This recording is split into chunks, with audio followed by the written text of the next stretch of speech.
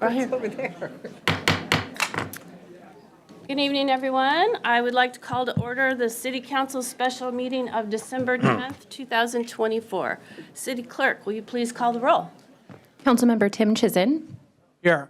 Councilmember Black. Here. Councilmember Sweet. Here. Councilmember Falcone. Here. Councilmember Pascal. Here. Deputy Mayor Arnold. Here. Mayor Curtis. Here.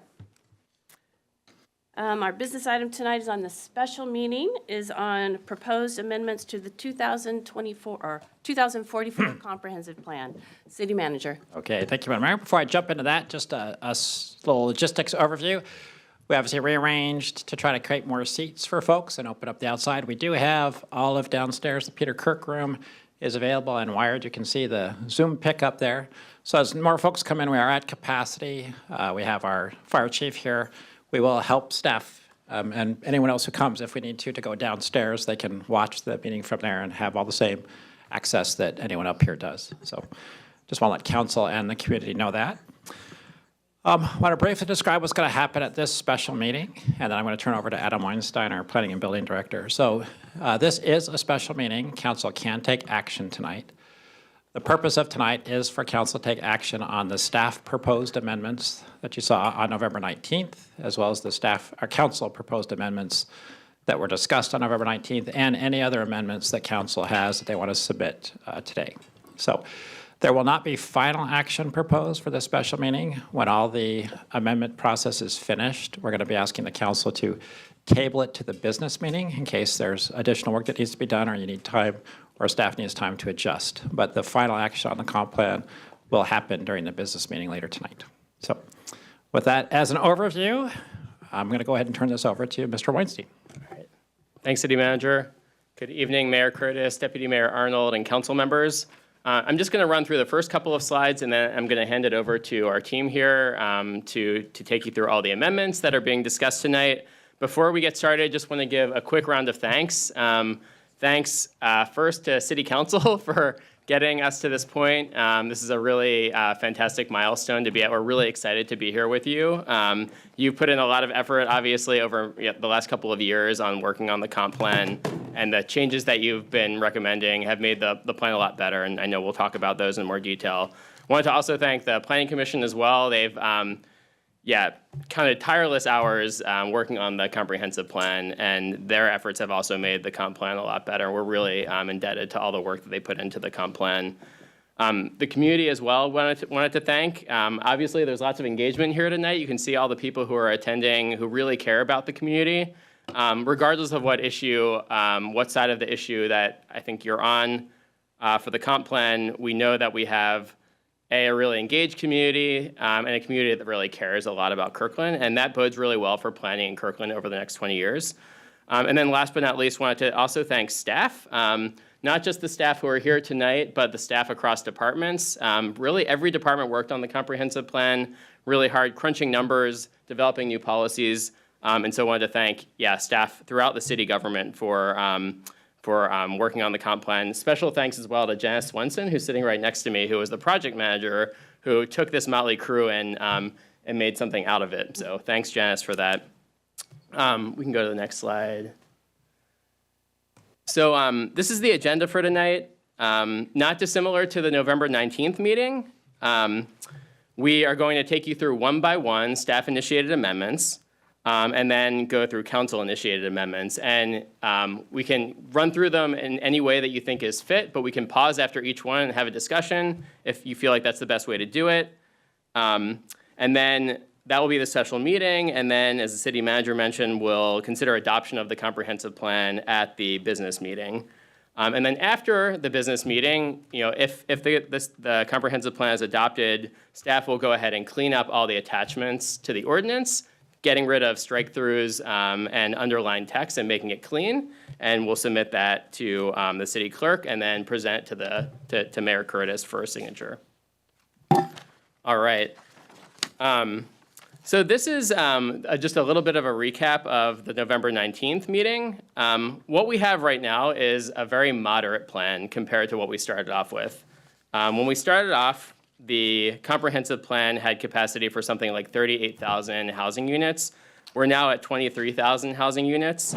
But it is a really strong plan for housing, both market rate and affordable housing. We have really high expectations for middle housing as well. We have new policies related to middle housing in the comprehensive plan, and we think that we can achieve a lot through middle housing in terms of walkability and sustainability and expanding our housing supply, even with all of the policy changes that have happened over the last couple of months. So what does a moderate plan look like? It really looks like focusing growth in urban centers and neighborhood centers and middle housing areas. What we did since the November 19th meeting was when we got direction where there was consensus from the city council, we made changes to the policies based on that. And then individual council members also proposed specific amendments to the comprehensive plan that are included as attachments to the staff report, and that we'll be walking through one at a time as well. All right. We've gotten a lot of public comments recently on the comprehensive plan, which is great. Again, a lot of community interest in the comprehensive plan. Allison is going to talk about those in more detail. I just want to run through them really fast at a high level. One is that there was a lot of concern that Market Street corridor, as identified in figure LU3, was identified as a neighborhood center. That was really not the intent of that graphic, and we are going to be presenting some options to you to make that crystal clear, that Market Street corridor or other simply commercial areas are not neighborhood centers. A lot of concern was expressed about the words mixed use in the residential land use designation, the residential mixed use land use designation. Couple things just want to mention really briefly about that. The intent behind the residential mixed use designation was really just to show the community what that existing land use designation consists of. It's primarily residential use, and Allison is going to share the definition of that. But in our residential neighborhoods today, we have churches, we have schools, we have preschools, we have lots of people working from home as well. So the intent was just to be really transparent about what residential land use districts really mean today. And then we will have some recommendations for that as well that were proposed by council members that we'll show you later. There was another comment that was made that seeks to remove a sentence from the community mixed use designation that states that this designation is commonly applied to parcels within areas considered neighborhood centers. Again, those designations are applied to neighborhood centers, but they also exist in other parts of the city as well. So the community mixed use designation does not in and of itself imply that an area is a neighborhood center. And then we also received a bunch of comments about removing policy language indicating that growth should occur in and near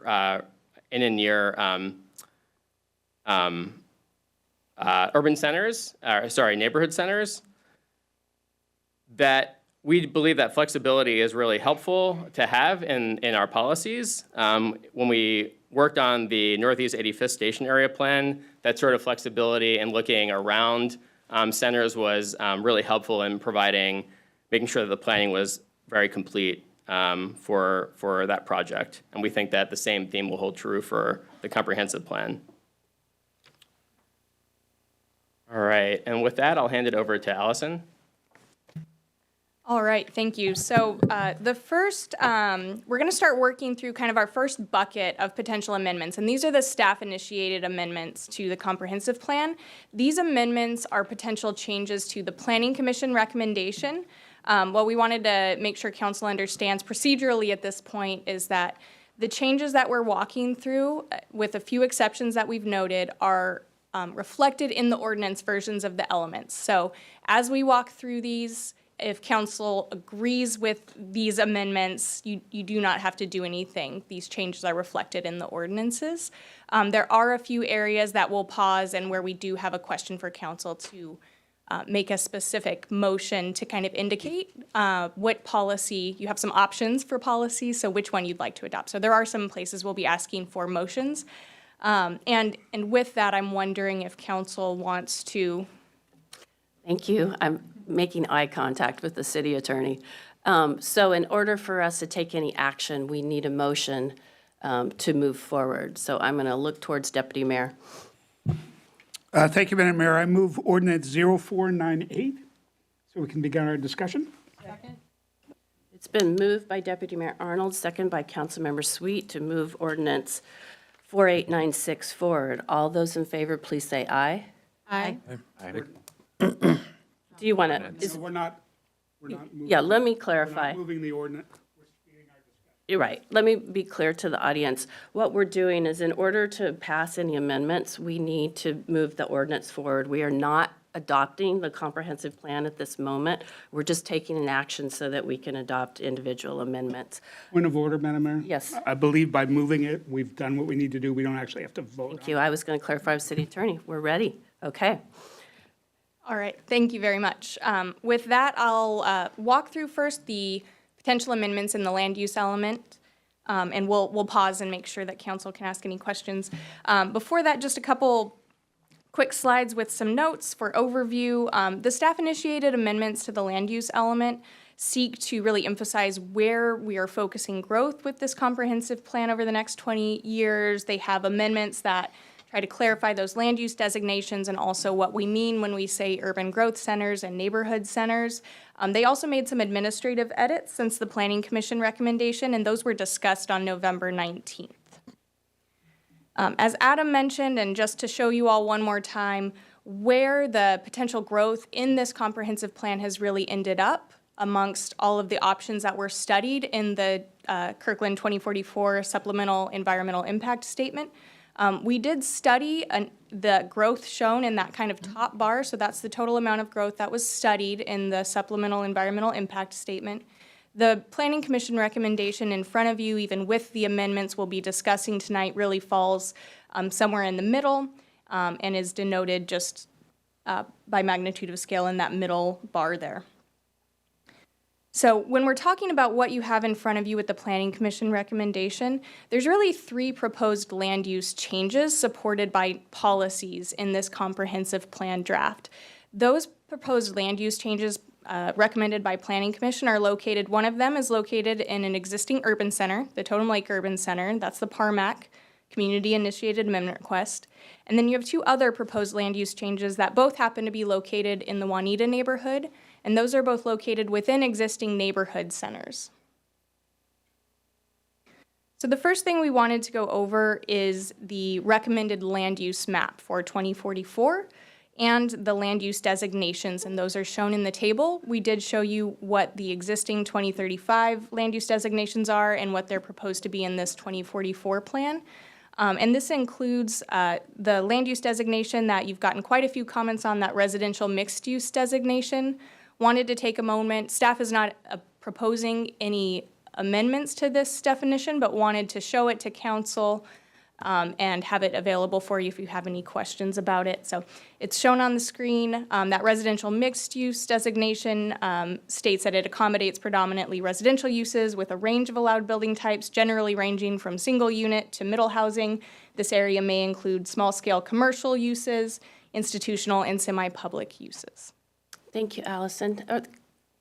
Counselor, are there any clarifying questions on this designation?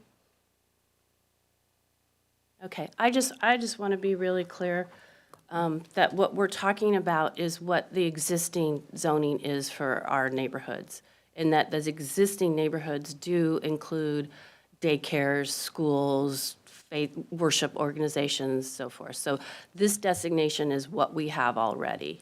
Right. Thank you. Councilmember Black. Thank you, Madam Mayor. I just want to make sure I understand the answer to that question. So this is the definition in the current comprehensive plan adopted in 2015 for the 2035 planning period. So these designation descriptions are new. We didn't have these types of descriptions in the 2035 plan, so they are new. So this description describes what existing zoning in all of our lower density residential areas already allows and what we already know exists in those lower density residential areas, and it is distinct from the actual zoning for those areas. And if, can I ask a follow-up question? One of the reasons we revisited this definition was because state law required us to revisit our definitions. Right, right. So part of the clarification here is that they would include building types that go up to that middle housing building type. So. Okay, thank you. Anyone else? Okay, go ahead. All right, thank you. So the next set of land use designations are for transit-oriented development, center mixed use, and community mixed use. These designations are designations and parts of the land use element where staff has proposed an amendment. Those are shown in underline on the screen in front of you. And that was intended to just clarify and be transparent about kind of where you might typically see these throughout the city. It's not intended to be regulatory. We're trying to give us an idea of where we might use them over the next 20 years. Go ahead. All right. So here is the first place. We're kind of going sequentially through the land use element here. And so the first question that we have for staff, and we have a couple options to show you. You've heard a lot from the community about figure LU3. This is a figure that existed in the 2035 comprehensive plan. It was used in the land use element, but more specific to the commercial areas part of the land use element. It shows our existing urban centers and neighborhood centers. The 2035 version also showed other commercial areas. What we have in front of you tonight are two options for that map in the 2044 version of the land use element. The first is a revised map. We dropped a printed copy of that on by your chairs, and I have it on the next slide for us to look at. So this version of the map removes those other commercial areas. So it only shows things that we have labeled as neighborhood centers and urban growth centers. It adds the boundary of the station area plan, another area where we've heard people want us to focus growth. The other option you have related to this map tonight is to simply not include it in the land use element. We have urban growth centers, they're adopted, they're official, they're on our zoning map, PSRC has them on their website. And we also have areas of the comprehensive plan, actually the neighborhood plans. If a neighborhood has a neighborhood center, it's described in that neighborhood plan. So without the map, if we needed somewhere to look to ask ourselves or answer the question of where is the neighborhood center, we could look to the neighborhood plans. And so we don't, having the map might be easier to find, it might be more transparent, but we do have those neighborhood centers described elsewhere, so we don't necessarily need it. So that first option, here's that version of the map, the same one at your desks. It removes those other commercial areas and just shows the areas that are neighborhood centers and described as such in their neighborhood plans. It shows the existing urban growth center boundaries in Totem Lake and the greater downtown urban growth center. It also adds the boundary of the Northeast 85th Street station area. And then, of course, your other option, do not include a version of figure LU3 in the land use element. If council desired, you could direct us to bring that back to you at another time. If you wanted to add some version of figure LU3 into the comprehensive plan, it could be added with an annual comprehensive plan update in the future. All right, would you go back a slide to our two options? Council, anyone interested in moving something forward? Councilmember Tim Chizen? For simplicity's sake, I will make a motion to remove figure LU3 from the comprehensive plan. Second.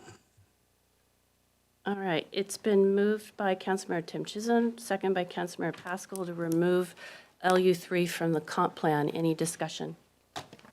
Councilmember Tim Chizen, you want to speak to your motion? This figure was included in the comp plan simply too late for me to analyze and have enough time to really have a detailed understanding of. If we want to introduce it at a later time, that would be fine with me. Okay, anyone else? Councilmember Black? Thank you, Madam Mayor. What I was going to say about the inclusion of this map was intended to provide clarity, clarity to future councils, clarity to staff, clarity to the public. It hasn't done that. It's caused, it's caused feelings of concern. And so I think, given that it makes, that ultimately the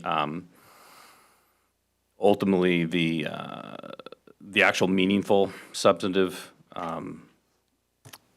bits are in other parts of our code and other parts of our plan, that since it's not adding clarity and that was its initial intent, I would just as soon have it removed. Thank you. Councilmember Pascal? Yeah, I would just say that, This wasn't included in the public documents that were released, so this is new information that was provided tonight. So there hasn't been any review other than staff review, and it doesn't sound like this is necessary for adoption. This isn't going to change anything, so it just makes sense to consider it later. Anyone else? All right, the question is on the motion, whether to remove figure LU3 from the 2044 comp plan. All those in favor, please say aye. Aye. Any opposed? Motion carries 7-0. All right. Thank you. All right, so we're going to walk through just a few more potential amendments in the land use element. The first is a change to goal LU2. So this was drafted by staff in response to council discussion at the November 19th meeting. We heard that there were several policies that had referenced 10-minute neighborhoods that maybe were confusing because it didn't define the boundaries of 10-minute neighborhoods, but heard from council that you also wanted to continue to promote the concept of 10-minute neighborhoods as walkable places with a variety of uses. And so we thought that by adding this sentence that's underlined, that second bullet point, into goal LU2, that sort of clarifies that the overarching goal applies to all the policies under goal LU2 and clarifies that council still intends all those policies to promote the concept of 10-minute neighborhoods. Council. Councilmember Falcone.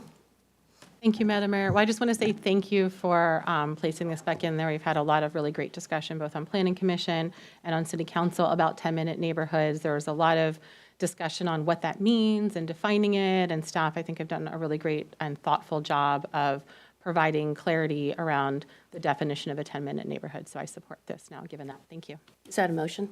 Oh, do we need a motion on this? If council agrees with the amendment, you do not need a motion. Okay, good. Deputy Mayor, did I see your, okay? Thank you. Oh, Councilmember Black? My understanding is we're going to have a definition of 10-minute neighborhoods. Correct. Would we use the defined term here in the actual, when the comp plan gets codified, would we use the defined term here? So there is a definition, I'm going to glance at Janice to make sure, but there is a definition in the glossary, and we've updated that and have it in the deck for council to look at in a few slides. And so when codified, you'd be able to click on a hyperlink here and it would take you to the glossary term 10-minute neighborhood, so you'd know exactly what a 10-minute neighborhood is. That would be the intent. I'm gonna, the functionality of how the comp plan works online, I'd have to verify, but Okay. yeah, that would be the intent. The reason I ask is that typically we would capitalize a defined term. We don't capitalize it here. So I guess I'm seeking clarity that we do intend this to be the defined term 10-minute neighborhood. That is correct. Okay, thank you. Thank you, go ahead. All right. So the next are a group of amendments that you did see on November 19th. We just wanted to bring them forward to make sure you're tracking them.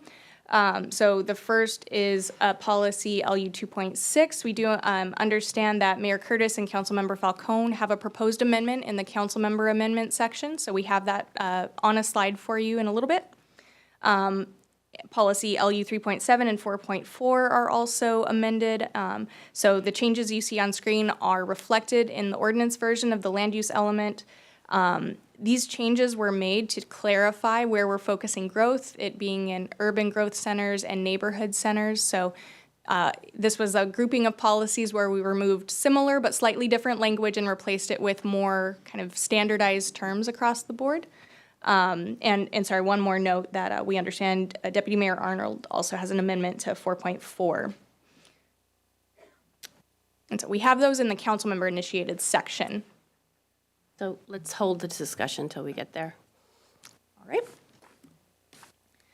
So the next group of policies is a group of policies that several council members pointed out were very similar to each other when we were having our discussion with you on November 19th. And so the staff-initiated amendment here is to amend policy LU 3.2. A clean version of that potential amendment is shown on the right-hand side of your screen.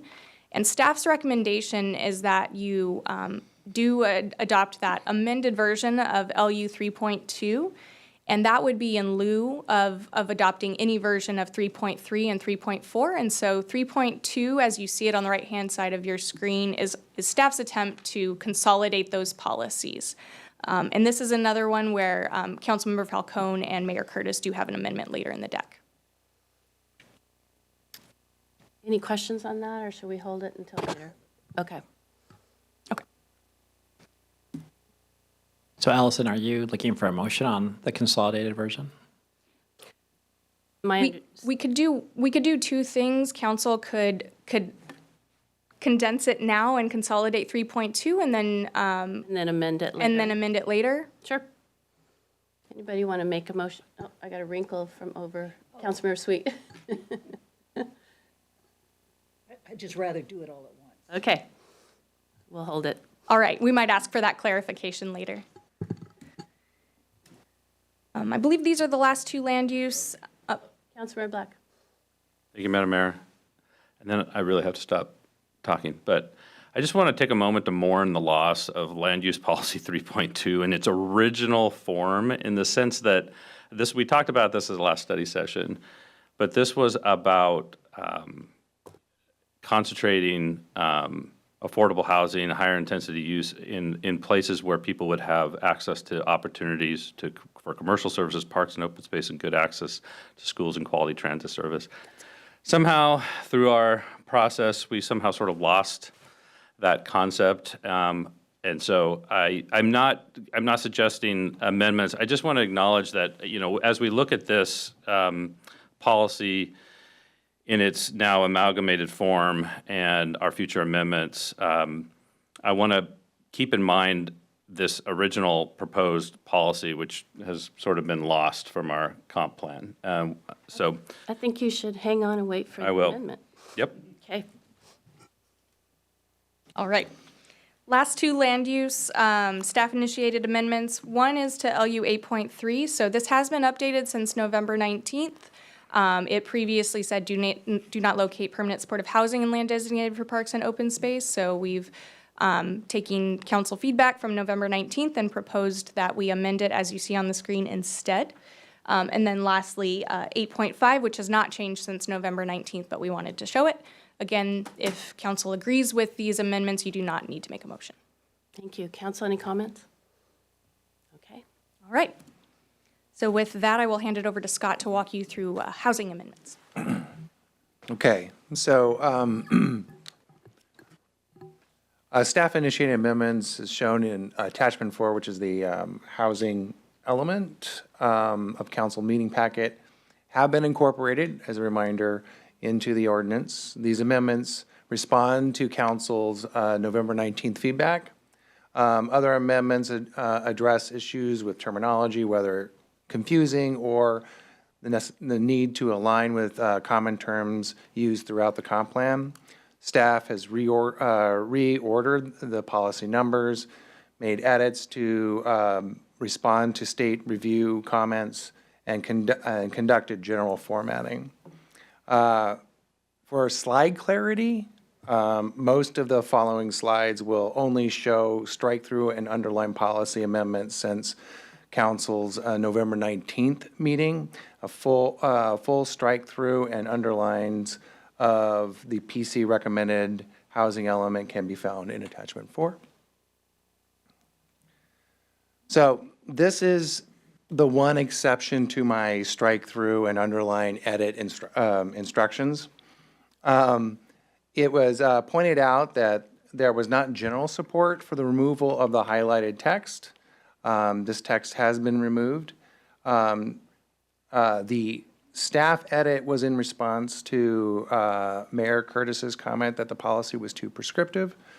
Staff modified the policy by removing the third sentence, since land use and zoning changes already require public notice as required by state law and administered by the city. Council will need to make a motion to retain the highlighted text in policy H 1.6. Councilmember Tim Chisholm? I'll make a motion to retain the highlighted text. Second. Been moved by Councilmember Tim Chisholm, second by Councilmember Pascal to replace the highlighted text. Any discussion? All those in favor, please, Councilmember Pascal? Question for staff. You mentioned that the reason you were recommending removal of that was that land use and zoning changes already require public notice. When I read this doesn't, public notice isn't always the most descriptive text to understand what is being proposed. In this case, it says noticing associated public benefits. That wouldn't necessarily be required under the current regulations and law. In this case, we're being very specific on what the public benefits would be, and that would have to be part of the notice. And would you agree that that's a difference between the law today and what's being proposed? Yeah, I believe that that would be correct in the sense that we would be adding probably additional language in notice. Which would be more transparent about what's being proposed. So that's why I support this, is it's more transparent about the benefits and why we're considering this. Thank you. Councilmember Falcone? Thank you, Madam Mayor. I have a follow-up question to that. So if I'm understanding, his question was what's the law related to this? And my question is more related to what's our current practice or what we currently do. Is this differ from our current practice? Or is this something additional that we don't currently typically do or wouldn't plan to do? Or is this just simply stating what we already do? Yeah, so when, let's say, a notice board would go up, there we have more of an opportunity to describe what the intent of the land use change would be, or the zoning change would be, and that gives an opportunity to describe a little bit more in detail what the public benefits would be. Also, the program itself that could be developed could already have descriptions of like what would be, included in a program that would allow for faith-based communities or faith-based or nonprofit community organizations to include on their property. So it already could be built into the program itself. So it could be self-explanatory as to what we're doing here. So that would be maybe part of the program, how we would structure the program itself. So the public would already know that what we're talking about when we're talking about adding additional affordable housing on faith-based communities. Anyone else? Questions on the motion to replace the removed language? All those in favor, please say aye. Aye. Any opposed? Motion carries 7-0. Okay, so this, there was general agreement on this new policy proposed by Deputy Mayor Arnold as drafted by staff. Staff amended the area median income percentage to 120 per a recommendation by Councilmember Falcone with Deputy Mayor Arnold's consent. Is this something we need to take action? Nope. Okay. Any comments? Okay. Okay, so this one looks a little bit different. Due to the high level of policy edits, I've provided a clean version of the policy, H 2.15 to the right. The draft policy received council member feedback that it did not include a subject. Who will be retrofitting was the question. Staff modified the policy to include the subject programs. The policy was further modified to describe who benefits, both residents and property owners, and included language on adopting regulations supporting such home improvements. Council, any comments? Okay. There was consensus agreeing to the new policy proposed by Deputy Mayor Arnold as drafted by staff. Staff was asked to revise the policy to include language addressing displacement. Staff modified the policy to include language on displacement. Looks good. This policy received council member feedback that it needed to use common language from other elements with respect to neighborhood amenities. Staff modified the last part of the sentence in this policy to include similar language to goal LU3. I'm seeing head nods. All right. At the November study session, there was general consensus agreeing to the policy edits proposed by Mayor Curtis to General Policy 4.5, but directed staff to move this policy back to the housing element. Staff moved the policy to the housing element, now Policy H 2.31. Should be noted that staff has also incorporated this policy into an alternative policy proposed by Councilmember Pascal as a way to compare, and will be discussed further. This alternative policy was highlighted in the staff memo on page 7, and and like I said, will be discussed later. Okay, so the upcoming policy from Councilmember Pascal is H2.X, correct? Yeah, and I just numbered it into the new Okay. one as an alternative. Since these are redundant policies, I want to withdraw this amendment. Okay. Any objections, council? Deputy Mayor? A question, if, just considering the possibilities, if we consider Councilmember Pascal's amendment and did not pass it, what's the state? So I think we need to have a base. That's a good state. point. So can we move this so that we can compare the two side by side? Yeah, I can tell you exactly where this policy is incorporated into that slide. So I will show that comparison Okay. at that time. Mayor Curtis, oh, sorry.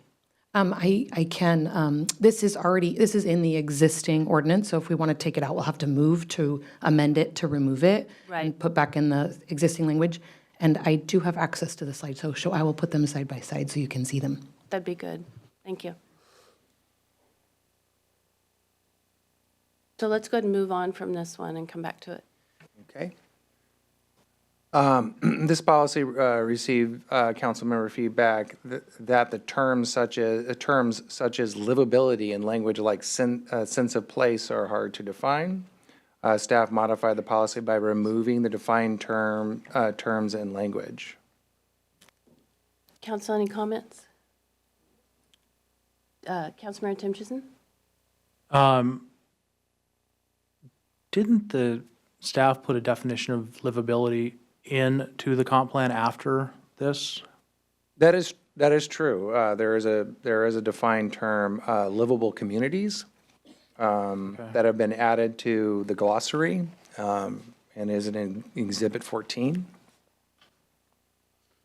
If you have it on your computers, you can move to page 938 and see it. Whose amendment is removing this language?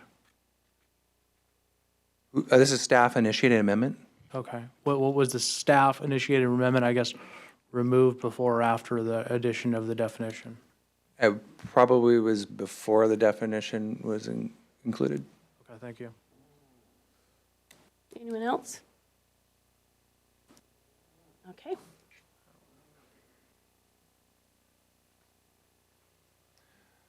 Okay, I think this might be the last one. Okay, great. There was council guidance to retain this policy in the housing element. There was also consensus on agreeing to Mayor Curtis's edit, removing the words hands-on. Staff modified the policy by incorporating Mayor Curtis's edits. Council, any comments? Good. Councilmember Falcone? I just have something before we move on to the next slide. That Okay. isn't necessarily on this slide, if we're ready for that. Scott, you said this was your last slide before we go to council amendments? We have staff initiated amendments for a few other elements. Okay. It is relevant, yeah. Okay, go ahead. Thank you. Yes, my question is relevant to staff recommended amendments to the housing policy, and specifically Housing Element Policy H1.5. This is, let me pull this up.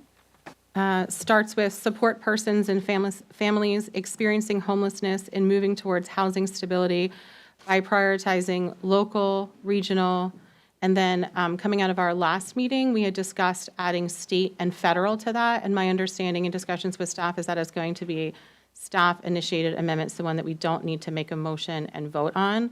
But I just wanted to clarify that because I didn't see that on the slides. And so I just wanted to be prepared if we do need to make a motion for that later on, separate from the other proposed amendment to H1.5. I'll jump in and correct myself on that one, Councilmember Falcone. And so that is not included or reflected in the ordinance version. It is reflected in Deputy Mayor Arnold's proposed amendment to that policy later in the deck. Okay, perfect. Just a heads up, though, based on a follow-up to that conversation, that will be a separate amendment that I'll be making for the state and federal for that language, separate from the deputy mayor's and Tim Chisholm's sentence that they'd like to modify later on in that same policy. Thank you. Thank you. Okay.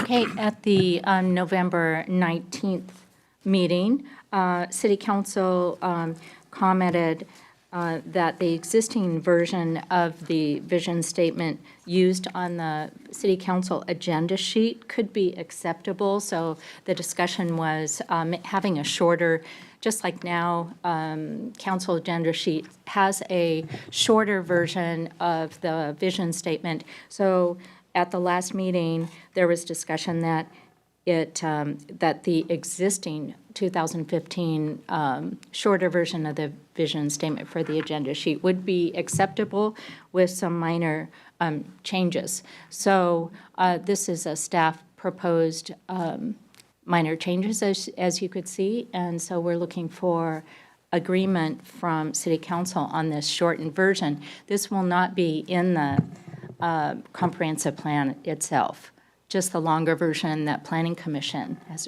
recommended. Councilor Sweet? I just still believe that the amended existing 2015 vision statement is most appropriate. And that's what we're seeing on the screen. Yeah. Any objections to moving forward on that? All right, we have a vision statement. Yay. Well, it took 3 years. It took 3 years to go back to 2015. Yeah. Okay, next slide, please. All right, and then as far as our glossary amendments, so on November 19th, we discussed a definition for a livable community. The existing, or the Exhibit 14 version is option 2, that's in your packet, but staff recommends a revised version, option 1, for livable community. And so this, again, staff recommends a revised version that's in the exhibit. So option 1 is what we now recommend, and council would need to make a motion to adopt either of the options. So we are looking for direction from you on that. If you go with option 1, we would need to revise the exhibit, but we can do that. Thank you. Councilmember Sweet? I think I'm the one who keeps questioning the definition of livability, and I think you guys have captured it. I've read this a number of times, and I can't figure any more words that would make it more clear. So I would like to move option 1.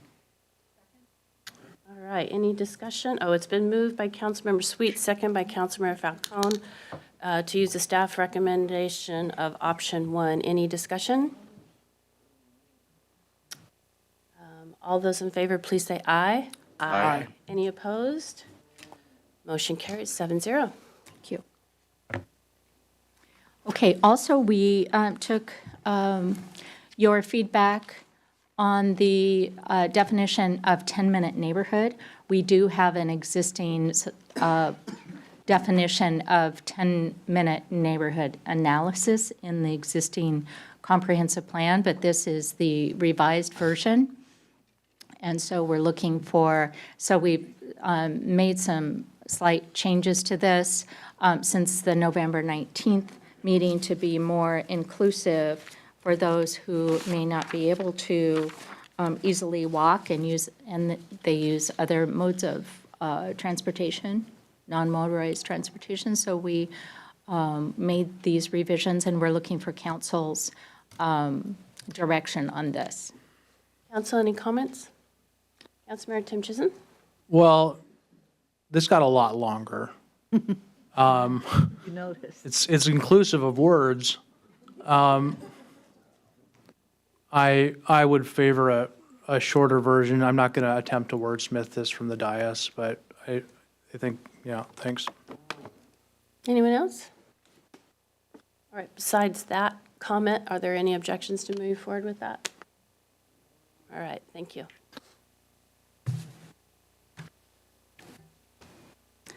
Okay, so for this policy in the Parks, Recreation, and Open Space element, it's about the city's greenways and trails. The proposed amendment affects narrative text below the policy, which is specific to the Green Loop corridor, and this makes the text consistent with language that already exists in the Finn Hill Neighborhood Plan. This amendment came from Councilmember Tim Chisholm's comments during the November 19th meeting, as he requested that staff incorporate comments from a letter from the Neighborhood Association. Staff had the Parks and Community Services Director review the proposed amendment, and she approved, so this became a staff amendment. Thank you.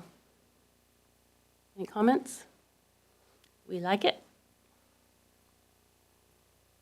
Okay, and in the public services element for this policy, just some minor edits that were recommended by the School District Coordinating Committee. Councilmember Falcone previously introduced this amendment at the November 19th meeting, and there was general consensus, so we moved this to become a staff amendment. Thank you. Any comments? That one moves. Councilmember Tim Chisholm. I serve with Councilmember Falcone and Pascal on the Lake Washington School District Coordinating Committee, and the school district has reviewed this policy. I would support it. Thank you. Councilmember Falcone. Just briefly, I know I shared this last time, but just want to thank the Lake Washington School District for their collaboration on this and their continued, this signaling the continued collaboration with the school district to talk about not only school capacity and to continue to partner on that, but additionally workforce housing, which is extremely important to the staff that work at the school district and to the city as well. So just wanted to thank them and their continued partnership on this work. Thank you. Thank you. Go ahead, Lindsay. I think we're good. I'll pass it over to Allison. Thank you. All right, so that concludes the staff-initiated amendments, and we're moving into the council member-initiated amendments. We're going to walk through this by element, starting with the Totem Lake Business District Plan, just because that's one that we want to take a little time to explain and walk you through.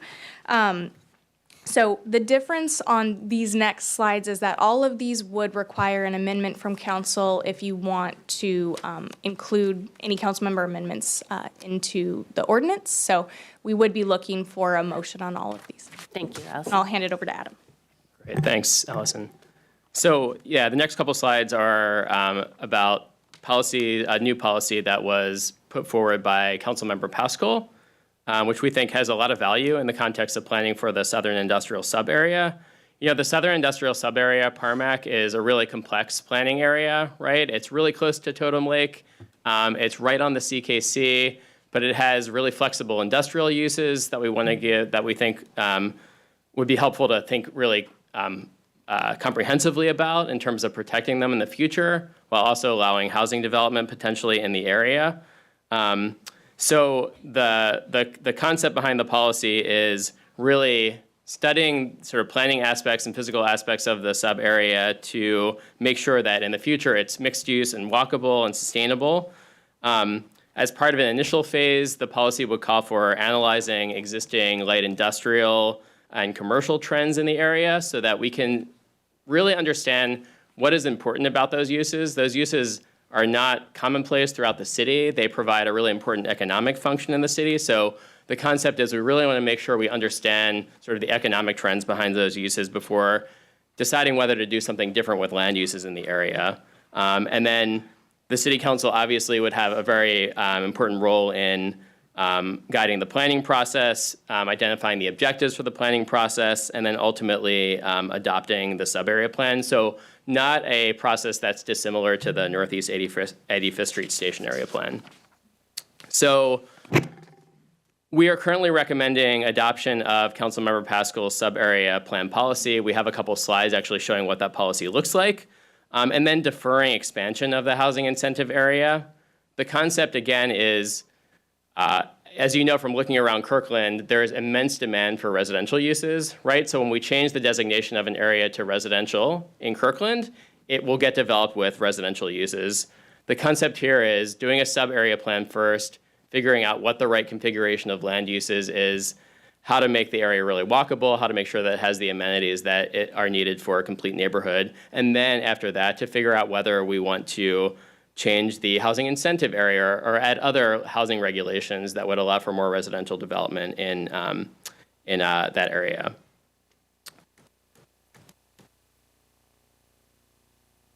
We can go to the next one. This is really what the Planning Commission was thinking prior to initiation of the concept that Councilmember Pascal has put forward of the sub-area plan. I guess the one point I want to make here is that when the Planning Commission made their recommendation before, they did make a recommendation to expand that housing incentive area.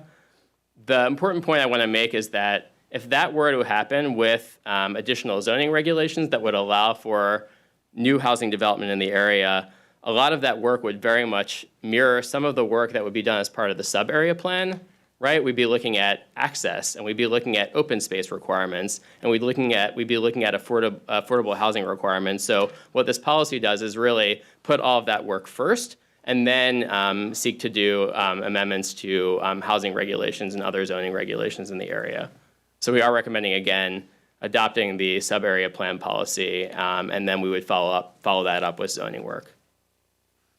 Thank you. And the next couple slides are just the policy. I think we've covered a lot of the themes that are in the policy, creating a new mixed-use walkable neighborhood, making sure that we're being really thoughtful about retaining those existing businesses and the economic function that they serve, thinking about affordable housing, thinking about how we better link this area to transit and Totem Lake, making sure the area is really walkable, making sure that there's adequate infrastructure as well. Again, very similar to the work that we did for the station area plan. And with that, I would hand it over to Councilmember Pascal if he wants to expand on any of that. Thanks, Adam. Thanks for that overview. Question for you before I make the motion. So this was all predicated on the citizen amendment request we received from the property owner. And the property owner, from my understanding, wasn't just asking for expansion of the housing incentive area. They were asking for pretty significant changes to the zoning to allow for increased height. I think 150 feet or greater, which would be 14, 15 stories. Is that correct? The request is 150 feet for certain portions of the property and tiered down height requests as it gets closer to residential, but zoning changes that would accommodate up to 1,200 residential units on those properties. Okay. So I'd like to make a motion to require a sub-area plan and amend Totem Lake Business District to include the proposed policy 33.1. Second. And I was going to continue, just one, sorry, I shouldn't have paused. I shouldn't have taken a breath. And expand housing incentive area number 4 before the sub-area plan is completed. Second. It's been moved by Councilmember Pascal, second by Councilmember Black to move forward TL 33.1. Deputy Mayor? I'd like to have division on the two issues, please. Pardon? Division on handle the two issues separately. The adoption of 33.1 and expansion of the sub-area. Okay, so the motion is on 33.1. The motion was both, and I'd like Okay, to so ask we'll them split it. separately. Okay. All right, so we are going to talk about, sorry, guys, 33, I'm not sure how. How do you split it? Yeah, I'm not sure how to split it. Maybe Oh, sorry, yeah, he can't, I mean, there can be a request to split when they're combined, so I just take up the first part of it. I'm not sure what to call it. Well, you could either remove it, but to me, I heard that the first part of the motion was to move proposed policy 33.1. Which is what I said. Okay, we're going to vote on policy 33.1. Any more comments? Councilmember Pascal. Yeah, I want to speak to my motion. So just a couple of thoughts here. I was appointed to the Planning Commission 14 years ago, and if you had come and told me then that we were considering zoning to allow 15-story buildings in an area that's not served by transit, has poor access, no parks, is next to lower density neighborhoods, and would displace small businesses, I honestly would be thinking you're joking. This CAR is exactly the reason we should be developing a thoughtful sub-area plan for this area. Dense housing that displaces businesses, that has no access to transit, grocery stores, active park amenities, and is in close proximity to lower density housing, isn't going to achieve the community that we want to achieve. It won't be a desirable place to live. People will be dependent upon a car to get around. Access will be difficult, and that we will have no long-term plans to address those deficiencies. It's an example of where we might think we're doing the right thing, but what we're doing is seeing development occur in an ad hoc manner with no vision. So I don't understand how we can consider this citizen amendment request without a sub-area plan. And we've received a letter from the property owner that it's not about extending the housing incentive area, it's about increasing density as well. So just expanding the housing incentive area doesn't accomplish what the property owner even wants. So that's why it's a combined motion. That's why I think it's all combined, and that's why I'll be voting in favor of it. Thank you. Deputy Mayor? And I concur with Councilmember Pascal on this, that preserving our commercial industrial capacity is something we need to look at and want to consider the sub-area plan before doing that. There may be a way to do this in a mixed-use way, but we need to look at that creatively. So I support policy 33.1. All right, question is on the motion of policy 33.1. Is there any more discussion? Councilmember Sweet. I'm a little confused about where we are, because I happen to agree with Councilmember Pascal. I think we need to have the whole picture in order to understand what it is we're going to want in the long run. So I have difficulty separating the two pieces of the process. So I don't know if we're still talking about a combined. Do you want to go back to the first slide that showed the two issues? Because I think the point is you want to take the first vote on 33.1 and then you want to take up the second issue. Okay. So point of order, I made a motion with both of them. I would like to us vote that up or down, and if it fails, then we can consider something different. Deputy Mayor? Robert's rules allows dividing the question. Okay. Okay. And just a clarification, if your vote on this first issue, the divided question, is impacted by the vote on the second, you can always reconsider your vote on 33.1. Thank you. Okay, so just to be clear, we're voting on 33.1, the first number one. Okay. All right, everybody on the same page? All on those in favor, please say aye. Aye.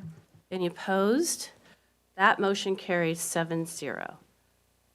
Now, Deputy Mayor is making a motion to, I just want to talk about the second okay, go ahead. question. Do you want me to clarify the second question for you? Yes. The way that I heard Councilmember Pascal move the motion, which may be different than what was on the screen, was that you wanted to continue to allow the expansion of HI number 4. That's how I heard you repeat it. So if it was wrong, I think that might be why it was divided. But that was what it sounded like. If that's what I said, I did not say that correctly. So thank you, Deputy Mayor Arnold. Now I understand why you want to divide it. I meant that the sub-area plan should be completed before the housing incentive area is expanded. Okay, You do have a motion on the table about it, though, so if you don't want that motion, you can vote to oppose it, but the motion's still on the table right now to continue to expand the HRA, which is the opposite of what it says on number 2. Deputy Mayor made the motion. I didn't hear a second No. on Deputy Mayor. Sorry, Councilmember Pascal made the motion as part of his combined motion, and Deputy Mayor just asked to separate them. Only 6:30, folks. The current motion on the table is to continue the expansion of the HIA 4. Okay, you guys figure it out over there. So what I think has to happen here is we need to vote this down Yep. and then have another motion. The question, So, I know. Okay, so Question is on the question is on the original motion made by Councilmember Pascal, second by Councilmember Black. Councilmember Black? I just wanted to, thank you, Madam Mayor. I just wanted to say I'm really looking forward to voting no on a motion that the record is going to show I seconded. Yeah, okay. All those in favor, please say aye. All opposed, say No. No. No. All right, the motion fails 7-0. We'll take it from the top. Councilmember Pascal. Make a motion to require completion of the sub-area plan before expansion of the housing incentive area number 4. Second. I'm going to give it to Councilmember Black. Okay, motion was made by Councilmember Pascal, second by Councilmember Black. All those in favor, please say aye. Aye. Any opposed? Motion carries 7-0. All right. Okay. Shall we move on?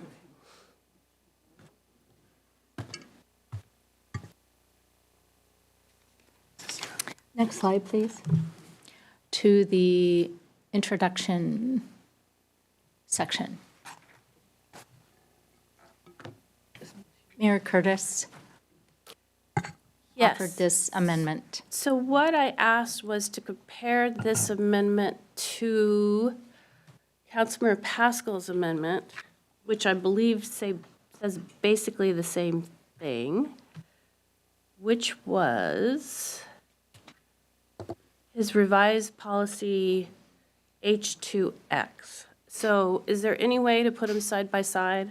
I thought this was a staff-initiated request we talked about earlier, so I added it to the slide that Councilmember Pascal had proposed the amendment on. So you could move past this one, and it's on the same slide. All right, let's move past this one. Okay.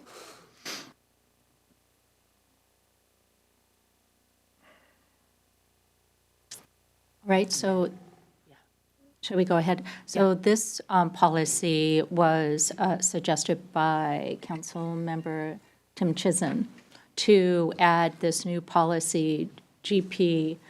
So this is a general policy in the introductions chapter. All right. Councilmember Tim Chisholm, you want to make a motion? I will make a motion to adopt this policy. There was some discussion about the definition of livability, and hopefully that has been remedied with the inclusion of the definition within the comp plan. I have a second. Second. And moved by Councilmember Tim Chisholm, second by Councilmember Pascal to support new policy GP5 hashtag. All those in favor, please say aye. Aye. Any opposed? No. Motion carries 5-2. Point of order, I'd like a roll call vote. City Clerk? Councilmember Tim Chisholm. Aye. Councilmember Black. No. Councilmember Sweet. Councilmember Falcone. No. Councilmember Pascal. Yes. Deputy Mayor Arnold. Yes. And Mayor Curtis. Yes. Motion carries 5-2. All right, let's move on.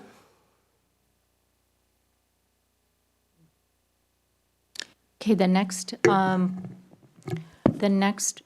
policy was suggested by Councilmember Pascal regarding adding a new policy GP, a new general policy to the introduction element regarding when considering code amendments. All right. Councilmember Pascal. Thank you, Mayor. I'd like to make a motion to add new policy GPX. Been moved by Councilmember Pascal, second by Councilmember Sweet to move policy GPX. Any discussion? Councilmember Pascal? Yeah, just real quick, this captures what I believe is our existing practice and confirms it as policy. It recognizes that additional review of proposals helps to understand potential impacts and also assists in developing a variety of solutions that could be considered. Ultimately, it helps us make more informed decisions while also being able to address community concerns with factual information. Thank you. Councilmember Falcone. Thank you, Madam Mayor. Can we advance to the next slide, please? Thank you. So I would like to propose, not yet making a motion, but propose that we strike out "or increased heights" and the word "additional." The reason being, I don't think that they're necessary, just looking for being as concise as possible here. I believe that if we're increasing heights, we're already adding additional residential or employment capacity. So I don't think that's specifically necessary to call out. Also, in speaking with Councilmember Pascal and the intent behind having the word "additional," that's no longer necessary here. It's conducting planning and environmental review, which are articulated in the last sentence as well, to include and clarify what that is intended for. So these are really just to kind of tighten this up a little bit to match the intent with as few words as possible. So I am open to either a friendly amendment or making a separate motion. Okay, well, I will move that we strike through what is on the screen, the "or increased heights," and the word "additional." Second? Question. Councilmember Tim Chisholm. Do Councilmember Pascal and Falcone both support this amendment? They, Just a question. This is a joint amendment? If you're asking me a question, I'd like to ask staff a question. Striking increased heights, would you agree that residential employment capacity would cover increased heights? Yes. Yeah, typically we look at things like setback reductions, additional height, lot coverage allowances. So all of those we feel would comprise increased development capacity. Yeah, I'd be comfortable with the amendments. thank you. Any other discussion? All right, so I need to take the amendment of the amendment first, correct? All right. Correct. A year later, and getting it down. All right, the question on the motion is Councilmember Falcone's motion, second by Councilmember Black, to amend the new policy GPX. All those in favor, please say aye. Aye. Any opposed? Motion carries 7-0. Question is on the original amendment, GPX, as amended. Thank you. All those in favor, please say aye. Aye. Any opposed? Motion carries 7-0. All right.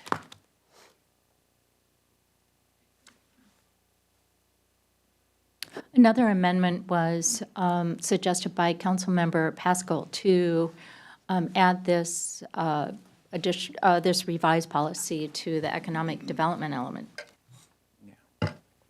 Councilmember Pascal? Thank you, Mayor.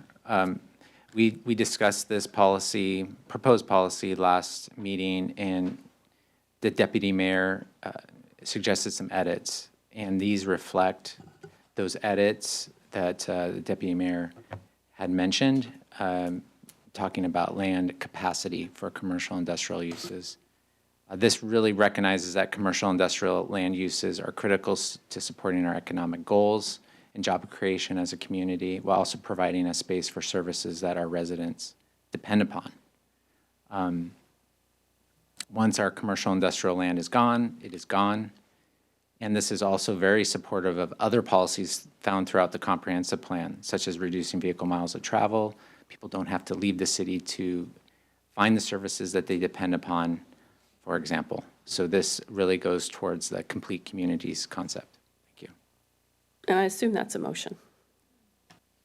Did I not make a motion? Yeah, I made motion to adopt ED 1.1, or Do I have- revised one. Okay. It's been moved by Councilmember Pascal, second by Councilmember Falcone to pass ED 1.1. Any other discussion? All those in favor, please say aye. Aye. Any opposed? Motion carries 7-0.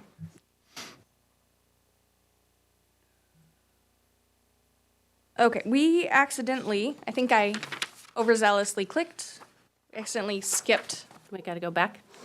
Yeah, so back into the introduction element. Apologies for that. So so the amendment was recommended by Pascal to the general policy to further clarify or support two-way communication with community members.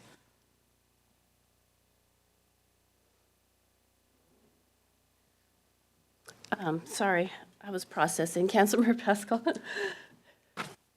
Last meeting, I proposed 2 separate policies to address some concerns I'd heard around outreach.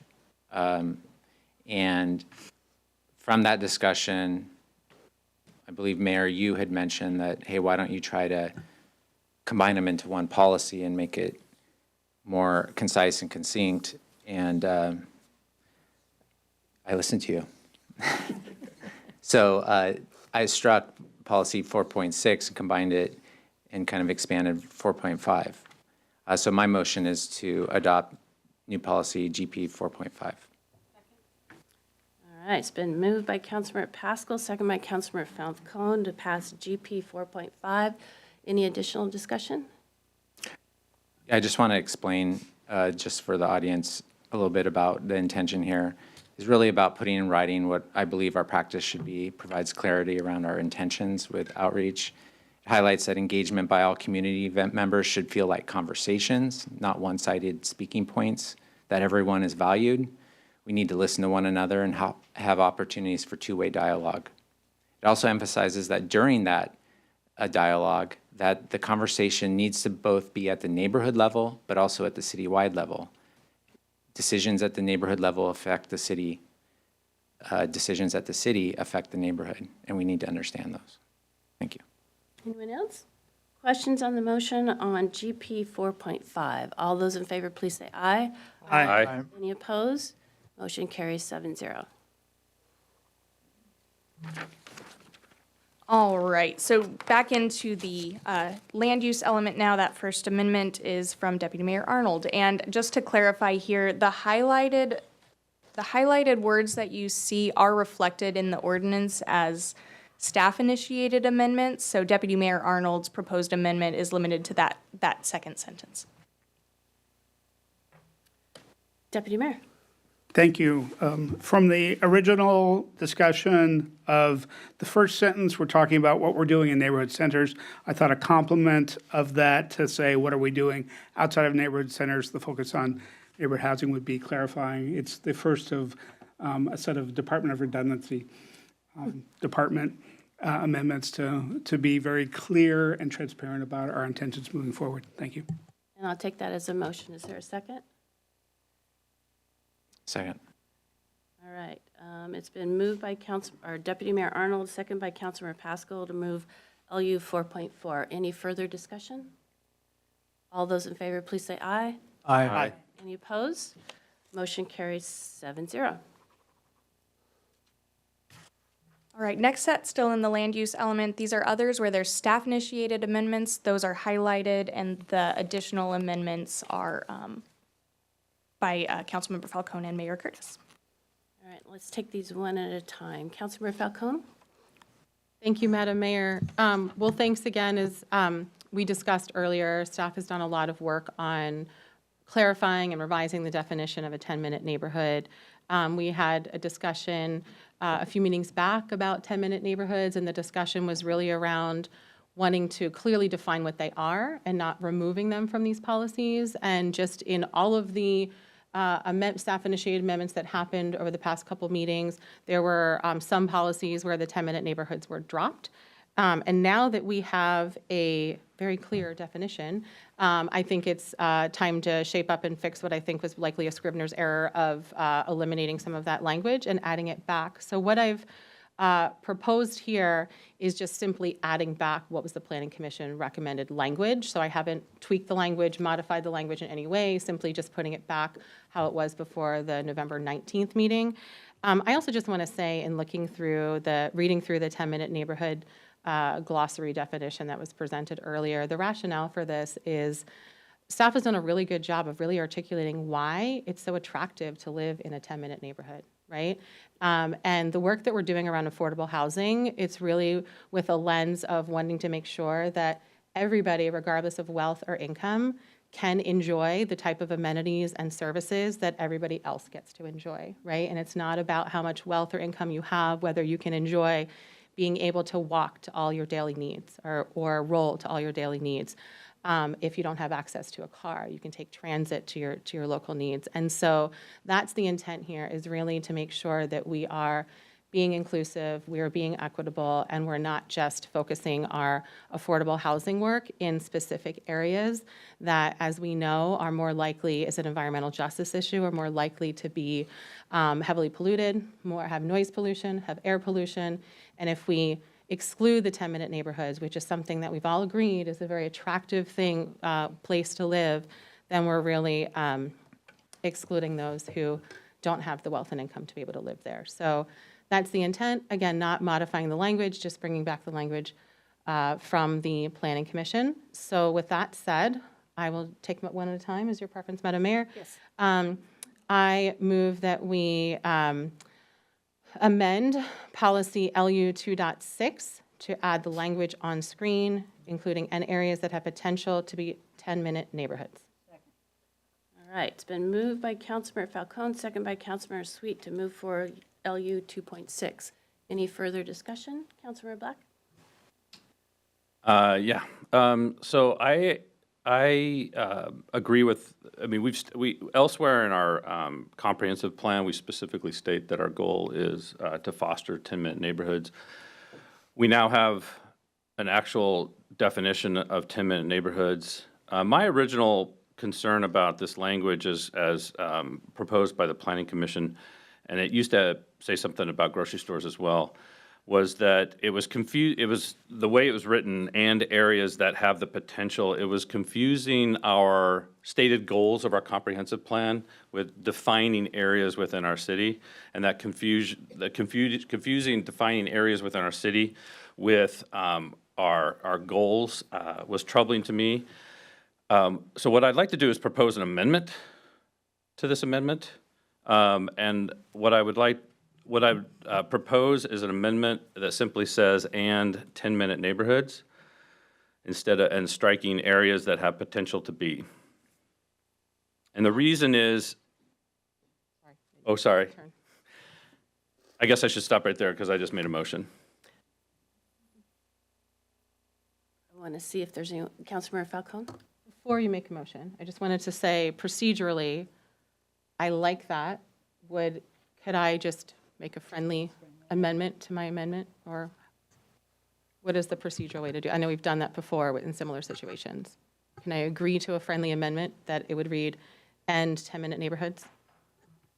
You could take up the amendment that he's proposing. Okay. Or you we can need to just make a, modify your amendment to be that if you would like, to make it easy to make tonight. it easier, I would like to modify my amendment to now read at the end of, after neighborhood centers, "and 10-minute neighborhoods." Thank you. Any further discussion, Deputy Mayor? Point of order. Oh, sorry, Councilman. Madam Mayor, does that require a second? It's Since already, it's a modified Yeah. amendment, does it need a second? It should have a second. okay. Okay, that makes it easier for me. All right, Deputy Mayor.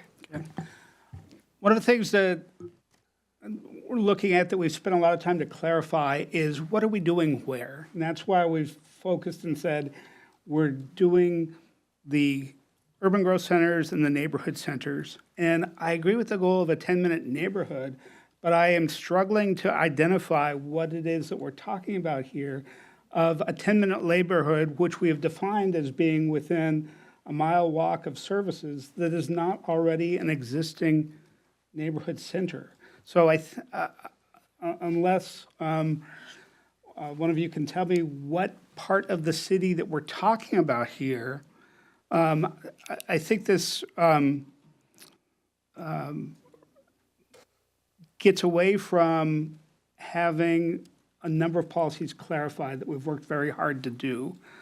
Because I wouldn't even know how to tell staff to say, okay, what's the map of these particular areas, and is it different than what we see here? So I think this is not something I can support. I support the idea of a 10-minute neighborhood, but I don't know what this adds. I think this just confuses things a whole lot about what are we doing where. Thank you. Councilmember Black? Thank you, and thank you, Deputy Mayor Arnold. I appreciate your comments. Again, the way I view this, first of all, important element is this is not zoning. This is a policy, overarching policy. So we don't necessarily, in this particular case, have to have a defined area. What we're setting a vision for the next 20 years that where we have a 10-minute neighborhood as defined, that's an area where we are going to look to expand access to housing. And I think there's a great deal of overlap between our urban growth centers, our neighborhood centers, and what are now defined as 10-minute neighborhoods. So given the fact that this is a policy, not land use planning decision or zoning, and given that we have a defined term 10-minute neighborhoods, and finally given that there's so much overlap between urban growth centers, neighborhood centers, and what we've now defined as 10-minute neighborhoods, I think this is a good policy and consistent with the overall vision of the entire comprehensive plan, since we elsewhere specifically state that our another related goal is fostering 10-minute neighborhoods. Thanks. Thank you. Councilmember Pascal? Thank you. I'm going to support staff's original language here. And so would be voting against this. I agree with the deputy mayor. I don't know exactly what this means. It'd be nice to see a map. It'd be nice to have additional information. And at this point, at this 11th hour, I think adding this in is difficult. So I'm going to not be supporting. Thank you. Thank you. Councilmember Sweet? You know, I think, and I hate, I don't want to throw oil in the fire, but one of the things that we lost when we stopped the consideration of transit areas is we lost like the Market Street corridor. The Zip Market, the dry cleaners, you know, if they added a coffee shop up there, I would consider that potentially to be a 10-minute neighborhood. I used to live a few blocks from it, so it was a 10-minute neighborhood for me. So that's an example for the deputy mayor of how potentially we could do it. But that was a missing piece for me in terms of looking at areas where we could sustain some more density. And in fact, we're getting that kind of density along that corridor. So I'm going to go ahead and support this as stated. And that's it. Thank you. Anyone else? I'm also going to be supporting this amendment, and I want to remind everybody that 10-minute neighborhood is also referenced in our sustainability strategic plan and our transportation strategic plan. This is a concept that we've used throughout our public documents. So the question is on the motion. Excuse me. Councilmember Tim Chisholm? So I turned my amendments in before Thanksgiving so that they could be included in the packet and have public review. This was emailed to me at 2 or 3 p.m. today. I will not be supporting it. All right.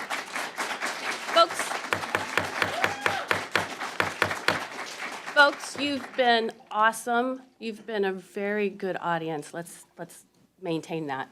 Okay, the question on the is on the motion on moving for LU 2.6, made by Councilmember Falcone, second by Councilmember Sweet. All those in favor, please say aye. Aye. Aye. Any opposed? No. I have it Carrying 4-3. Thank you. Let's look at LU 3.2. And on that, if I could, it looks like the city attorney may have helped us out by combining all the versions on one slide. And so you see that in front of you. Okay. Councilmember Falcone. Thank you, Madam Mayor. Well, the same rationale applies here, that this was something that is not new. It is not at the 11th hour. This has been in the policy for quite some time, was removed at the 11th hour, and I'm just trying to undo that and fix that. Just wanted to clarify that. And so this is in the same vein, adding back the Planning Commission discussed and approved language that was removed at the same time the language from 2.6 was added. So I need to get back to the slide before this. I move that we amend policy LU 3.2 by adding after neighborhood centers and areas that have commercial services, parks and open space, and good access to schools and quality transit service, and striking the end, consider prioritizing areas with frequent transit service. All right. It has been moved by Councilmember Falcone, second by Councilmember Sweet, to do a new version of LU 3.2. Discussion. Councilmember Pascal. Question and then comments. Could, Councilmember Falcone, could you talk about why you chose the term quality transit service as opposed to frequent transit service? Yes, I did consider that for quite some time and deferred to the Planning Commission's recommendation of language. My understanding in watching their meetings is that they deliberated this language for quite some time. And so I am putting my faith in the process of the Planning Commission's deliberations on the word choice here. Could you define the difference between the two? I think there are a lot of ways that you could define the two, and so I would refer you to their deliberations and watching that meeting for further clarification. Thank you. Well, so that term is problematic. I think what you normally hear is frequent transit service. I don't exactly know what quality transit service means. That's not a term that we typically use. For me, again, it's clarity of the intentions here, and this has been about focusing our resources and our investments around urban growth centers and neighborhood centers, and that's a very clear description of where we want things to go. I'd love to see a map that shows how much other areas this encompasses, and I don't have that information, so I won't be supporting this. Councilmember Pascal, may I clarify, is your concern, you brought up the word quality, but that's not your complete concern? I was bringing up a series of concerns, not just one, yeah. All right. Anyone else? Deputy Mayor? Yes, I would concur with Councilmember Pascal on this. I am, again, wanting to be clear in this comprehensive plan what we're doing, and when you have a undefined term like quality transit service, I don't know, what are we talking about here? Is this Market Street? Is this Lake Washington Boulevard? Is this 108th Avenue? Is this 124th Avenue? Is it all of the above? When I think about what we're looking to do around higher intensity residential uses, offices, community facilities, shops and services, what we do in our neighborhood centers is going to be very different than those corridors that I mentioned. And so lumping them together in the same policy, I think is problematic when we're talking about higher intensity development. And I think it steps back from, again, a lot of work we were doing to clarify and focus on areas in and near neighborhood centers. Thank you. Councilmember Black? Thank you, Madam Mayor, and thanks everyone again, my colleagues, for their comments. I do appreciate them and taking them into consideration. I've been really conflicted about, honestly, I didn't mention it earlier, I've been really conflicted about these two policies and what we should do with them. I want to be consistent in how I'm sort of analyzing both of them. Again, and also, can I just bring up again the morning of the loss of the original 3.2? The reason we are we've got kind of a little bit of a Frankenstein's monster of a policy now, because if my recollection is, we went to change, at one point, I think in November, we went to change a lot of verbiage in the comp plan to refer to urban growth centers and neighborhood centers. And by doing that in LU 3.2, we completely lost the original purpose of 3.2, which was to focus higher intensity residential uses, including affordable housing, in these areas with these amenities in order to support access to opportunity. So the original purpose was access to opportunity. So I said I was going to mourn the loss of that policy. I'm continuing to mourn the loss of it. I don't, and so by trying to combine it all into 3.2, I feel like we've lost something. And we've also reintroduced the problem I had with the last 2.6s, which is we're confusing our goals of our comp plan, which is the kind of access that we originally described in 3.2, the access to opportunity. We're confusing that with defining areas within the city. I like the idea of greater transparency, of greater certainty, and what I would move to is I would move an amend. I want to make a motion to amend the amendment to strike everything after and, everything that says areas that have commercial services, parks, and refer again to 10-minute neighborhoods. Again, saying that urban growth centers, neighborhood centers, and what we've now defined as 10-minute neighborhoods are very much the same. They have these services, the commercial services, and they are a defined term. I'd like to incorporate that concept here. So I'm making a motion to amend to strike everything after and replace it with 10-minute neighborhoods. Second? All right. Anyone else? Councilmember Sweet? Well, we're mourning the loss of, and I agree. I think that is a concept that has been diluted in all of the discussions as we've moved forward. And what has been missing for me is some kind of connection to transit service. So I seconded the original motion basically because I believe in Kirkland quality transit service as any transit service. We just don't have enough of it anywhere. So I'm going to support this amendment, and I'm going to support the amended motion, because I do believe that it puts back some of the original intent. Thank you. Councilmember Falcone? Thank you, Madam Mayor. I'm wondering if I may, in response to Councilmember Black's comments, do we want to consider adding back in the language in order to support access to opportunity?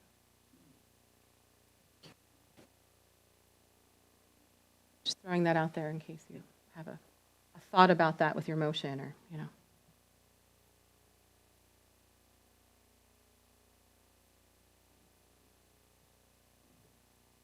Councilmember Black? Yeah, I'm thinking on the spot. Processing. It is interesting. It would bring back what I mourn the most. Although the problem I have with it, honestly, is that it was really about having access to opportunity by having access to commercial services, parks and open space, good access to schools, and quality transit service. And that still is lost with in the new 3.2. So reluctantly, given where we're at, I would rather just stick with my original motion, the clarity and certainty of urban growth centers, neighborhood centers, and the defined term 10-minute neighborhoods. Thanks for the idea. I appreciate it. And you forced me to think about it in public. But Ultimately, the original concept, I think we've unfortunately lost it. I think hopefully we pick it up elsewhere in other places of the comp plan, that our whole goal of our comprehensive plan and our vision for 2044 is residential and affordable housing, access to opportunities, access to these kind of amenities in our city. Thanks. All right, anyone else? Okay, the question is on the amendment of the amendment made by Councilmember Black, second by Councilmember Falcone, which is to add 10-minute neighborhoods after the "and." All those in favor, please say aye. Aye. Any opposed? No. No. Right, that passes 5-2. The question on the original amendment, LU 3.2, made by Councilmember Falcone, second by Councilmember Sweet. All of those in favor, please say aye. Aye. Any opposed? No. No. All right, it passes 4-3. All right, we're going to do a time check. How many more slide amendments do we have? I believe we have about 4 or 5, and we have 4. There's 2 on one slide. We have 4, and I'd also be asking council to clarify if you intended the version of 3.2 that you just voted on to replace all 3 of those land use policies, so to act as a consolidated version. So we maybe ask for a motion to then remove 3.3 and 3.4. All right, I would love a motion to remove 3.3 and 3.4. So moved. Do I have a second?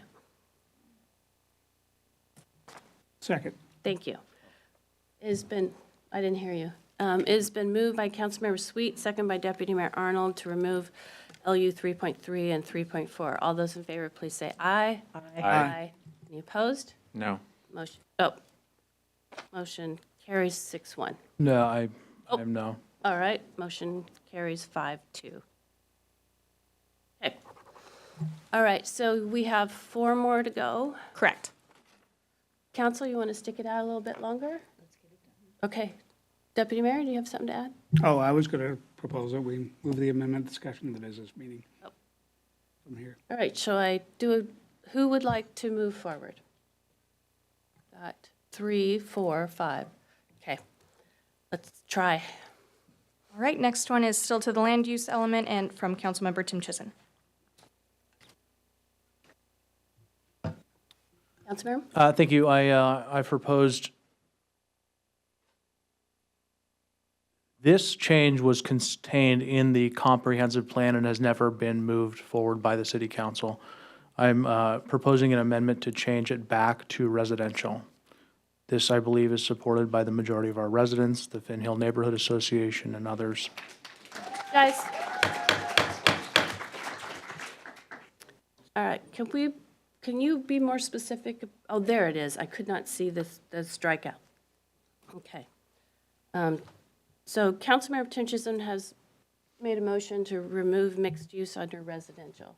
Councilmember? Second. Okay, thank you. Councilmember Tim Chissen, would you like to speak to your motion? I just did. Okay. Councilmember Sweet? My concern is we got a little tutorial at the beginning of this meeting that this means nothing. So if the definition of mixed use is more consistent with mixed-use development all over the place as planners are developing definitions and all the rest of it, it makes no sense to me to take this out simply because it annoys people. Because it does not change the meaning of residential. Councilmember Falcone? Thank you, Madam Mayor.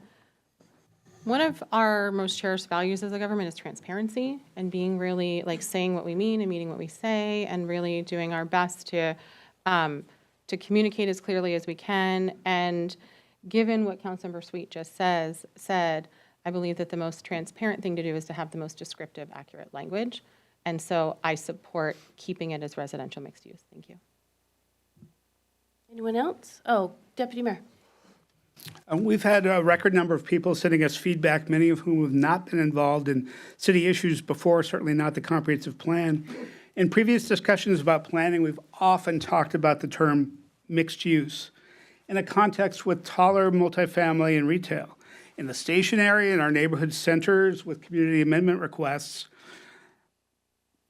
while there's been some misinformation out there about eliminating zoning, I can understand the confusion. We've taught people this is what mixed use means. We've been training that way for some time now. But that's not our intention here with this change of designation, and I think this amendment seeks to clarify that. The policy behind this designation is really about corner stores and home-based businesses, and I cannot wait to have that discussion. It's going to be an interesting opportunity to see those things happen, but those innovations are not even our primary goal. If we had more time, we might come up with a different term that helps everybody better understand. But in the meantime, let's take the opportunity not to confuse people. Let's communicate our top priority here, woven throughout the comprehensive plan: housing, residential. Thank you. Councilmember Pascal? Thank you, Mayor. I understand my colleagues' focus on transparency, and I guess I take an alternate view of that. I want transparency and less confusion. Those go hand in hand. And I think when we say residential, that's the primary use that we're focused on. And I think keeping it residential, and it's been working for us, let's keep it.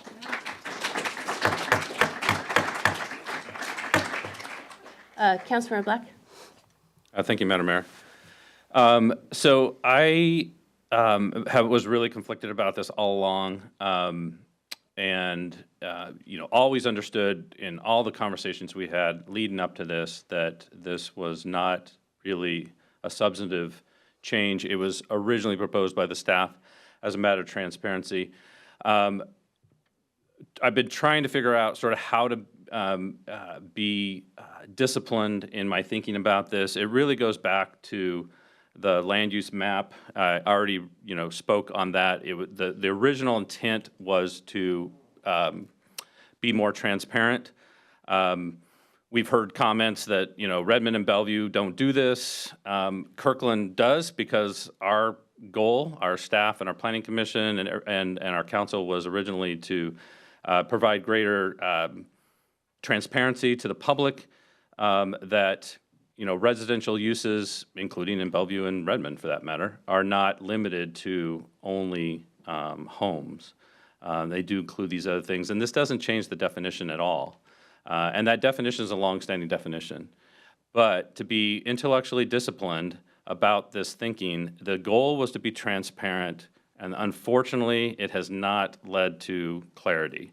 And so I am comfortable, again, super conflicted about this, but I am comfortable going back to the original residential language, given that we have a definition that makes it clear it's predominantly residential, but it includes other uses like it has for years. That definition has not changed. So what I would like to sort of add, though, is I guess for all of us, that the genesis of this was a real serious, honest attempt to be transparent, more transparent maybe than Redmond and Bellevue have been. So we failed. So it hasn't added clarity. It's caused confusion. It's caused feelings of concern that we were doing something that was not transparent. So I'm going to support going back to residential. I want to note that this is not coming down on, one council member here today is voting all in one direction. One council member today is voting all in some other direction. This is a group of this is me and my colleagues really struggling with the final stages of a very complex policy document while listening to the public through a very long 2-year process.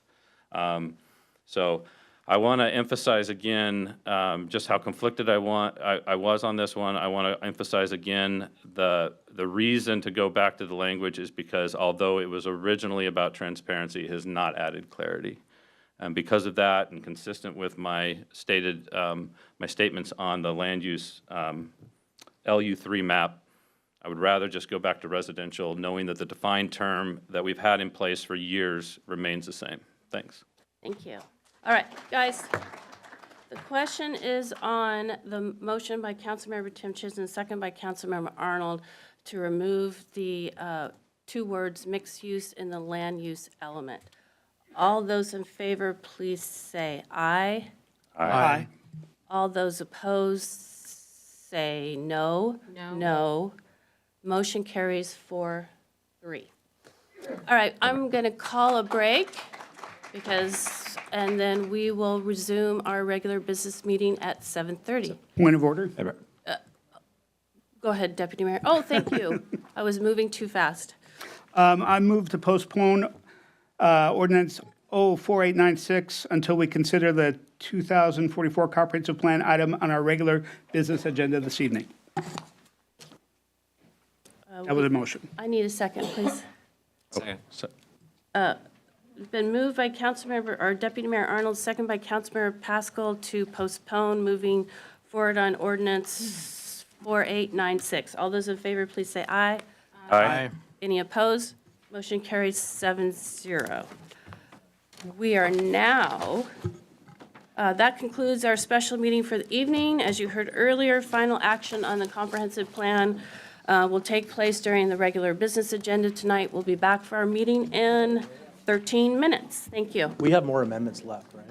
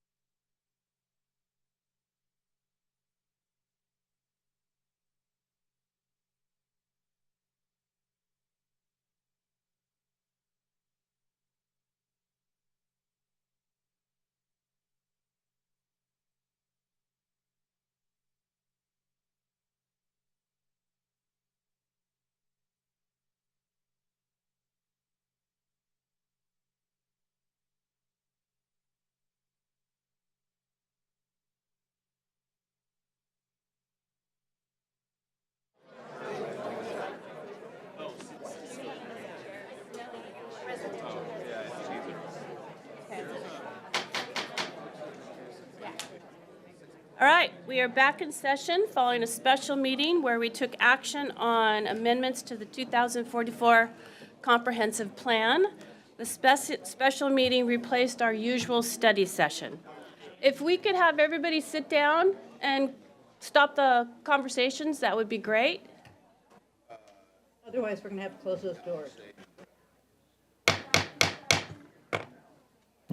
Thank you, everybody.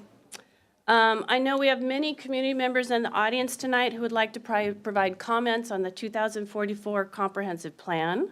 Because this topic is important to our community and we must vote on it tonight, I'd like to allow more than 3 speakers for and against the topic to address the council tonight. However, I also recognize that we have special presentations tonight that have brought us esteemed guests from our own staff and from external organizations, and I do not want to require them to stay through a much lengthier items from the audience than they were expecting. So council, unless there's an objection, I have a couple recommendations. I'd like to suspend the council rules and allow an unrestricted number of speakers on a particular topic during the items from the audience. I will allow items from the audience to occur for a total of 45 minutes. I will take speakers on non-comprehensive plan topics first, and I'll move our 3 special presentations to occur right after our commendation. Any objections to making those changes? Thank you. All right, seeing no objection, this is how we will proceed. We're going to move to honors and proclamations. Please note that this is a suspension of council rules. Oh, wait, I don't need to say that. Everybody agreed with me. Got that. Yay. It's rare. Okay, so we are now going to move to our first item, which is a council commendation, and I'm so thrilled to see you all in the audience tonight. We are making a commendation to celebrate the heroic actions of 5 community members who made impactful, life-saving efforts for 2 community members who were drowning at Waverly Park. Recipients tonight will be Kelly Radcliffe and Mike Kinney are here in person tonight to accept the commendation. We have 2 of our recipients, Madison Lewis and Abby Nelson, have joined us remotely because they are taking college exams. I can't see them. Do we have them? They are online. Okay, so they can see us. And Abby's parents were able to join us this evening. Wave, Abby's parents, so I know you're here. Wonderful, thank you. Madison was previously a lifeguard for the city of Kirkland, which has lifeguards serving at Peter Cook Pool, Waverly, Houghton, and Juanita beaches. And what I said to our parks director today is, once a lifeguard, always a lifeguard. Abby was previously a lifeguard at the Kingsgate 5 pool, which is a local neighborhood pool. Our final recipient is Dustin Hagen, who was unable to join us tonight. I want to welcome all of you, including our fire brigade over here in the corner, who will join me for the commendation. I'm going to read the commendation, and then our fire chief and members of the fire department are going to join me in awarding medals to these incredible community members. So,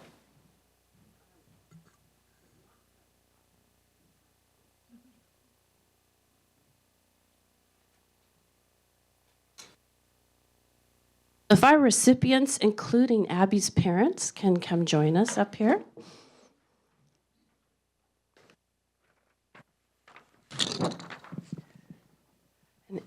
Go ahead and stand with me.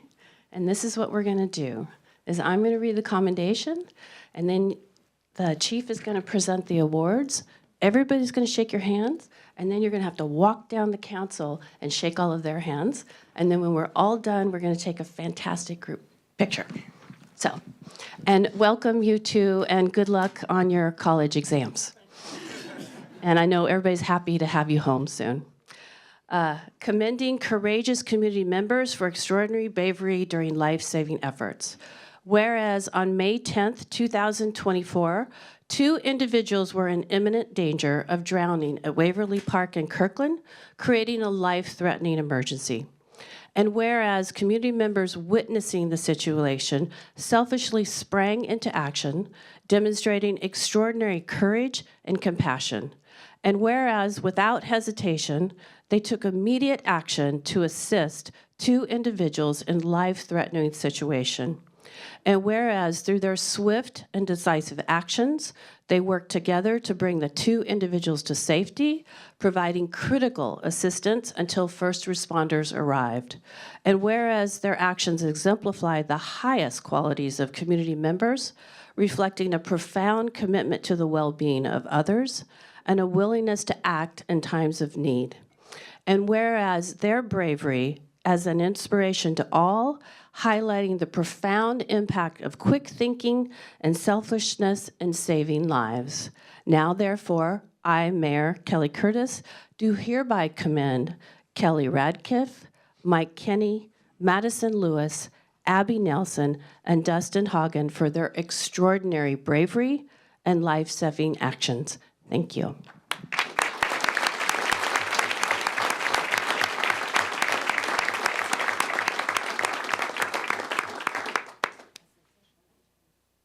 Mike Kinney.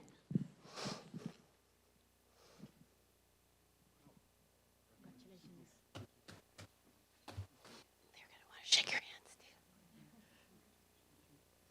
All right. Yeah, go right down the line.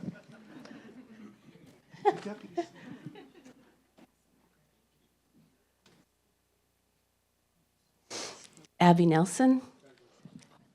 Abby Nelson parents. And you must be very proud.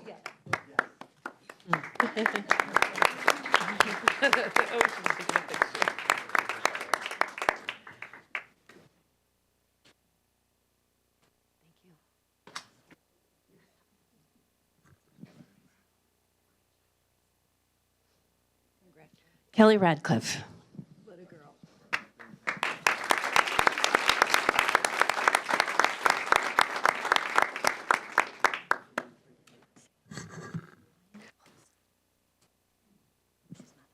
Okay. And then Madison Lewis. Madison, if you can just wave and the rest of us can acknowledge you. Thank you very much. All right. We're now going to take a group photo. Kelly, are you going to do it here? Oh, yeah. Just so you guys know, you're in the picture, so.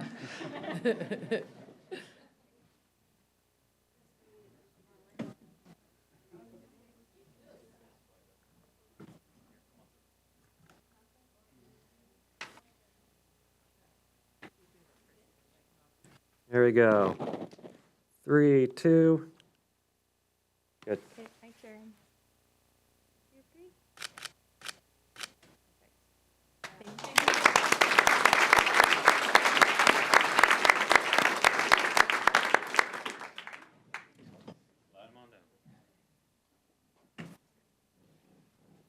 Congratulations.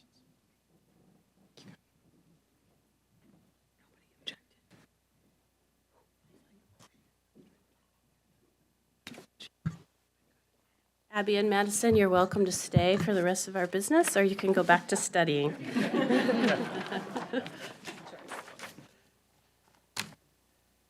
All right, we are now, we're not moving to items from the audience. We are going to move to special presentations. 7A. I gotta skip ahead. So, city manager. Yes. So we're going to move from one kind of public service to another. We're here to recognize our employees who have had extraordinary times of service for the city. And here to explain that is our interim Human Services Director and Deputy City Manager of Operations, Julie Underwood. Welcome, Julie.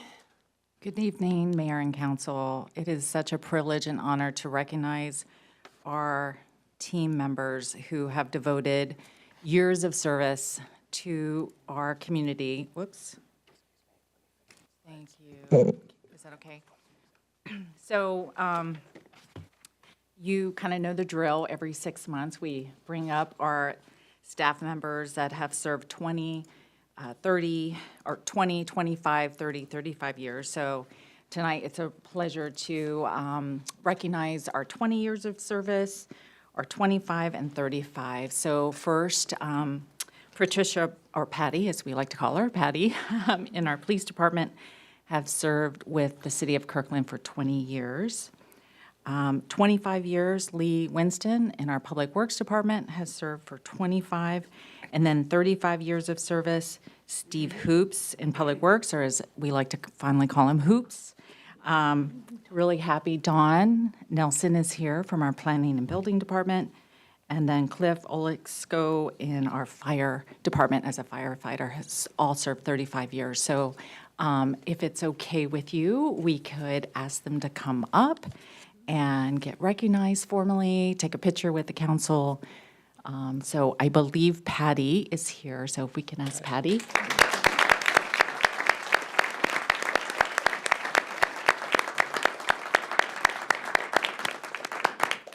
So come up with the, with the mayor, and we're going to take pictures, if that's okay.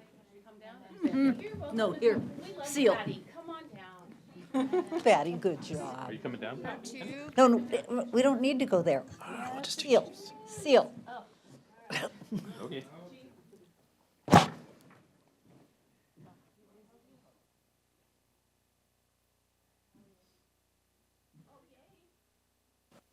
Good idea.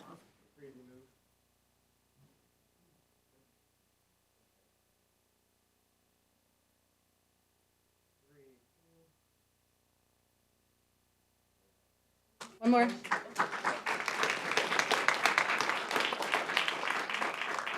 Well done. Congratulations, Patty. Stay here. Stay here. Don's here. Isn't Don here? Thank you for your service. Thank you, Patty. Good job. Thank you, Patty. You do a great job. So we're just going to introduce Dawn. Don's here. All right, so we got to pivot real quick. It was such a nice surprise that Dawn was able to make it tonight, but her acrylic is in our HR department. So sorry about that. Oh, okay, we're going to borrow. 35 years. Thank you. 35 years.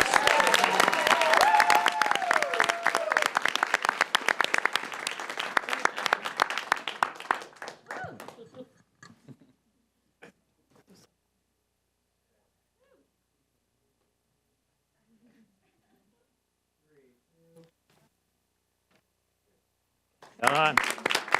Congratulations.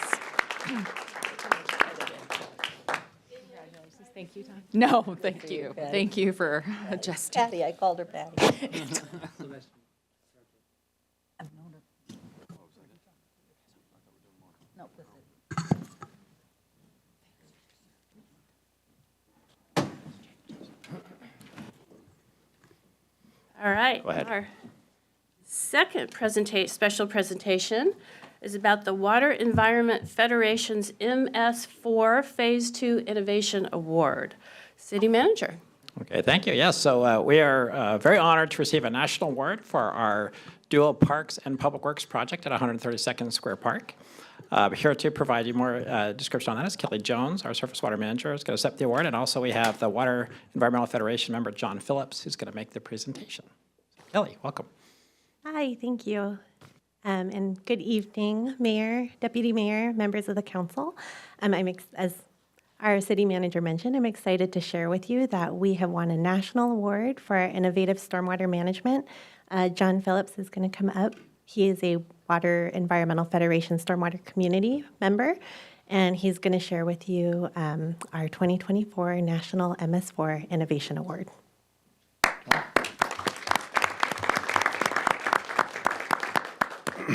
Good evening, council members, mayor, deputy mayor.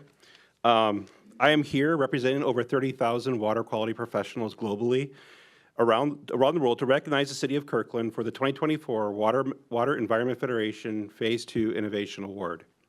The National Municipal Stormwater and Green Infrastructure Program for Municipal Separate Stormwater Sewer Systems Program aims to recognize high-performing communities that meet and exceed regulatory requirements in a technically effective and cost-efficient manner.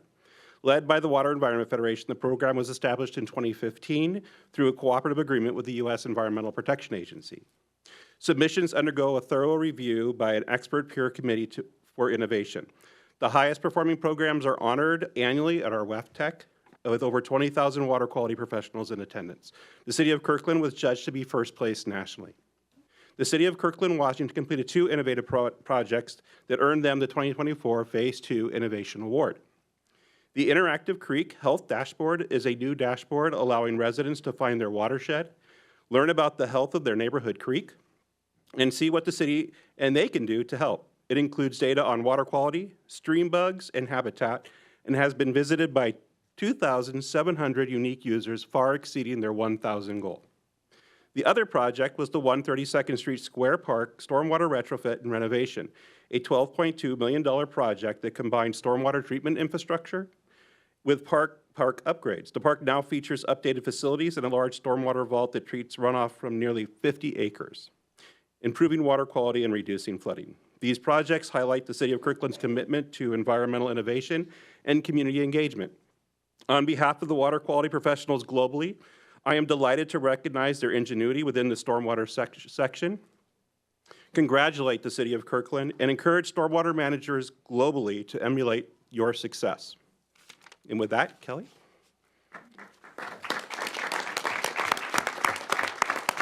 So we're going to have you go up. Yeah, I would love all the stormwater team to come up, anybody that would like to. And I just want to say. And also the parks folks. Oh, and parks too, of course. Come on up. And then we'll do another photograph. But I really have to say that this is a really incredible recognition of the innovative work that the team does. And stormwater is obviously hidden infrastructure that I think our community doesn't even think about very often. So she does a lot, and I know you guys do. So congratulations, this is a great honor. And if you want to come up, we'll do another photo.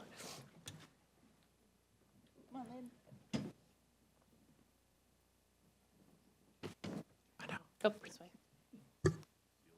We're good, in the middle.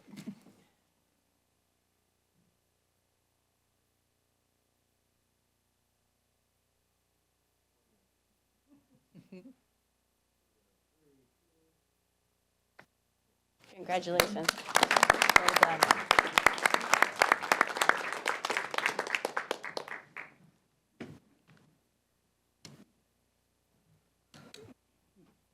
Okay, our final special presentation is an update on the Connections Crisis Clinic. City Manager. Okay. So thank you, Madam Mayor. We are very delighted that we have this crisis clinic. Had opened up earlier this year in our serving the North End, and the council had asked that we get an update on what's happening there.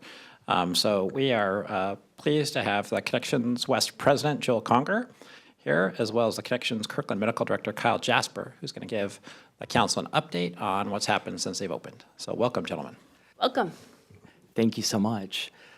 It's a great opportunity to come and give you guys an update on how things are going. I understand that folks are kind of familiar with our services, so I will give just a real high-level overview, and then my understanding is that folks are very interested in kind of our experience since we opened our doors on August 10th. So again, my name is Joel Conger. I have the pleasure of serving as the Connections Health Solutions West Region President, and my esteemed colleague, Dr. Kyle Jasper, who is our Medical Director for our Kirkland Crisis Response Center. So, wrong button, Joel. Sorry about that. So just real quick, the whole purpose behind Connections is to provide immediate behavioral health care for folks who are in crisis. And it was an amazing event back on August 10th when we opened our Kirkland Crisis Response Center.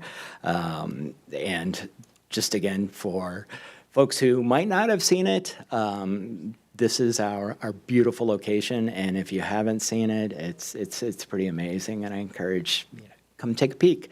It's located at 11410 Northeast 122nd Way, and we offer the full crisis continuum of care. That includes 24/7 urgent care services for folks who, and again, my analogy is always, it's kind of like a CVS Minute Clinic, but it's for people who are experiencing behavioral health crisis. So you can walk in and typically you'll be seen by a behavioral health medical practitioner within about 90 minutes. We also provide crisis stabilization in our observation unit, which is a relatively new service to Washington, where we have the opportunity to help folks and observe kind of what's going on for 23 hours and 59 minutes. And then if need be, we have that next level of continuum of care. We have a 16-bed crisis stabilization unit and then a 16-bed ENT unit for folks who are going through the involuntary process. And then once we have stabilized, we offer post-acute follow-up for folks who might not be connected into their community and just need a little extra support once they've been stabilized. So that's really, really high level, quick overview. But again, my understanding is that there's some interest in kind of what's been happening since we opened the doors. I could tell you we've seen approximately 1,200 folks in the past almost 100 days, I guess. We have seen 341 people in our urgent care. We've seen 675 people, unique patients in our observation unit. We've seen 101 folks in our crisis stabilization unit and 56 people in our evaluation and treatment unit. In terms of where are people coming from for our services, 629 people have self-presented either from themselves or family or friends. We've had 258 law enforcement drop-offs.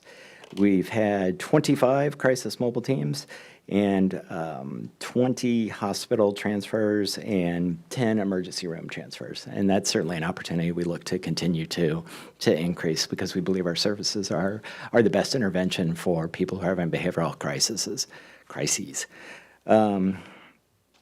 And one thing that we like to tout is for our first responder drop-offs, we've been averaging about 7 minutes for law enforcement, first responders to drop off folks, and as we say, move from custody to care.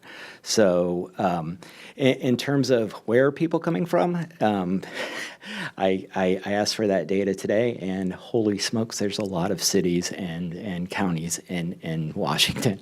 But by far and away, obviously, the highest percentage are folks coming from Kirkland. We've seen people from Redmond, Bellevue, Everett, Renton, and Seattle. And again, a smattering of 4 or 5 folks from, it seems like every city, including folks from Anchorage, I learned today. So we're super excited about the work we're doing. We know that it's an invaluable service for this community, and we're really happy to be here. In terms of kind of the outcomes, I'll let Dr. Jasper kind of just share what he's seeing because he's on the ground every day. Thanks, Joel. Good evening, everyone. I've been really impressed with the outcomes that we have. I'll sort of speak to it based on the levels of care that have been delineated here. Most patients who walk into our what we call our urgent care, our mental health walk-in clinic, most of them leave with some combination of medications and/or recommendations for psychotherapy, and we always try to have patients leave with a follow-up plan, either an appointment in hand or a plan to return back to our urgent care clinic if they need further medication management, with the ultimate goal of getting them to a long-term longitudinal psychiatric provider. In our 23-hour observation unit, which has really been, I think, the hallmark of Connections when it was originally founded in Arizona, is having a stay in an observation unit up to 23 hours with the goal of mitigating the need for inpatient psychiatric treatment. And indeed, that's really what we've seen. About somewhere between 60 and 70% of patients that we see in our observation unit, we end up discharging from the observation unit. They may have come in with an acute mental health crisis that if they were taken to another emergency room, this patient very likely would have been admitted, although certainly part of the process of being admitted from the emergency room may be boarding in the emergency department for hours to days, depending on the availability of an inpatient psychiatric bed. And by directly taking patients to our observation unit, starting treatment there, observing them for a period of time, we are able to get a really sizable percentage of patients out of our observation unit back into their communities, their homes, their families, their jobs, without the need for inpatient treatment. And our number of around 70% aligns with nationally what we see in other emergency psychiatric facilities. So we're very happy and proud of that number. For our patients that do require inpatient hospitalization, either involuntarily on our evaluation treatment units or in our crisis stabilization units, our length of stay in our voluntary units, our crisis stabilization unit, is somewhere between 5 and 7 days, which is around the national average and kind of our target metric. And with every level of care, we're always coming up with a treatment plan. We're connecting patients to a variety of outpatient providers. Some patients would benefit from community mental health services or assertive community treatment. Otherwise, we're able to get people into outpatient appointments. And with our evaluation and treatment unit, because those stays are involuntary and go through the legal processes of Washington, those stays are longer. We've kind of seen the gamut of patients that really do require long-term civil commitment, which we've had to transfer to other hospitals that have those long-term civil commitment beds in the state of Washington, versus patients that do have shorter lengths of stay but still require involuntary hospitalization.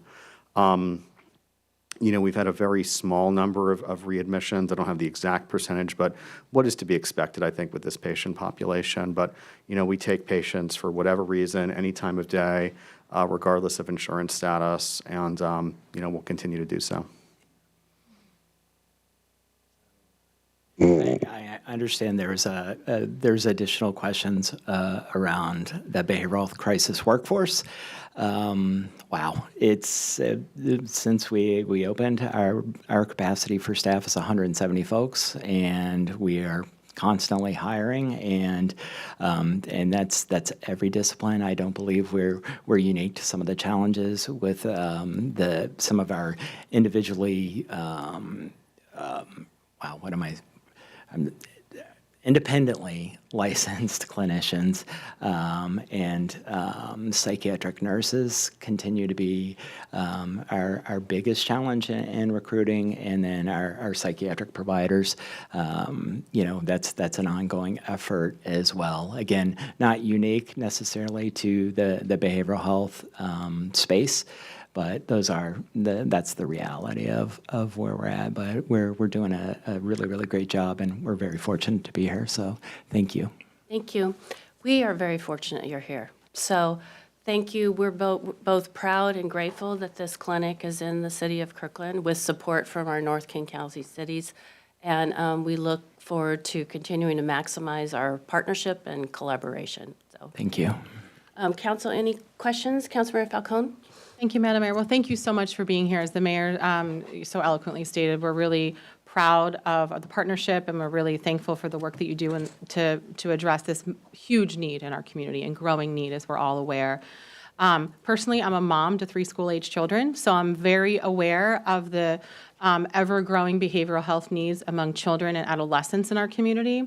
And in your discussion tonight, you talked about, that you're a place for anyone that can drop in. But I just want to clarify for members of our community, because it is such a growing need and such a huge gap in King County, in our region, to have such services for children and youth.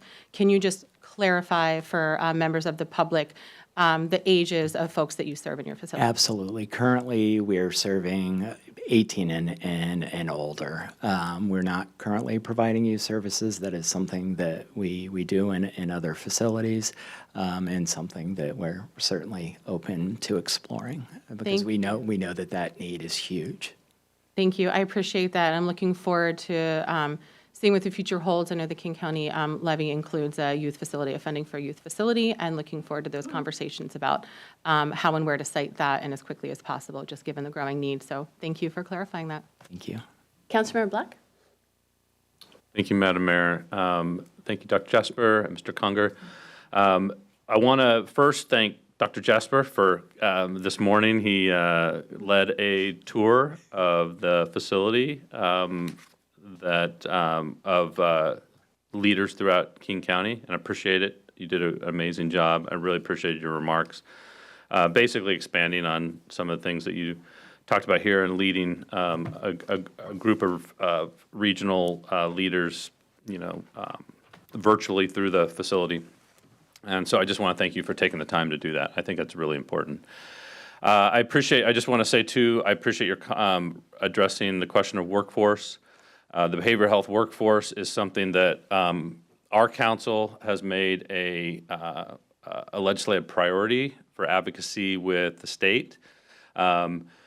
I like hearing that for the most part, other than perhaps, I guess, maybe the psychiatric nurses, Connections Kirkland has had success finding the workforce in Washington that you need to operate a facility like that. But with up to 5 more of these facilities coming online in the next couple of years from the county levy, I would love to just keep in communication about what the situation is with the workforce, and where we can collaborate, including with the state, and look for opportunities to really grow the workforce in this area. So hopefully that's just I'm just waving the flag there for future continued communication and collaboration. We will gladly accept that. And then just for the public, and actually for me and my colleagues on the council, but maybe particularly for the public, can you quickly address? I'm kind of putting you on the spot here, but how you envision, and I know there's no certainty, but how you envision fitting into the county's overarching goal with the crisis clinic levy, where you think you might slot into that, with not knowing that you don't know the exact answer probably today?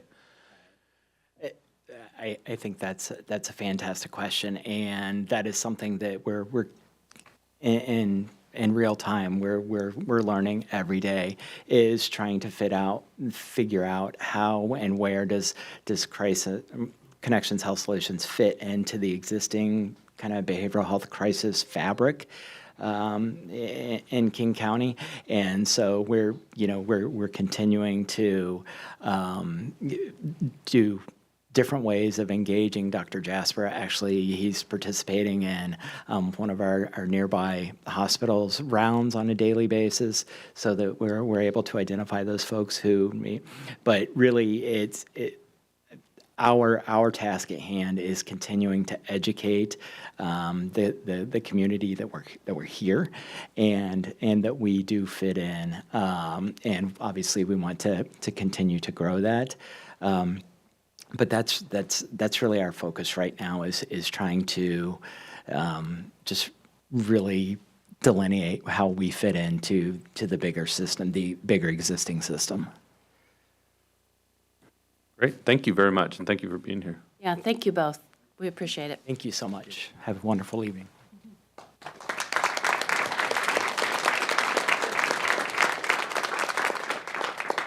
All right, we are now going to move to items from the audience. And I just want to tell those of you in the lobby that do not have chairs that there's a couple chairs in the main chambers if you want to move in. I think I see, I don't know, 5 or 6 of them.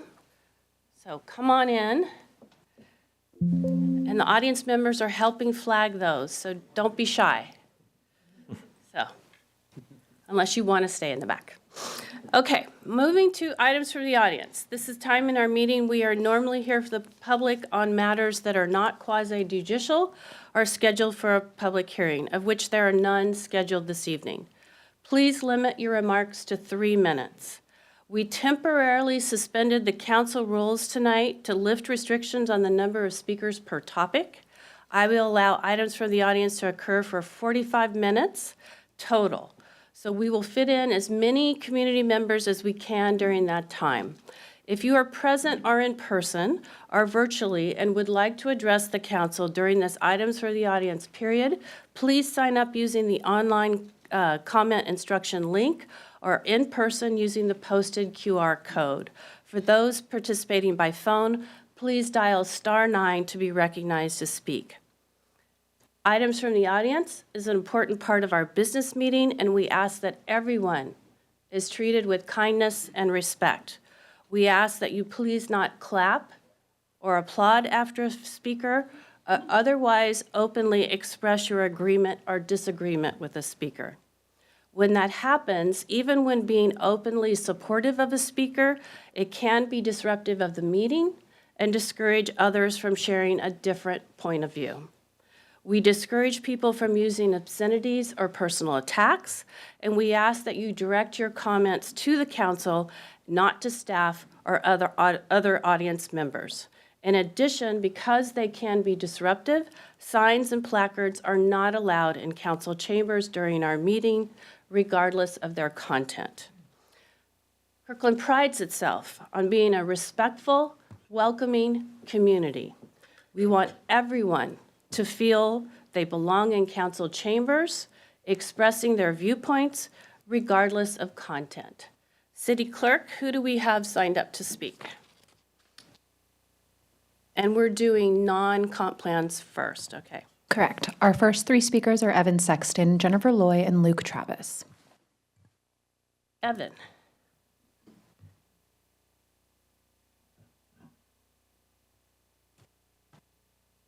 Welcome. Hi, good evening, council members, mayor, deputy mayor. Thank you for the opportunity to speak. My name is Evan Sexton. I work for Plymouth Housing. I will be very brief because I know you have a lot to get to tonight. We are a permanent supportive housing provider. We will be operating the former La Quinta Inn here in Kirkland.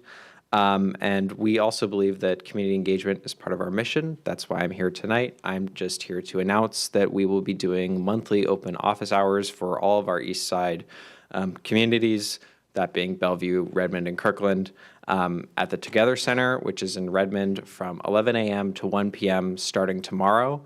In general, these will be monthly on the second Wednesday of every month, but we just want to have that time for anyone who has questions or just wants to talk to us about any of our model or our buildings, to have that space at the Together Center in Redmond. Yeah, so that's it. Thank you. And they can find that more detail on your website. Just go to Plymouth Housing.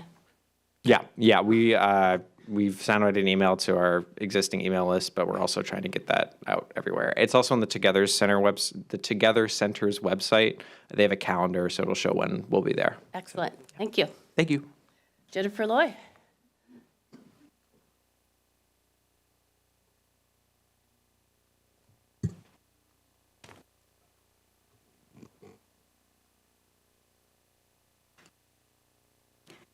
Caroline Woods Park Chronicles, The Disagreement, Part 3. It was June 3rd when I met with Parks Director Zawagstra at her request. To be honest, between the pros plan and the 2014 park confirmation, I thought we'd reached a checkmate and this ordeal would be over. What more did I need to convince the Parks Director? But I had much more than that. I put together a board with images that I will send to you. On one side, I showed the plaque with the names of city council members, just like you, at the grand opening. On the other side, I showed the pictures of how wild the park had become under the current Natural Park Supervisor's stewardship. When I presented that Caroline Woods is not a natural park per the pros plan and the city council policymakers, she said, "We disagree." When I brought up the grass scoring that she pointed me to justify the little service to the vegetation at the park, she was dismissive of the importance of the scoring system. When I presented the 2014 stewardship plan and the fact that current maintenance practices violated the sectors of the park covering the playground area, she didn't act like that mattered at all. SEPTED for safety, the original JGM landscape design plans, waved off. When shown pictures of the park in total disrepair, I said, "Well, what service level is this?" She instead said, quote, "We have many parks that look like this," but did not mention which ones. When I showed the Pier Park with a proper maintenance level, she said, "We can't do that for Caroline Woods." When I showed a park with a lower park score that looked nice, she said, "We can't do that for Caroline Woods." Then she brought up that they needed more funding and smugly suggested that I ask City Council for more. Quote, "The council likes it when a lot of people come to talk to them." Desperate to salvage something, I suggested that, hey, if I could get the park back on track through her, I could be a big advocate for her to the City Council, as if this were some sort of negotiation. After the director left, I expressed my bewilderment to the deputy city manager who was in attendance. Later that day, I finally took the time to listen to the Parks Board meeting 12 days earlier. I heard Sawagstra tell the Parks Board members that this was simply a disagreement. Wow. This was before I let on to her that I now know about the pros plan, the scoring, the park plan, the landscape plan, the directing maintenance resources away from the park, and the dishonesty. I could only conclude that the meeting we had and anything I presented meant exactly nothing because she and Lloyd had already scripted and rehearsed what they would say even before I got started. We disagree. Thank you. Luke Travis?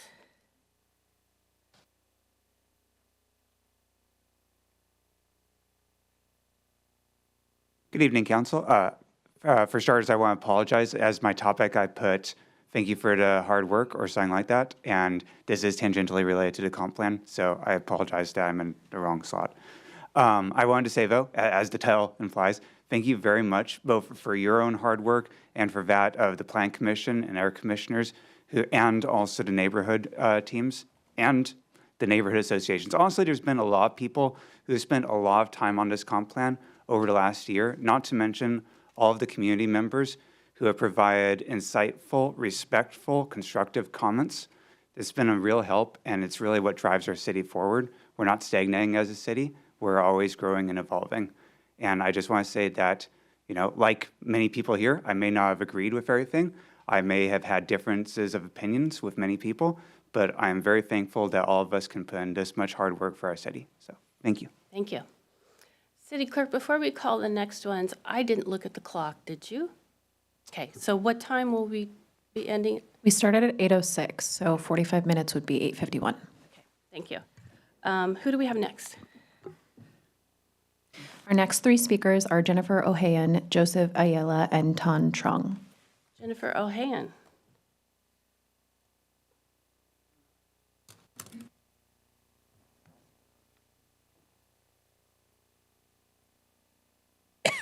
Welcome.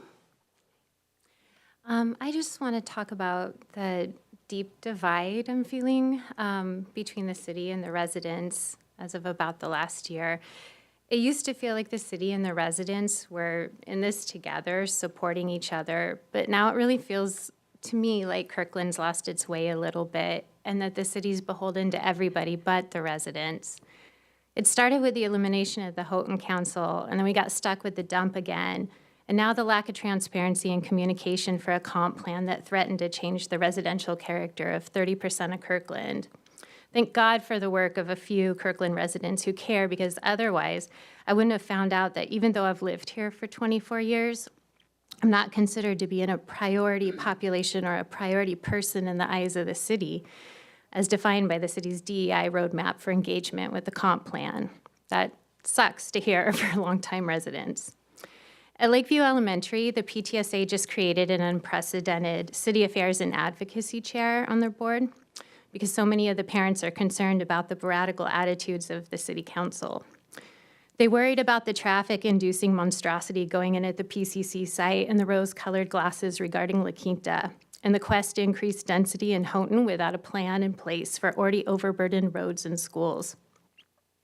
There was a discussion at the last school meeting about how specific council members were visibly moved and emotional about the opening of La Quinta at the last council meeting.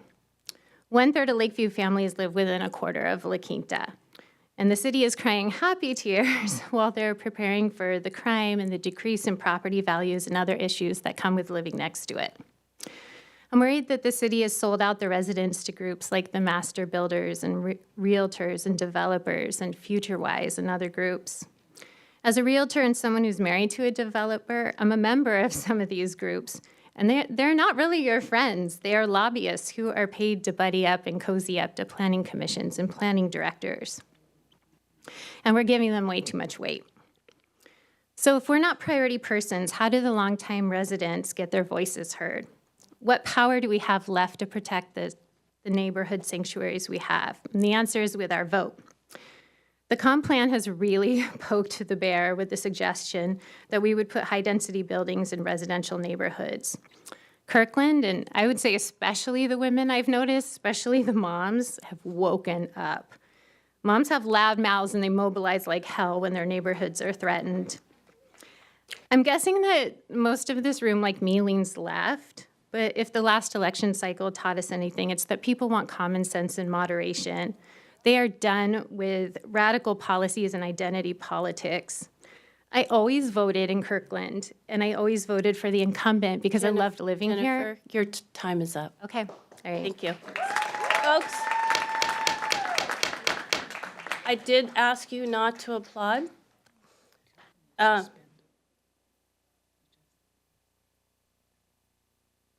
Go ahead, come on up. That's fine. Good evening, council members. Good evening, the mayor. My name is Joseph. This is the first time it's so beautiful here and overwhelming, so if I get nervous, please forgive us. We are small business owners, and it is incredible. We have a good international sector that you probably don't know where there is. It's in Tatham Lake Square. There is a construction going on there. Me and my family have been living here in Kirkland for almost 15 years. We own some senior home. I own the laser joint center here in the Tatham Square. There's about 20 business owners. Because of this construction, the road construction, we're struggling hugely. And some of our business owners, they are closing right now. And the city is very supportive. They came, as a matter of fact, today we had a meeting with them, discuss about how to market that sector. It's about 5 blocks from Tatham Lake Mall, in front of the Kirkland Hyundai. That road now has been there almost 70 months, and they told us it's going to stay until June of 2025. And we cannot be able to survive on such kind of road construction. So there is about 15 to 20 business owners, diverse, different, we have Brazilians, Pakistanis restaurant, different diverse groups, originally from Ethiopia. So we are losing a huge business. Our patients or our clients are canceling because of the road. And unfortunately, the state has some law that the city cannot support some business owners. There's some kind of law. And we're hoping that the city of Kirkland will have some kind of design in the future to mitigate such kind of crisis for the small business owners.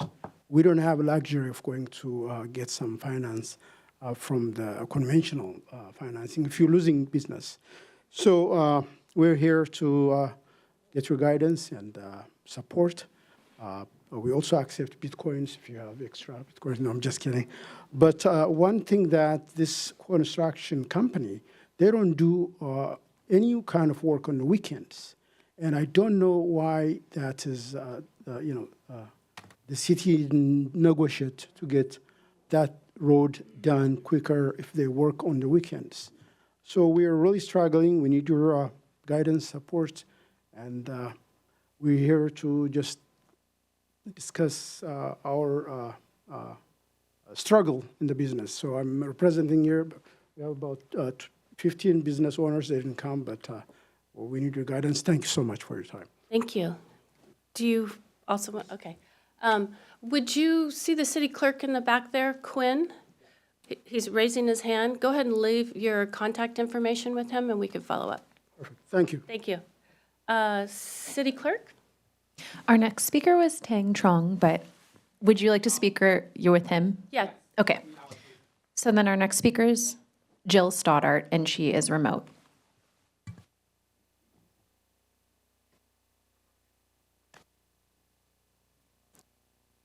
Jill?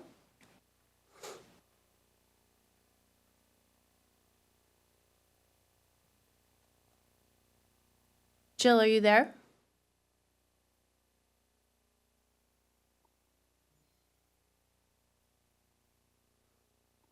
Jill, go ahead. Okay. All right. I can't get my video to come on. Good evening, and hopefully we will not be here until early morning hours. So tonight you voted on a vision for Kirkland that included the notion of a safe community for all residents. However, what I see is that you're pretending that there's not a heightened risk for the immediate neighbors of permanent supportive housing developments. And because of this, I don't feel that you're really committed to policies that prioritize safety of all residents. What's worse, you've allowed this development to share lot lines with school with children, childcare centers, and are not requiring any of the residents to be tested for sobriety. I could be wrong about that, but I have not seen that. Now you want to increase these, the number, I believe, if to 10 to 20 more in Kirkland through the comprehensive plan, if we were to meet our permanent supporting housing numbers. And yet I don't see, and I've repeatedly requested amendments that would provide a boundary, a buffer space for places where our children go to school, go to childcare, or perhaps play in a park dedicated to toddlers and other children.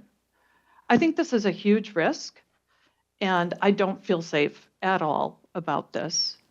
I'm also concerned that, if you look at, we can't let somebody come onto a school grounds without having safety checks, yet they can live 5 feet away from where our children are and potentially be using illicit drugs there, because we know that nobody's going to come after them for smoking pot right there.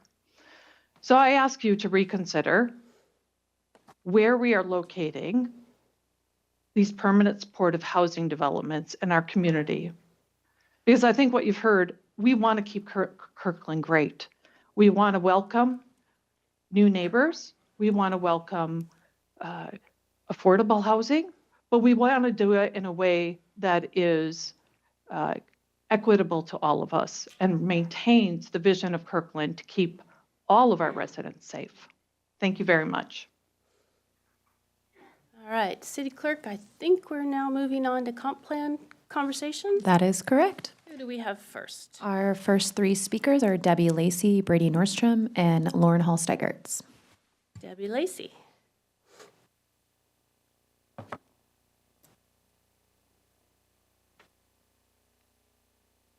Thank you, Mayor Curtis, members of council.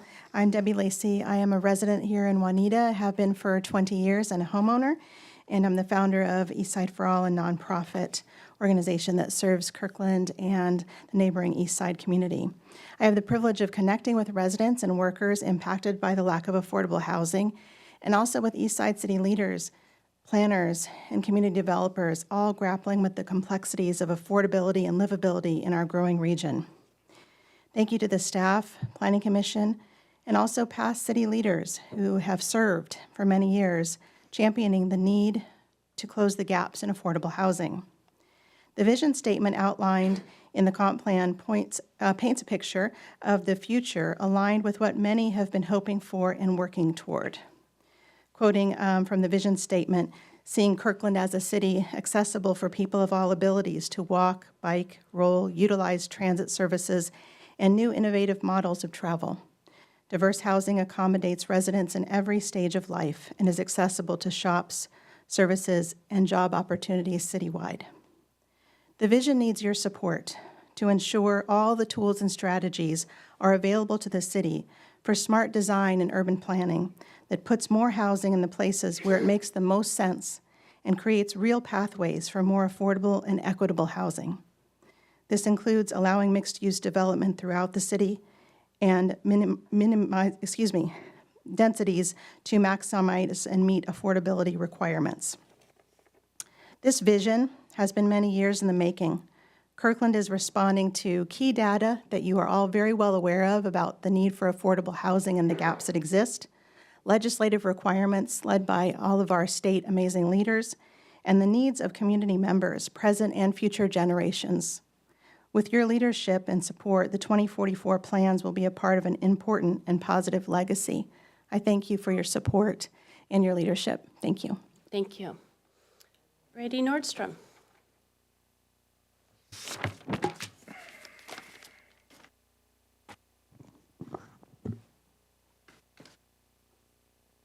Greetings, Council, and thank you for the opportunity to speak tonight. My name is Brady Nordstrom, and I work at HDC. HDC represents over 220 organizations that are working hard to ensure that all people can live with dignity in a safe, affordable, and healthy home. And there's multiple HGC members that run their organizations from Kirkland, and there's many as well that are building and operating housing within Kirkland.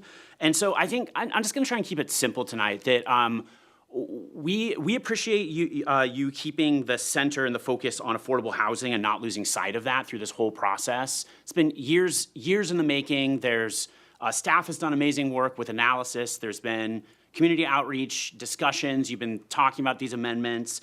And throughout all of this, I think that it's important to remember that housing is a major issue that people are facing right now in Kirkland and residents of Kirkland. The 2044 Housing Inventory and Analysis Report found that 23% of homeowners and 38% of renters are cost burden, which means that they're paying more than 30% of their income to housing costs. And so this is about 1 in 4 homeowners and over 1 in 3 of these renters in the city. So I don't need to belabor the point, but we really appreciate all the hard work that you all have been doing. And as you move on to this implementation phase, which is ultimately what matters, we hope that you'll keep solutions in mind for these residents and all residents, and that you'll continue to support best practices that are widely recognized as effective strategies to maintain these things like livability and affordability in the city. So I think I'll stop there, but thank you for the opportunity to speak, and thank you for all your hard work. Thank you. Lauren Hall-Steigert. Oops, I'm a little short. There we go. Hello, City Council members. My name is Lauren Hall-Steigerts. I'm a longtime homeowner in Kirkland, a mother of 2, and a Kirkland voter, since we seem to be talking about that. Thank you for your work in considering an equitable, inclusive Kirkland comprehensive plan, and for seeking out the voices of community members who are missing from the conversation too. Those who are unable to make these meetings due to work schedules, commuting, or caregiving responsibilities.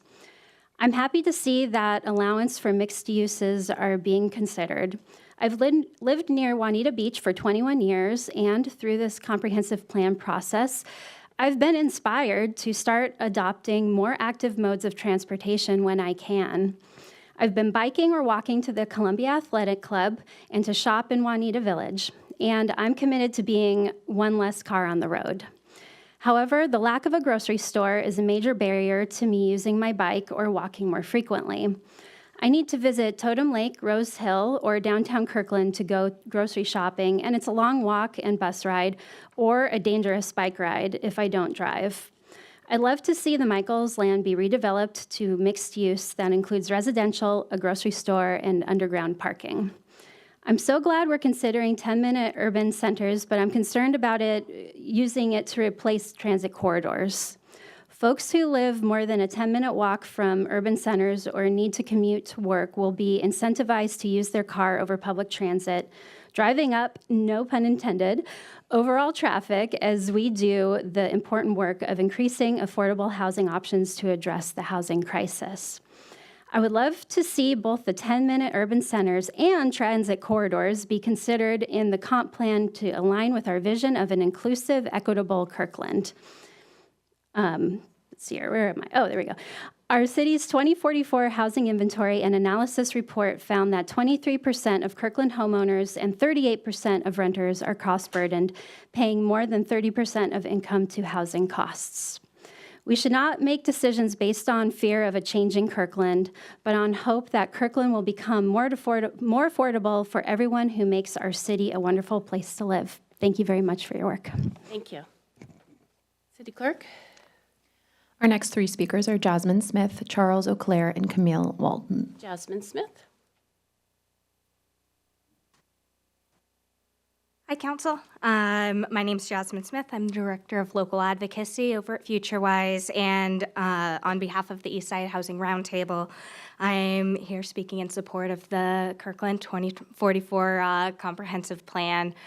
I first want to just thank you for all the hard work, the engagement with the community throughout the process, and for really digging in on what's been a really challenging issue to navigate. But the Eastside Housing Roundtable is a broad coalition of employers, nonprofits, organizations, housing advocates, private and nonprofit housing developers, all coming together for the vision of a more affordable housing and diverse housing types that meet the diverse needs that we have at all income levels across the East Side and as a shared response to rapid growth.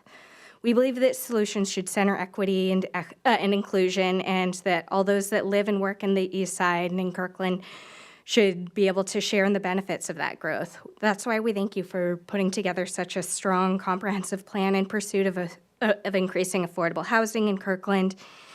At the forefront, housing affordability goes beyond just a specific structure, type, or calibration of the area median income. It's that the barista that makes your coffee is able to afford to live in the communities that they're a part of, and that they aren't being cost burdened at that price range when so many of the buildings around are not at that affordable rate for many people. It's out of reach. It's making sure that everyone from teachers to public servants to journalists, that everyone can be able to afford housing in Kirkland, and that we're able to meet the moment and see where we're going in the future. And right now, as housing prices are going up and escalating, then so does the problem that we're trying to solve. Thank you for taking action today on this comprehensive plan and the critical work that comes forward as we align with Kirkland's values of inclusivity and affordability. Thank you. Charles Eclair.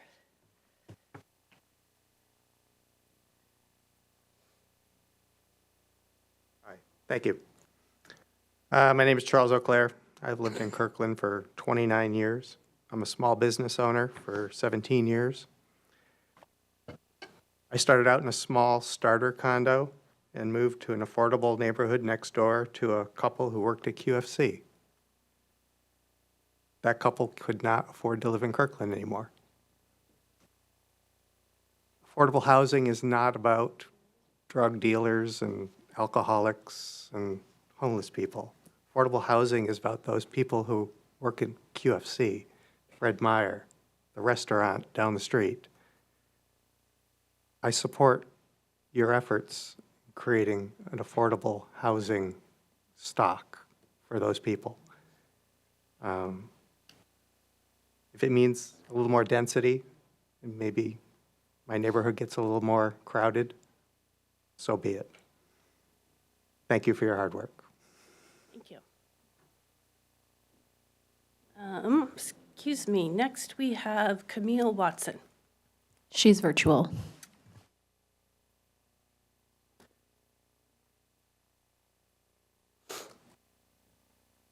Camille, go ahead, but Hi. There you go. Good evening. Thank you, Mayor Curtis. Thank you, council members. My name is Camille Walton. I am the Policy and Advocacy Manager at HopeLink. We operate a food market and a service center in Kirkland. We're a community action agency and the largest nonprofit service provider in North and East King County. So through our 5 service centers, including our Kirkland Center, we support over 50,000 people per year annually through programs and resources that are the foundation of stability needed to exit poverty. We really want to thank you for centering affordable housing in the Kirkland 2044 Comprehensive Plan. The relationship between stable and affordable housing and individual and household stability and well-being cannot be overstated. Stable housing has a direct and profound impact on well-being, health, and long-term economic stability. We know many people in Kirkland are currently struggling with housing affordability. And as Brady and previous testifiers have mentioned, we know that 23% of Kirkland homeowners and 38% of Kirkland renters are paying more than 30% of their income on housing costs. At HopeLink, we support Kirkland families as they gain stability and build the skills to exit poverty. We know that housing affordability is key to that mission. Low and moderate wage workers are struggling to secure affordable housing within the city of Kirkland, which also creates challenges for local businesses to find and retain employees. So strong housing growth and affordability are important for our city to remain economically competitive and to continue to provide pathways out of poverty for Kirkland families. We know that Kirkland City Council shares our goal of keeping Kirkland a welcoming place to live by providing the opportunity to build a diversity of housing options to accommodate residents in every stage of life and at every income level. We thank the council and the Planning Commission for the years of work and outreach that came together in this comprehensive plan. Thank you. Thank you. City Clerk. Our next three speakers are Alexander Brennan, Jack McCullough, and Kathy Jacobs. Alexander Brennan.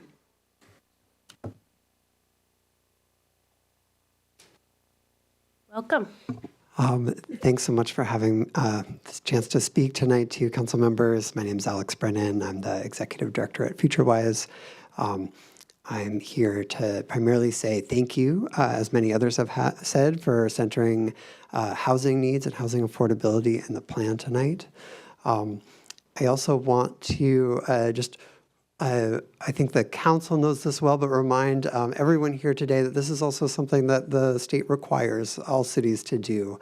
In 2021, the state legislature passed new requirements to plan for affordable housing at every income level, and that has really set us on a journey of looking at those issues within the cities in within every city in our region, and it's been really great to see how different cities have adapted those requirements to fit the local needs of each community.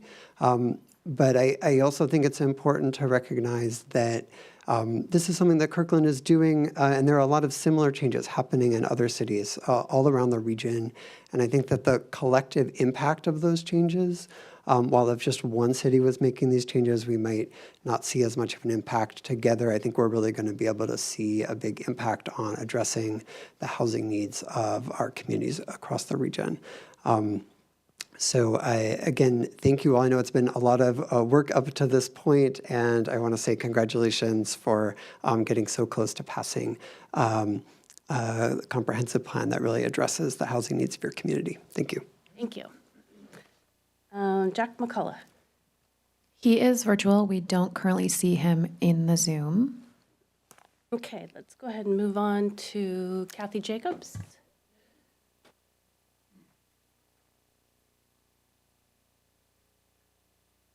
Welcome. Thank you.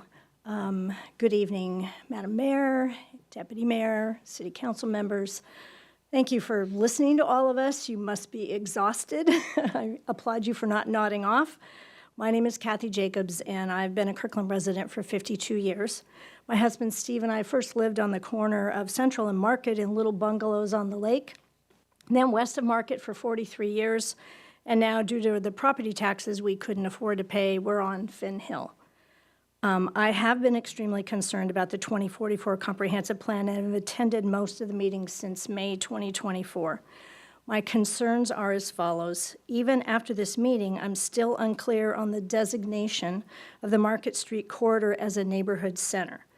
The change wasn't properly studied or discussed. It's a bad look for the city at this time when we all spoke up about not making Market Street a transit corridor, and now it seemed to have suddenly appeared as a neighborhood center. As countless speakers, many of them professionals in the fields of growth and planning, have spoken about, Kirkland itself will never be affordable. The proximity to the lake and tech companies make it an attractive, well-located place to live where people continue to pay higher and higher costs for housing.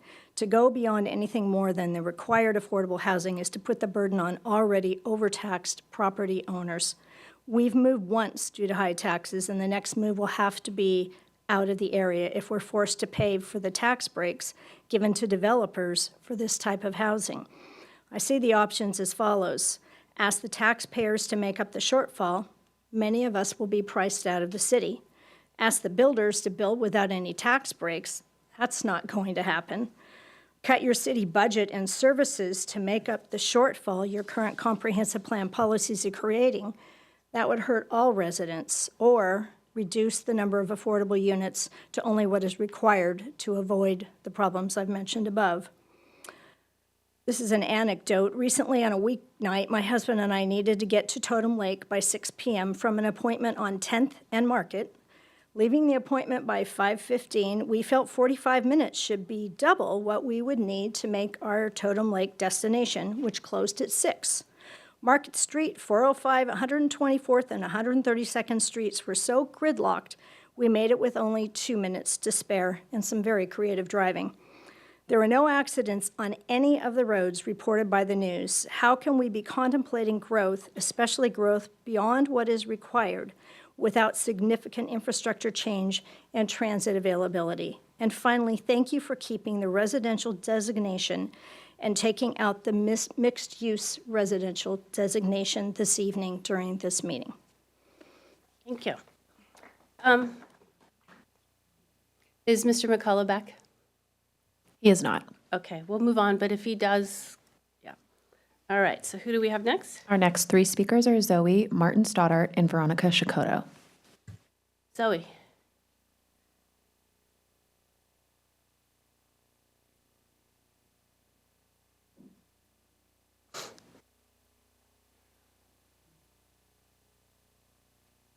Zoe?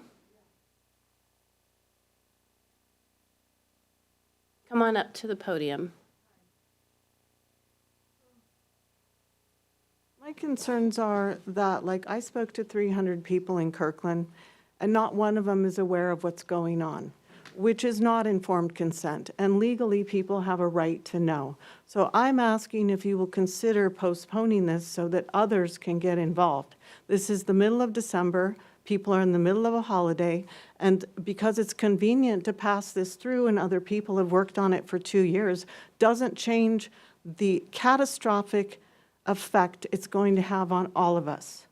There is no beautification up in Kirkland. The horse camps can barely hang on. People have worked their fingers to the bone for decades, only to be slapped in the face that they can't even keep their property and put in all these 6-story buildings. You already gutted the bowling alley. Whoever sold that, was that like a land commission meeting? I'd like to be at that meeting before that went in. I think every one of these people should be at that meeting. There should be way more transparency about what is going on. I also think there's too big of a lobbyist behind, and a lot of pressure probably on all of you to force a lot of things through in order to even keep your job. But we have a problem, and it's fascist capitalism. It really is. Mr. Zimmerman wasn't that far off base. He had a lot of wisdom. I'm sick from all of this. It is unconscionable. It took me an hour already to get here. And if people aren't driving like assholes up through 70th, running you off the road, you can't even get through, along with the garbage, the glass. I have a thyroid condition. I am freezing cold in this meeting. I'm freezing cold getting into the grocery store. I'm not gonna give up my car and wait for a bus. I'm 62 years old. I deserve to live in Kirkland without an apartment building jammed in my face. It's not right at all. The city is already full. And so the question is, what other incentivized dollars are being spent to jam people in here? Is it just because Seattle is a bigger armpit? Or the rest of the country is an armpit? But there are 200 different Texas plates last week alone. In the PCC parking lot, there is a car which says in capital letters, "Are you effing Satan kidding me?"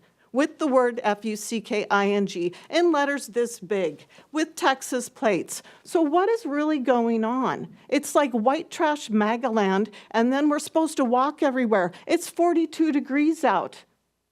And it's not Florida. And we should be having meetings once a week where people are really involved. Not one more iota of dirt should be turned over until it's dealt with on a collective consciousness. I mean, up by where the Pagliacci is, I mean, there's people they're going to take out the banyan tree. Your time is up. But keep bono, who benefits? It is time for fascist capitalism to end. Please, I ask of you. Thank you. I think we have Martin Stoddart next.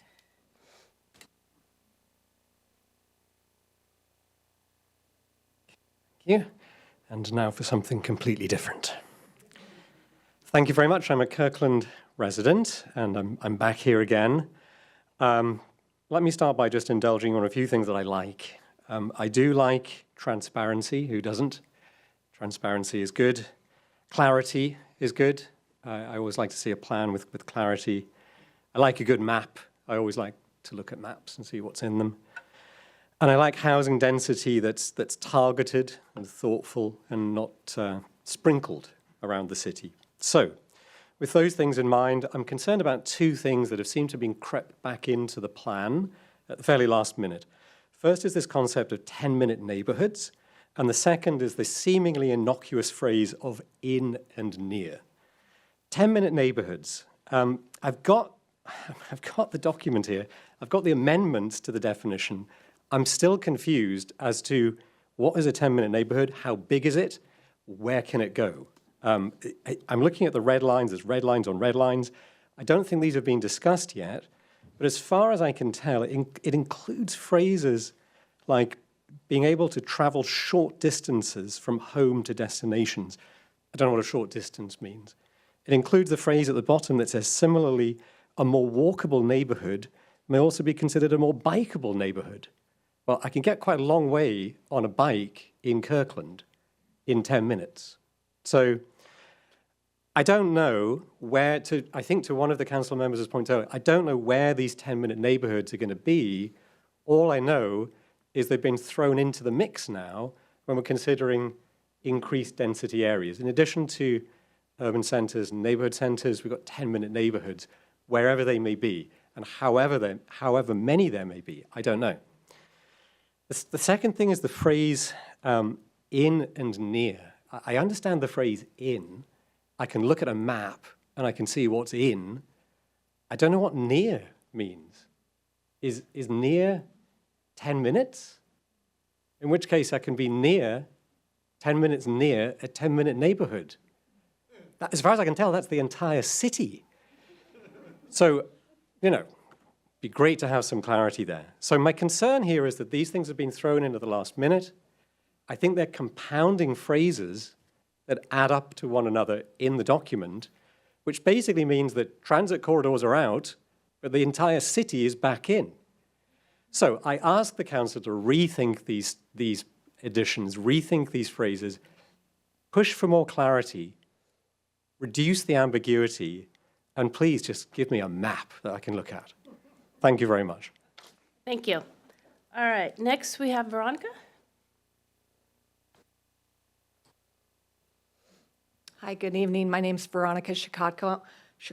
I'm actually with the Master Builders Association of King and Snohomish Counties, but I'm not going to talk about that today.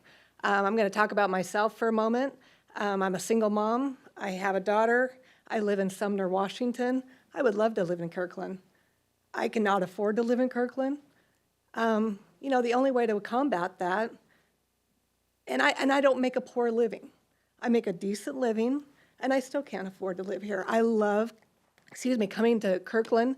Instead, I'm in traffic 4 hours a day. That makes for a long day for me, and a tough day for my family. The only thing that I see to combat this is more housing, and more affordable housing.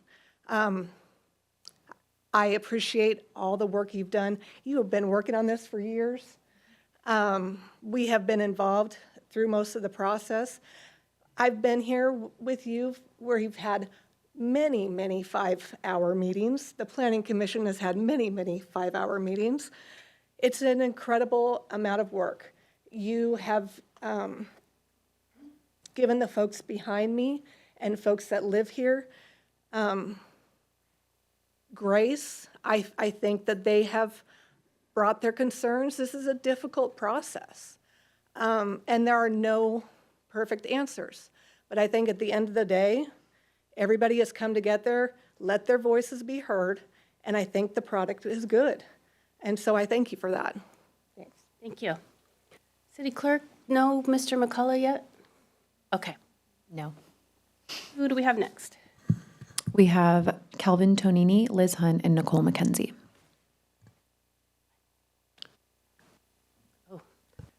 Calvin?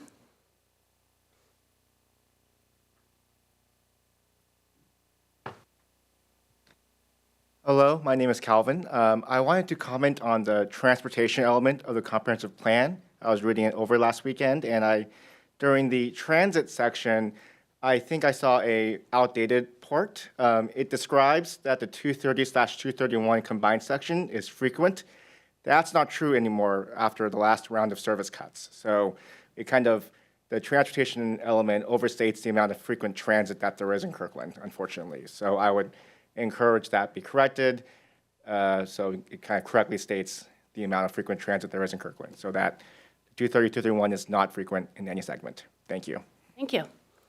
All right, we are at time. City Clerk, how many more speakers do we have signed up? 3 more speakers. All right, Council, I'm going to ask your indulgence to invite the last 3 speakers. Okie dokie, that is Liz Hunt.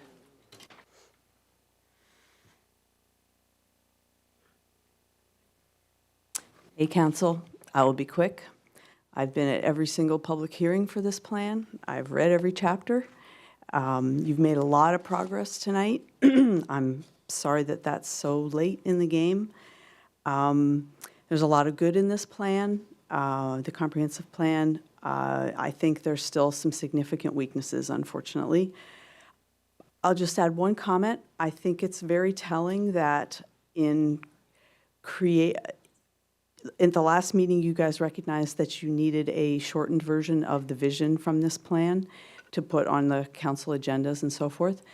And so there was an attempt to take the current vision in the 2044 document, shrink it down, make that the short vision that you needed. And that short vision was set aside and has been replaced with the vision from the 2015 document with 3 words changed, or 4. I find that a very interesting statement on the status of this plan, unfortunately. But thank you very much. I'll leave it there. All right, we have who next? Nicole McKenzie. Nicole McKenzie. Good evening, Council. Thank you. I want to first take a moment to thank you for all of the hard work that you've done. This is a very difficult process. You've been presented with a plan that I think was not well thought out, was kind of slapped together and presented to Planning Commission, and they had to try to make amendments on the fly because they were given with 2 quote-unquote bookends with no moderate option. That resulted in I'm going to steal Councilmember Black's phraseology here, that presented you with a Frankenstein of a plan. And I think that is a sad state for you guys to have to work with and to have to try to make amendments. I want to thank you for removing the mixed-use designation from residential. I want to comment on that, though, however. You were told that it doesn't matter because you can already do everything that was being proposed as part of residential mixed use in the current residential zoning.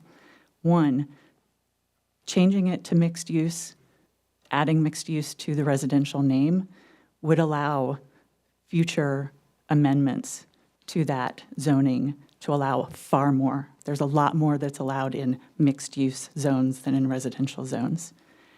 And secondly, adding mixed use allows the state legislature to make changes to what is being required of all cities to be allowed in any zone designated as mixed use. And that would remove protections from our residential neighborhoods. So that is why it was important to maintain residential only. It does matter. It absolutely matters. And then finally, I just want to amplify what you heard from Jennifer O'Hayan earlier in the comments. She spoke truth to what so many residents are currently feeling. Please hear that. Thank you. Thank you. All right, our last speaker is. Our last speaker who signed up at the beginning of public comment is Arjang Tamasibi. Welcome. Thank you for the opportunity. Thank you so much for all your services to the community. I've looked at the comprehensive plan, and probably we have hundreds of pages, but what is missing is numbers. And that's a key for a comprehensive plan. And what I hear, even some of the decision makers have said, we're not good with numbers. Or, I'm trying to see really what's the impact of all these big plans, 195,000 subsidized unit in King County. If you do a simple math, 195,000 times average cost of 30,000, it adds up to $5.5 billion per year. And we just don't want to talk about it. So we do want to know really what's the impact on the average residents that are sitting here. If you do a back of envelope calculation, the cost that falls on every single renter, homeowner in Kirkland will exceed $10,000 for a median house. And that's my back of envelope, but that's the only thing that is available. I've reached to many of the council members, to planning commissioners. Nobody had a number to share with me. So that's the best number that I have, so I share with everyone. It's gonna cost for a median house, $10,000. And then, of course, many of the people here own a house that just, they had it when it was cheaper. Now they have to pay a huge tax on it that it will not be affordable to them. So we should be careful with the name of affordable housing. We don't make it unaffordable for the rest of the residents. So we have to be careful. People can live in their own home. So we have to really do numbers before we commit to this. Thank you. Thank you. All right, I am now closing items from the audience. We're going to move on to our consent calendar, and then we're going to take a break. So before we have a motion, I'd like to ask Deputy Mayor Arnold to present the audit of accounts. Thank you, Madam Mayor. We had payroll in the amount of $4,600,329.65 and bills in the amount of $10,298,691.59. Thank you. Is there a motion to approve the consent calendar? Madam Mayor, I move approval of the consent calendar. It has been moved by Councilmember Sweet, second by Councilmember Falcone to move the consent calendar. Because the calendar includes an ordinance, our vote must be by roll call. City Clerk. Councilmember Tim Chizen. Yes. Councilmember Black. Yes. Councilmember Sweet. Yes. Councilmember Falcone. Yes. Councilmember Pascal. Yes. Deputy Mayor Arnold. Yes. Mayor Curtis. Yes. All right, we are going to take a quick break, and we will be back at 9:10.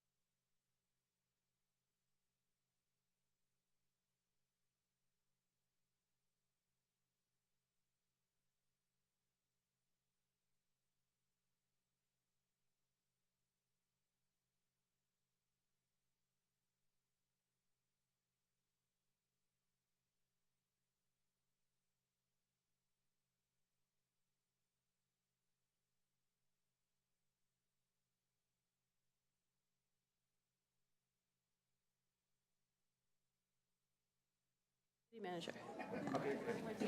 Kind of important. All right, if everybody can settle down, we can get back to our business agenda. We are now, thank you. We are now moving to our regular business agenda. Our first item is the 2024 end. Can we close those doors if folks aren't going to settle down? Or just ask them. Yeah, let's close those doors and they can come into chambers.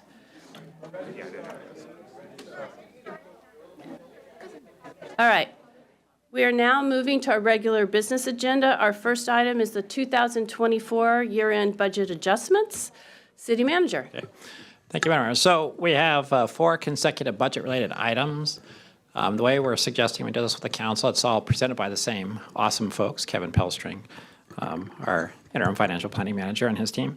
So what we want to do is take them in order. We have the one presentation, but we're going to ask you to vote on each item after a short presentation for each element. So if that meets the council's approval, we'll start off with the first one, which is wrapping up the 23-24 budget. So, Mr. Pelstring. Thank you. Welcome, Kevin. Thank you, City Manager. Good evening, City Council, Madam Mayor, members of the public. We have some light budget content to go through to break up the evening for you. We will try to get through this relatively quickly. I have about 19 slides. As City Manager mentioned, we have a few action items for Council tonight, including 3 ordinances and 2 resolutions. So I'll highlight each of those in turn and then give you all a chance to vote and adopt those ordinances and resolutions. Off the top, I just want to say thank you very much to City Council for your engagement and advising and during the budget process, to City Manager and all of our staff across the city. It really took almost everyone in the city to get where we are with the budget, and special thanks to the financial planning team for all their hard work over the last few months to get us to this place. So this is the final piece of the 25-26 budget development process. We've had a number of study sessions and public hearings and business items and various informal meetings about it with council. And just a reminder, our theme for this budget is a sound budget for a flourishing city.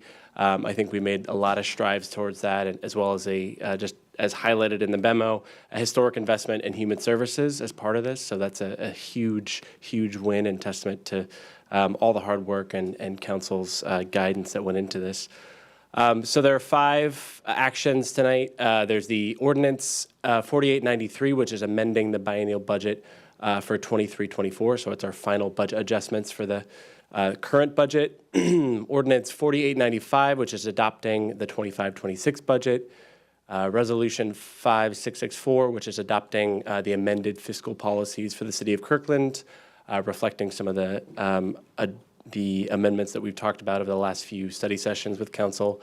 Ordinance 4894, which is adopting the final 2025 property tax levy, as well as Resolution 5663, which is adopting the 25-30 6-year capital improvement program. So as I mentioned, we'll go through a couple slides on each of these and then leave room for you all to vote on each topic. So up first is our final 23-24 budget adjustments. There's a lot here, most of which you have all seen in various parts of the budget development or different fiscal notes, and a few are just recognizing grants that we've already heard award of and just making sure that we have those in the final budget. So most of these, like I said, are related to the capital improvement program and new revenues. The total appropriation adjustments amount to $7.4 million. And some of the big ones are highlighted there. I'll just go through a couple, but we have $750,000 from a fiscal note from council to use REIT 1 and 2 for the 100th Ave Northeast flashing beacons, as well as recognizing about $450,000 in affordable housing fees in lieu that we received in 2024 and reflecting those in the working capital in the general fund. So here are the final appropriations. So the final 23-24 budget is $1.08 billion. So staff recommendation is to approve Ordinance 4893, amending the 23-24 biennial budget. Madam Mayor. Thank you. Any questions for Kevin? I'll take a motion. Deputy Mayor? Madam Mayor, I move ordinance 4893. Thank you. Second. Okay, it's been moved by Deputy Mayor Arnold, second by Councilmember Pascal to move 4893. Any discussion? Seeing none, City Clerk? Councilmember Tim Chizen. Councilmember Black. Yes. Councilmember Sweet. Yes. Councilmember Falcone. Yes. Councilmember Pascal. Yes. Deputy Mayor Arnold. Yes. And Mayor Curtis. Yes. Ordinance passes 7-0. All right, we can move on to 9B. Terrific. The next item is the 25-26 budget adoption, as well as the amended fiscal policies. So one piece of housekeeping, Ordinance 4414 requires that City Council determine and establish the level of effort for public records responses and review the budget, determining if we need to find additional funding for public records requests. Here are the estimates for the costs in 23-24, as well as the budget for 25-26. That includes 4 FTEs, 1 LTE, as well as the cost of software for that's main responsibility is to respond to these requests. So staff recommendation is that we do not need additional ongoing resources beyond the 25-26 proposed budget at this time. Here's some information on the average processing times in days, business days, by category, and the requests received by category. Just a quick broad level is that categories 4 or 5 are the more complicated, take more staff time and effort to respond to, whereas the lower categories, categories 2 and 3, are simpler and we're able to respond faster. So that's why typically you see a longer processing time for category 5. So we have here the approved council amendments for the use of one-time expenditures that were approved by council at the November 19th council meeting. They total $1.47 million, and they include funding all of, or most of, Human Services Option C, as well as a number of different one-time expenditures.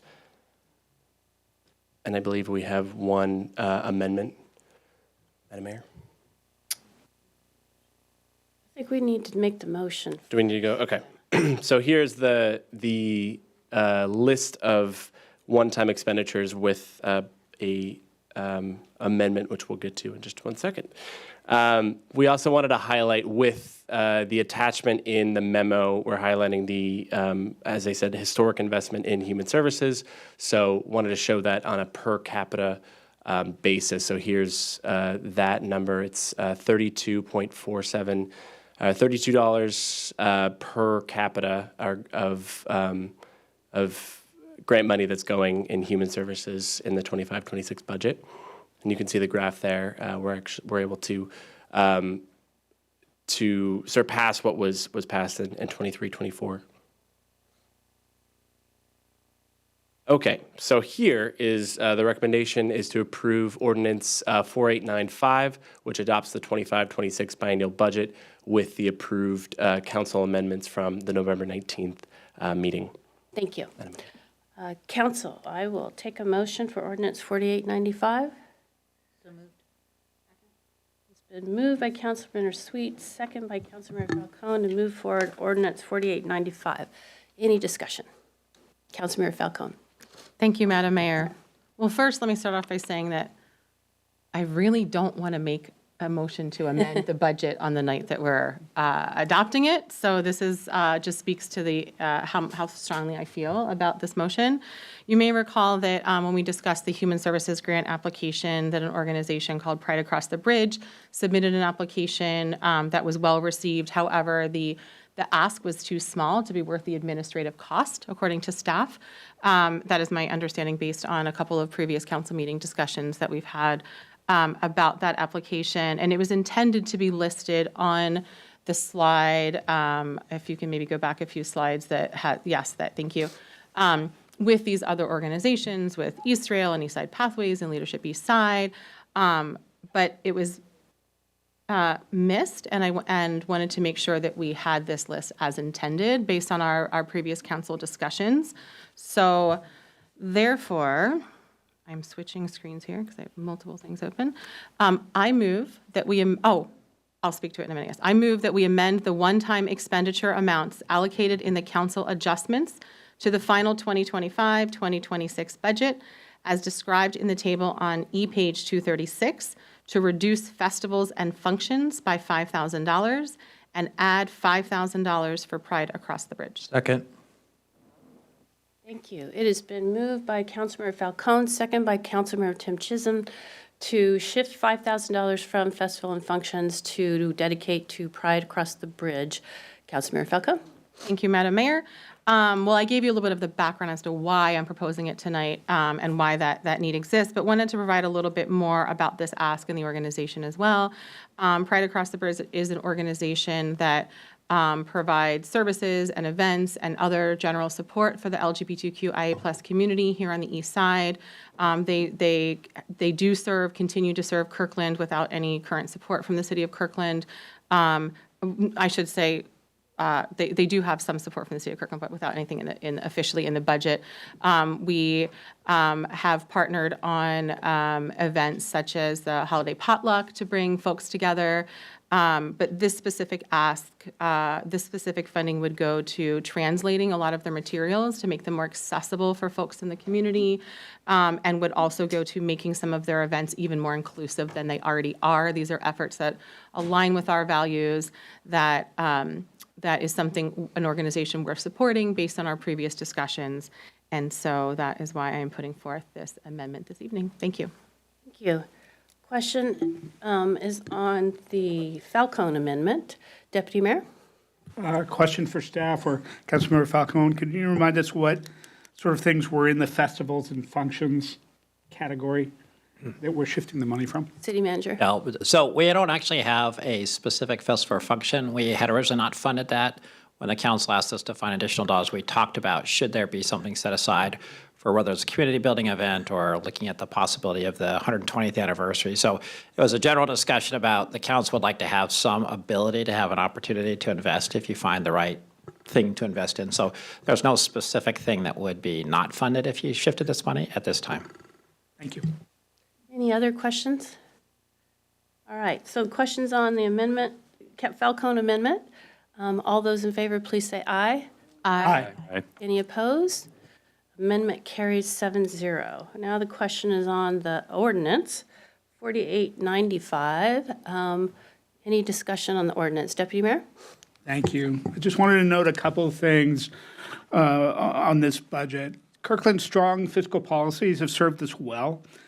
Kirkland has a sales tax lag where we base our sales tax revenue based on previous actuals and not necessarily counting on sales tax growth. And it has allowed us to continue to maintain services. Many of our colleagues in other cities are facing much more difficult budgets. So I wanted to note our strong fiscal policies. This is a flat budget for 25-26 compared to our actuals from 23 and 24. And the changes that we have focus on priorities such as economic development and, as noted, investing in human services. And very proud of the work we've done, and thank you to the team. Thank you, Deputy Mayor. I appreciate those comments. So thank you, Kevin. All right, so we're going to now vote on 4895. City Clerk? Councilmember Tim Chisholm. Aye. Councilmember Black. Yes. Councilmember Sweet. Yes. Councilmember Falcone. Yes. Councilmember Pascal. Yes. Deputy Mayor Arnold. Yes. Mayor Curtis. Yes. Ordinance carries 7-0. Terrific. 2 down. So next up is the Resolution 5664, which is adopting the amended fiscal policies for the City of Kirkland. Just a reminder, we reviewed these with Council on October 24th and November 19th study sessions or business items. They include a housekeeping change to the general operating reserve calculation, as well as updating the purpose of the council special projects reserve, which was previously discussed earlier this year, as well as updating the REIT reserve policy to be equal to 15% of the past 5 years average, with a floor of $2 million. The matching fund reserve, which included $500,000 in each REIT 1 and REIT 2, will be delayed until 27 and 28 biennium. So, Madam Mayor. Thank you. I will entertain a motion on Resolution 5664. So moved. Second.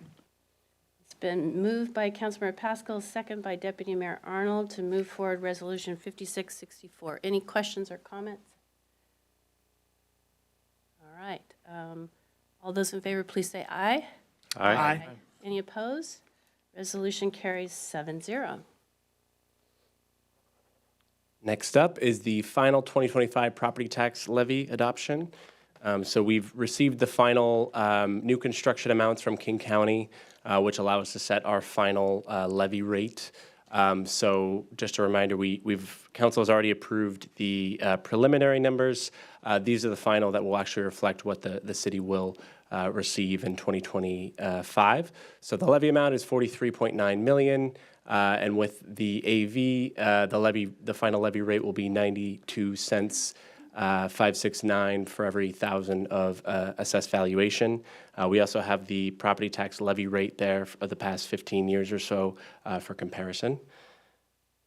And here is the comparison between the final levy as well as the compared to the preliminary levy, which was adopted in November. So you'll see the only difference is the new construction value is final based on what we received from the county, and previously we included an artificial increase in new construction just to make sure that we were above that number, and the county automatically brings us down to what the final number is once it's been received. So our staff recommendation is to approve Ordinance 4894, which establishes the property tax levy for 2025. Madam Mayor. Thank you. I will entertain a motion on 4894. Councilmember Sweet? Where to go, 4894? Yes, I move Ordinance 4894 establishing property tax levy for 2025. Second. It has been moved by Councilmember Sweet, second by Councilmember Black to approve Ordinance 4894. Any discussion? City Clerk, will you please call the roll? Councilmember Tim Chizen. Aye. Councilmember Black. Yes. Councilmember Sweet. Yes. Councilmember Falcone. Yes. Councilmember Pascal. Yes. Deputy Mayor Arnold. Yes. Mayor Curtis. Yes. Ordinance carries 7-0. All right. So for our final action tonight is the 25-26 Capital Improvement Program adoption. And for that, I'll pass off to Jessica Clem, our Senior Financial Analyst for the CIP. Thank you, Kevin. Good evening, Madam Mayor, Deputy Mayor, and Council. Thank you. We have 3 slides for you tonight on the CIP. For your general awareness, for the 25-30 CIP, we do have 4 federally funded projects that we do not have agreements in place yet. The 3 that are noted as funded for the construction phase only, those are through PSRC. We would need to complete prior phases before we can obligate that funding. The earliest we could move that forward would be October prior to the year of funding. There's often an opportunity with PSRC to move funding up should we get the project ahead of schedule, and so we will certainly be doing that if the projects allow. Excuse me. Lastly, the Lake Washington Boulevard pedestrian safety enhancements, that one is for all phases, and we can definitely get that one moving more quickly. Once the CIP is adopted tonight, we can add that to the STIP, and then we will be able to work on the agreement in February of 2025. Just 2 changes that have occurred since we met with council on November 6th. The first is a housekeeping item. This is the Houghton Village property acquisition. This was already recognized in the budget. We are recognizing it now in the CIP and the CFP. This is so that it will be eligible to use REIT to make debt service payments. And then for the Green Loop Master Plan, we previously had this split over a few years, and now we are moving it to 2024 to recognize the purchase of the Dragon property. Lastly, here's a summary of our 25 to 30 capital improvement program. Our 6-year funded CIP by program is just under $259 million. And then in addition, with our unfunded program, we are just under $1.3 billion. Staff is recommending that we approve Resolution R5663, adopting the 2025 to 30 6-year capital improvement program for the City of Kirkland. Thank you. Any questions for staff? All right, I will entertain a motion. Madam Mayor, I move Resolution 5663 adopting the 2025 to 2030 6-year capital improvement program. Thank you. Second. It has been moved by Deputy Mayor Arnold, second by Councilmember Black, to move forward Resolution 5663. Any discussion? All those in favor, please say aye. Aye. Any opposed? Resolution carries 7-0. Thank you both for all your hard work this year. Thank you very much.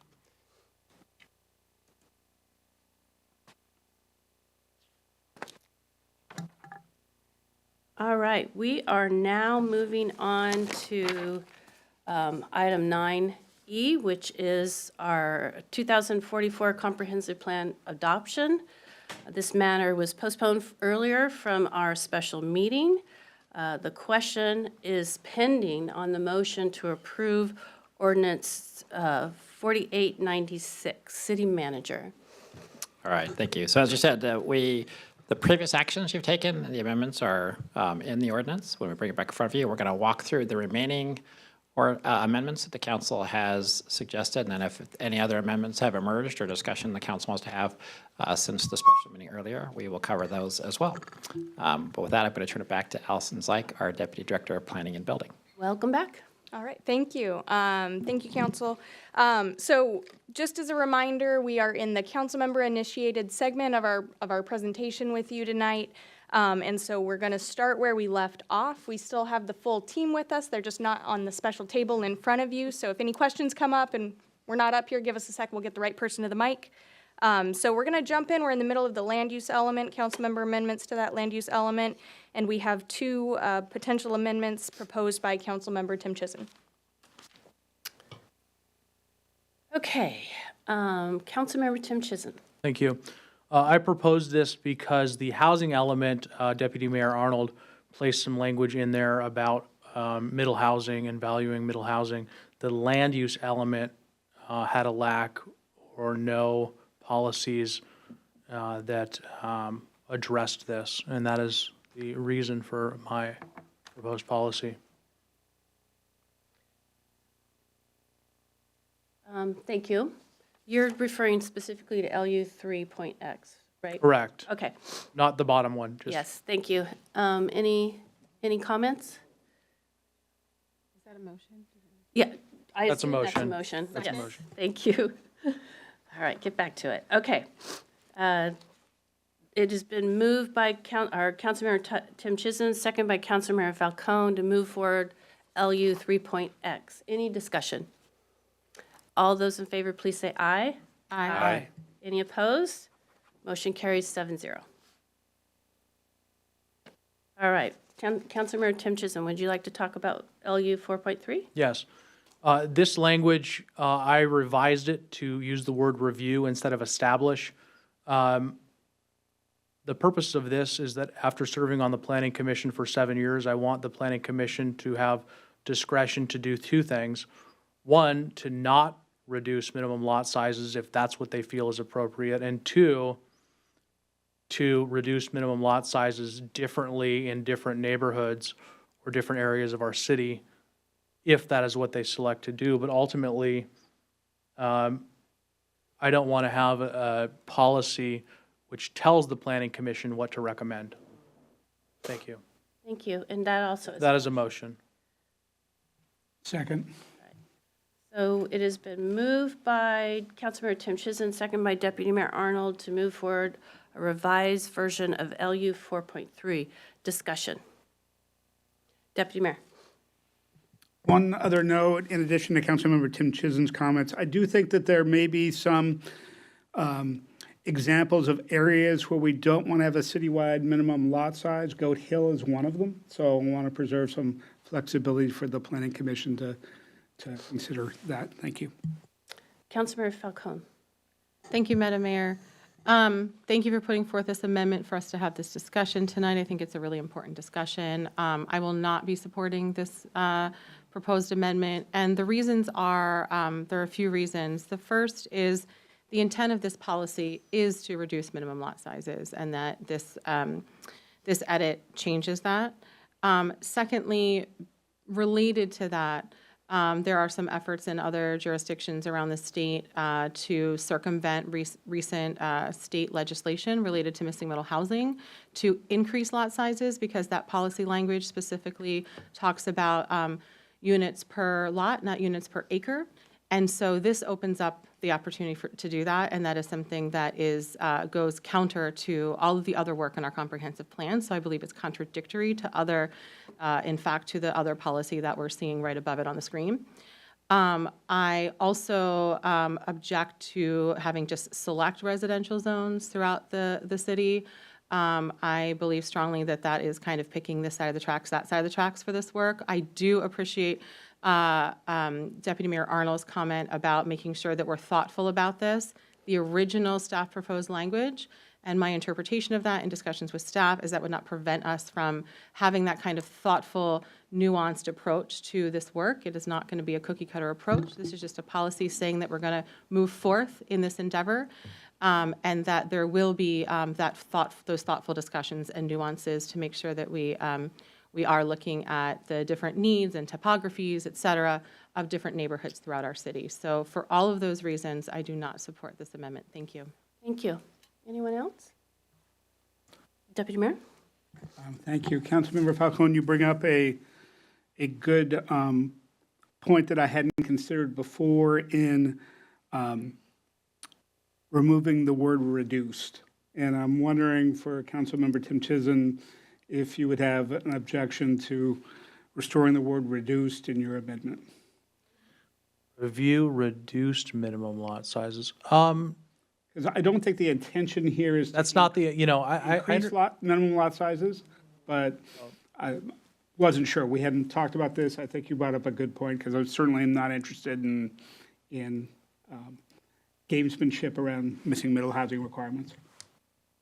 I don't have a secret plot to increase lot sizes, and I do not object to the I do not object to the inclusion of the word reduced. All right, we'll take that as a friendly amendment. Councilmember Black. Can I just, thank you, Madam Mayor. Can I just make a suggestion to my two colleagues that it be review the reduction of minimum lot sizes?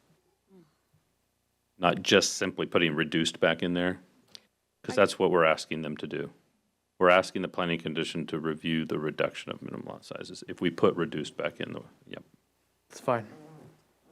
Area is wordsmithing again. Anybody else? All right. I appreciate that edit, and I appreciate Councilmember Tim Chisholm bringing forth his planning commission experience. I'm also uncomfortable with in select because I think Councilmember Falcone said it very clearly. We're picking sides of the track. I'm wondering if Councilmember Tim Chisholm would take another friendly amendment. And I think if we can say the reduction of minimum lot sizes in residential zones, perhaps if we just take out the word throughout, because again, as we all know, the Planning Commission is not going to do a peanut butter approach on this. They're going to look at it specifically.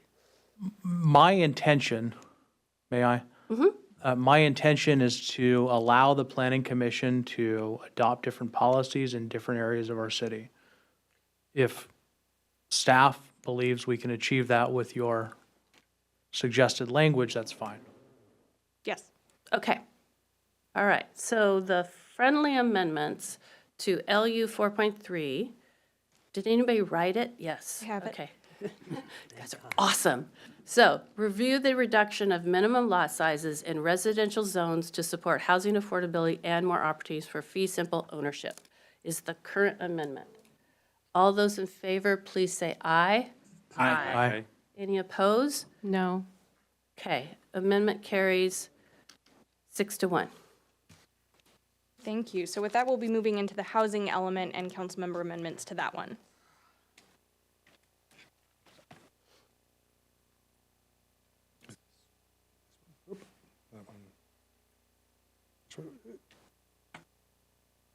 There we go. Okay. Whoa. Touch it. Don't touch it. Okay. All right. So this is the first of the council member amendments that have not been adopted in the ordinance. This comes from an original proposed edit to policy H 1.5 presented by Councilmember Tim Chisholm, then jointly amended by both Councilmember Tim Chisholm and Deputy Mayor Arnold, which adjusted the last sentence. The council directed both Councilmember Tim Chisholm and Deputy Mayor Arnold to go back and look at this a little bit more and come up with a different last sentence. During that discussion, however, there was a recommendation by Councilmember Falcone that we include state and regional into the resources, prioritizing resource section of the policy, and that was agreed upon by Councilmember Tim Chisholm, who brought the original edit. And so this, and that's also reflected independently. I'm sorry that this could have been probably added to the ordinance, but that's reflected independently in a separate slide here. But this is the proposed adjusted language to the last sentence. May I? There's been several reiterations of this.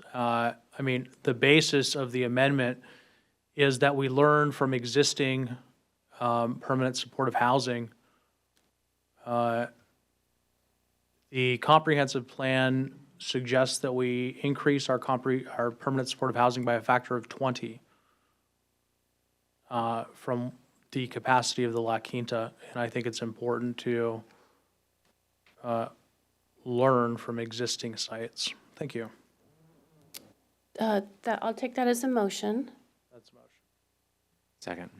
Okay, it's been moved by Councilmember Pascal, moved by Councilmember Tim Chisholm, second by Councilmember Pascal. I saw Councilmember Falcone's hand up, and I saw Deputy Mayor's. Councilmember Falcone? Thank you. I may need some guidance just procedurally on this, but I'd like to split this, please. The state and federal addition language separate from the last sentence.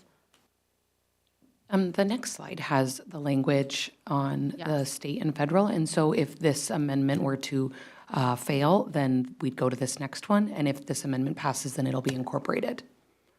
Okay. Thank you. Do you want to? Yeah.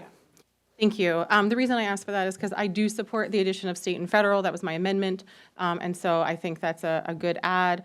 The last sentence, I do not support. I believe strongly that having specific development standards just for housing for people who are chronically unhoused or formerly chronically unhoused, who are more likely to be, they're predominantly folks who are living with disabilities and folks who are senior citizens in our community, is, if not legally, it is morally discriminatory to be having specific development standards just for housing for folks who are living with very low income.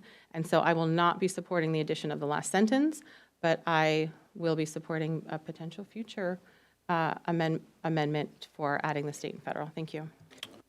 Deputy Mayor? First, I know after the last meeting in talking about how this is evolved, I just want to give credit for Councilmember Black that helped Councilmember Tim Chisholm and I on some this potential language. Appreciate that his thinking on this. This is one of the areas where, in clarifying the comp plan, there's a lot of things that are already our practices, and we're saying specifically that we're doing those things. We go and update our standards when we learn things from time to time, and want to say specifically that in this category, we're open to that as well. And we'll continue to adjust as we learn things or not, as appropriate. Thank you. Councilmember Pascal? Thank you. Yeah, we need to learn from our experiences in all we do as a local government and apply those lessons learned as we consider changing policies, adding policies that introduce different types of housing in different locations and so forth. I see this as common sense language and good governance, and that's the bottom line. Thank you. Councilmember Sweet? I think where I have difficulty with it is sort of the such housing. It's, so when we build a new Aegis, do we have a template that we follow for old people housing, older people, older than I, maybe a little? So that's why I can buy into Councilmember Falcone's critique of this. I agree that it's common sense for us as we develop everywhere in our city to learn from what we're doing. I mean, that's what this whole thing is all about, is, you know, if we build a fire station, we're going to learn something that might affect the next fire station. So to call it out in this way does feel to me like a bit of buying into bias. So I will support Councilmember Falcone's review of this. Councilmember Black? Well, thank you, Madam Mayor, and I appreciate thoughtful discussion by my colleagues. I just want to take credit for having proposed common sense language. No, I'm sorry, I don't mean to be flip. The reason, my objective when I set out was to try to help. If we all recall, it was a conversation between Deputy Mayor Arnold and Councilmember Tim Chisholm, and there was going to be some sort of reconciliation. It was really sort of an attempt to sort of help. My suggestion was really sort of an attempt to help them reconcile. Ultimately, the reason that I was comfortable with this because of the common sense nature of that the city. This is what we do. We learn from what's going on in the city with respect to policy decisions we've made, including land use policy decisions we've made, and we adjust. So I was comfortable with that. I do want to emphasize, I appreciate the comments. I'm going to be supporting this. The whole policy is about developing specialized standards for this particular category of affordable and supportive housing. Given that the entire principle behind the policy is that there will be specialized standards, I'm comfortable with this common sense concept that we will learn from those standards and develop them as necessary. So I'll be supporting this. Thanks. Thank you. I will not be supporting this amendment. It others people that live in permanent supportive or transitional housing to call out this housing deserves a different kind of look at we would do any sort of housing. It others not only the housing but the people that are living in the housing. So the question is on policy H 1.5. All those in favor, please say aye. Aye. All those opposed, please say no. No. Motion carries 4-3. Thank you.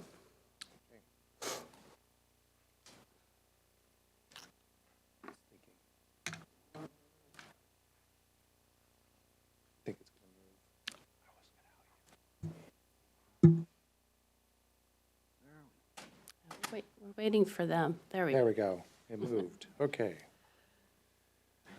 All right, so as you recall, we had a motion to kind of put a lot of these policies that we previously discussed earlier today and look at them all together. Okay, so we have already discussed the ordinance version, which was a general policy, a policy that was moved to the general policies from the housing element and then moved back to the housing element in our previous discussion, and with edits to that policy as recommended by Mayor Curtis. At the same time, there was a new policy provided by Councilmember Pascal that looked to the council really similar. And there was some disagreement as to whether this policy, these two policies either needed to exist together or separately. And there was a conversation as to whether these could be combined. So staff is providing both of these, is providing an alternative policy that which attempts to kind of combine both of these at the bottom for consideration as well. That was clear as mud, Scott. Yeah, I know, it was. Okay. I know. Madam Mayor, Yes, Councilmember Pascal. I'm going to move this and then ask that I can explain it more. I'll move Pascal, as it says on screen, Pascal Alternative Policy H-2.31. Second. Oh, I can't second. Okay, it's been moved by Councilmember Pascal, second by Councilmember Falcone to move forward Pascal Policy H 2.31. Councilmember Pascal. So this was a rework based upon council feedback of trying to not create additional policies, but to rework policies to get the intent across. And so this incorporates some of what Mayor Curtis had suggested, but also what I heard from other council members in our discussion, and then staff's input. So, as we look at ways to implement housing at lower affordability levels, we really need to better understand all the various ways that public dollars can best be leveraged. And while we have policies that state, our goals for the number of units needed at various levels, we really need to understand what it's going to take over time from a taxpayer subsidy perspective and other funding level perspectives, and where can dollars best be leveraged to get there. And so I think this is about transparency, it's about accountability, it's about trying to achieve our goals. And we're going to need the public support, so transparency around fiscal policy is key. Thank you. Any other comments? Deputy Mayor? And just specifically to some of the public comment that we have heard about this regarding the multifamily tax exemption. Today, there are a handful of projects, each individually council approved, that we have granted that exemption. As we look at our affordable housing needs, some folks have asked the question, does this scale? Because it gets to be a big number. I'm glad, and I thank Councilmember Pascal for proposing this policy to do that kind of assessment and monitoring and make sure that the performance of those subsidies is both sustainable and doing what we want it to do. Thank you. Anyone else? All right, the question is on the Pascal Alternative Policy H 2.31.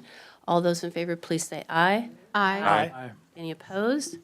Policy carries 7-0. Okay, now is the question, moving ahead without you, Scott, about the Curtis policy. Did you leave it in general? No, So it's in housing? it is in housing. Okay. Yeah. So I want to withdraw this policy. So I need to make a motion to withdraw my policy. Yeah, to remove it from the ordinance, yes. I think I need somebody else to do it. Second. Okay. So it's been moved by Councilmember Falcone, second by Councilmember Black to remove the Curtis policy, H whatever it is.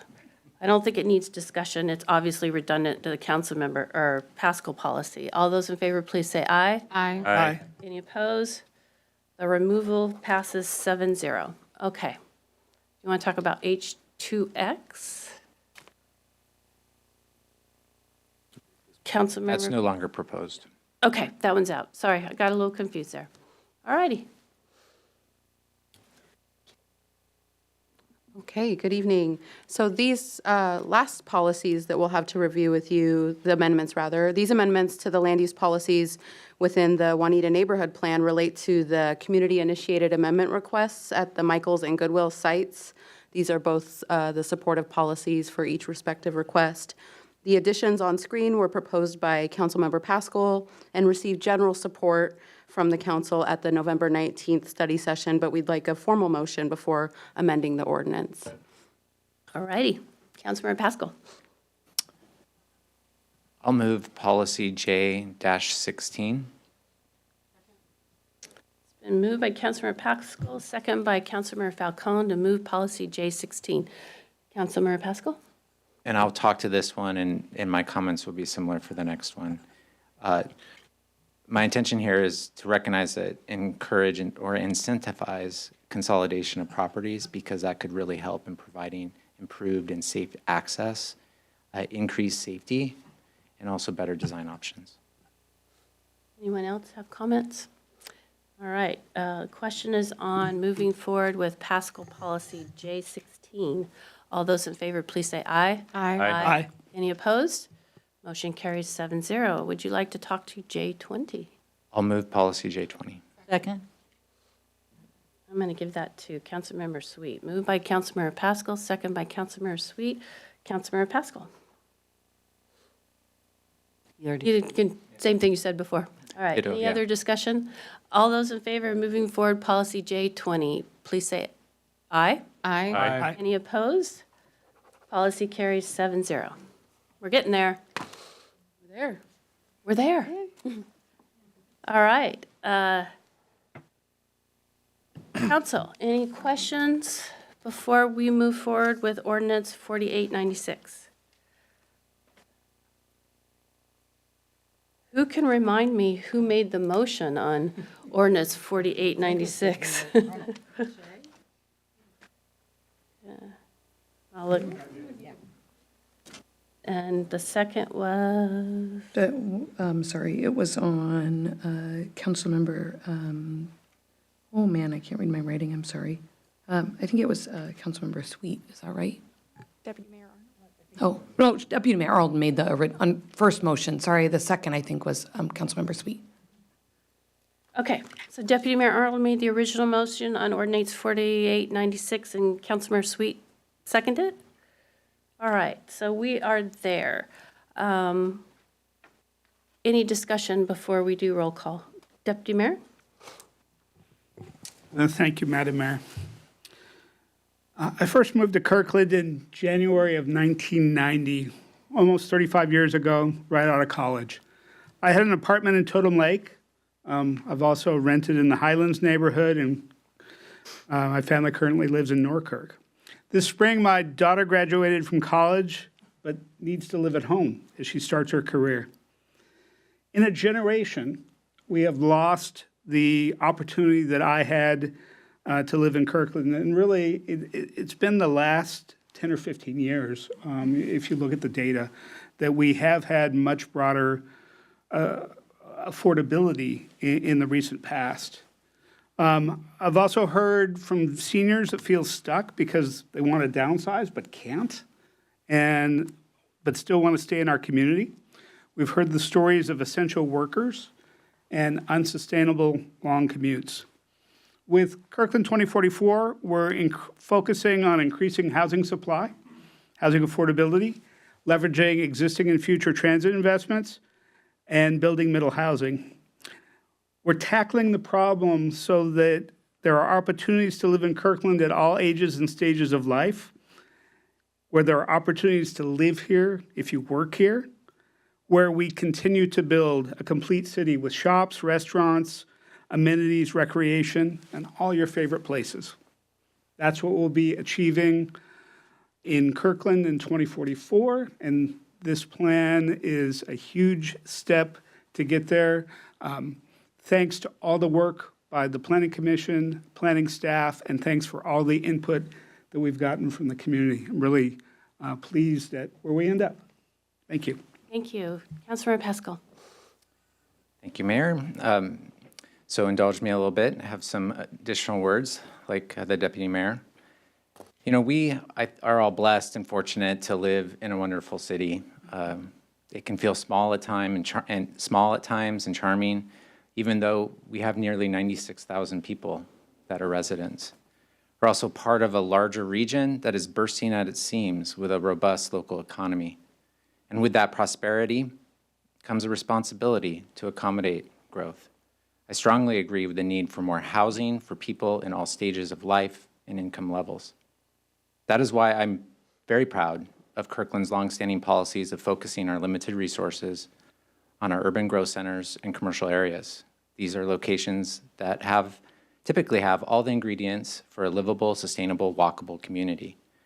We have made considerable zoning changes and investments in these areas over time. The 85th Street Plan is one recent example.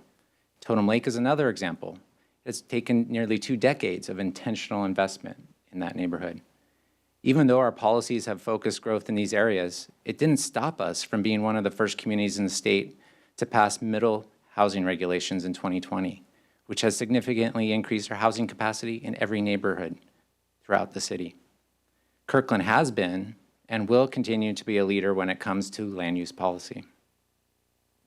The comp plan update process fully embraced these policies initially, and discussions in early 2023 talked about the fact Kirkland only needed minor changes to our zoning to accommodate our planned growth. However, all that quickly changed as we approached the finish line this past spring. Instead of minor changes and tweaks to the comp plan, major policy changes came to light. One policy was a transit corridor proposal. It reflected dispersed density across the city, even though there would be little, if any, additional transit service. In fact, our own unbiased and independent environmental impact statement clearly highlighted that such a policy would stunt growth in our urban centers and actually disperse housing and jobs elsewhere. Since that time, the Planning Commission has thankfully backed away from that policy after the community rightfully raised many questions. But it's become clear that the transit corridor discussion diverted attention and resources away from many other substantive policies that were also added to the comp plan. These policies could have very real and unintended outcomes if not thoughtfully considered. That is one reason we had a special meeting tonight to discuss amendments. Amendments at the 11th hour on our last council meeting of the year is not how we should be enacting laws and policies. However, it demonstrates that there were problems along the way and course correction was needed. While many of the amendments are very helpful, and I thank my colleagues for them, and they got us closer to a plan that I can support, I can't help but feel like we didn't quite get across the finish line. I still see a comp plan that does not fully align with a policy of focusing growth in our urban growth centers and commercial areas. While we have revised language in places, other policies seem to be inconsistent or not supportive of that, such as what we discussed earlier this evening with policies LU 2.6 and 3.2 that were amended to include what I would say is unclear language and appear to be even broader than the transit corridor policies considered several months ago. We have limited resources, and we can't do it all everywhere. Diverting attention and resources away from our growth areas will only make it more difficult to accommodate the affordable housing we need. Another concern is the use of policy terms, such as establish, create, expand, that already assume an outcome. Another example is policy LU 2.6 tonight that said create. This commits us to a specific action when there hasn't been any analysis performed. We should instead use terms such as consider, evaluate, analyze, when we don't have information on which to make an informed decision. It also results in a disingenuous process where we ask for public input during the implementation phase and then disregard concerns because the policy direction has already been made. Many of us have acknowledged this comp plan update was a difficult process and one we don't want repeated. I'm concerned we have not fully embraced an outreach process where two-way conversations occur, where we value all input from all people, and where feedback loops and discussion are essential, especially as we work towards the finish line. My amendment tonight on improving outreach is a step in the right direction, but I want to see those words put into action. Finally, I would like us to reevaluate our land use planning process, where land use discussions are not just based upon value statements, but are based on how well a policy will result in an outcome we desire. Where pragmatic and financially feasible solutions are proposed that are based upon unbiased data. Where we are given options that are right-sized and specific to Kirkland, and where outcomes are vetted publicly with ample time for community dialogue. So after reading all the countless emails, talking with many, many community members, and careful consideration of all the materials, I will not be supporting the comp plan tonight. And as a former planning commissioner who was chair of the commission during the last successful major comp plan update in 2015, this is a tough vote for me to make. A comp plan should be inspirational. It should have broad community support. And, it goes without saying, but I'm disappointed that that wasn't the case this time. That all said, while I'm not going to be voting for it tonight, I do want to express my profound appreciation for all those who have worked and provided input on this effort. I recognize that staff, commissioners, and the public have spent a significant amount of time over the last 2 years. And for that, I'm very grateful. Thank you. Councilmember Tim Chizen. Yeah.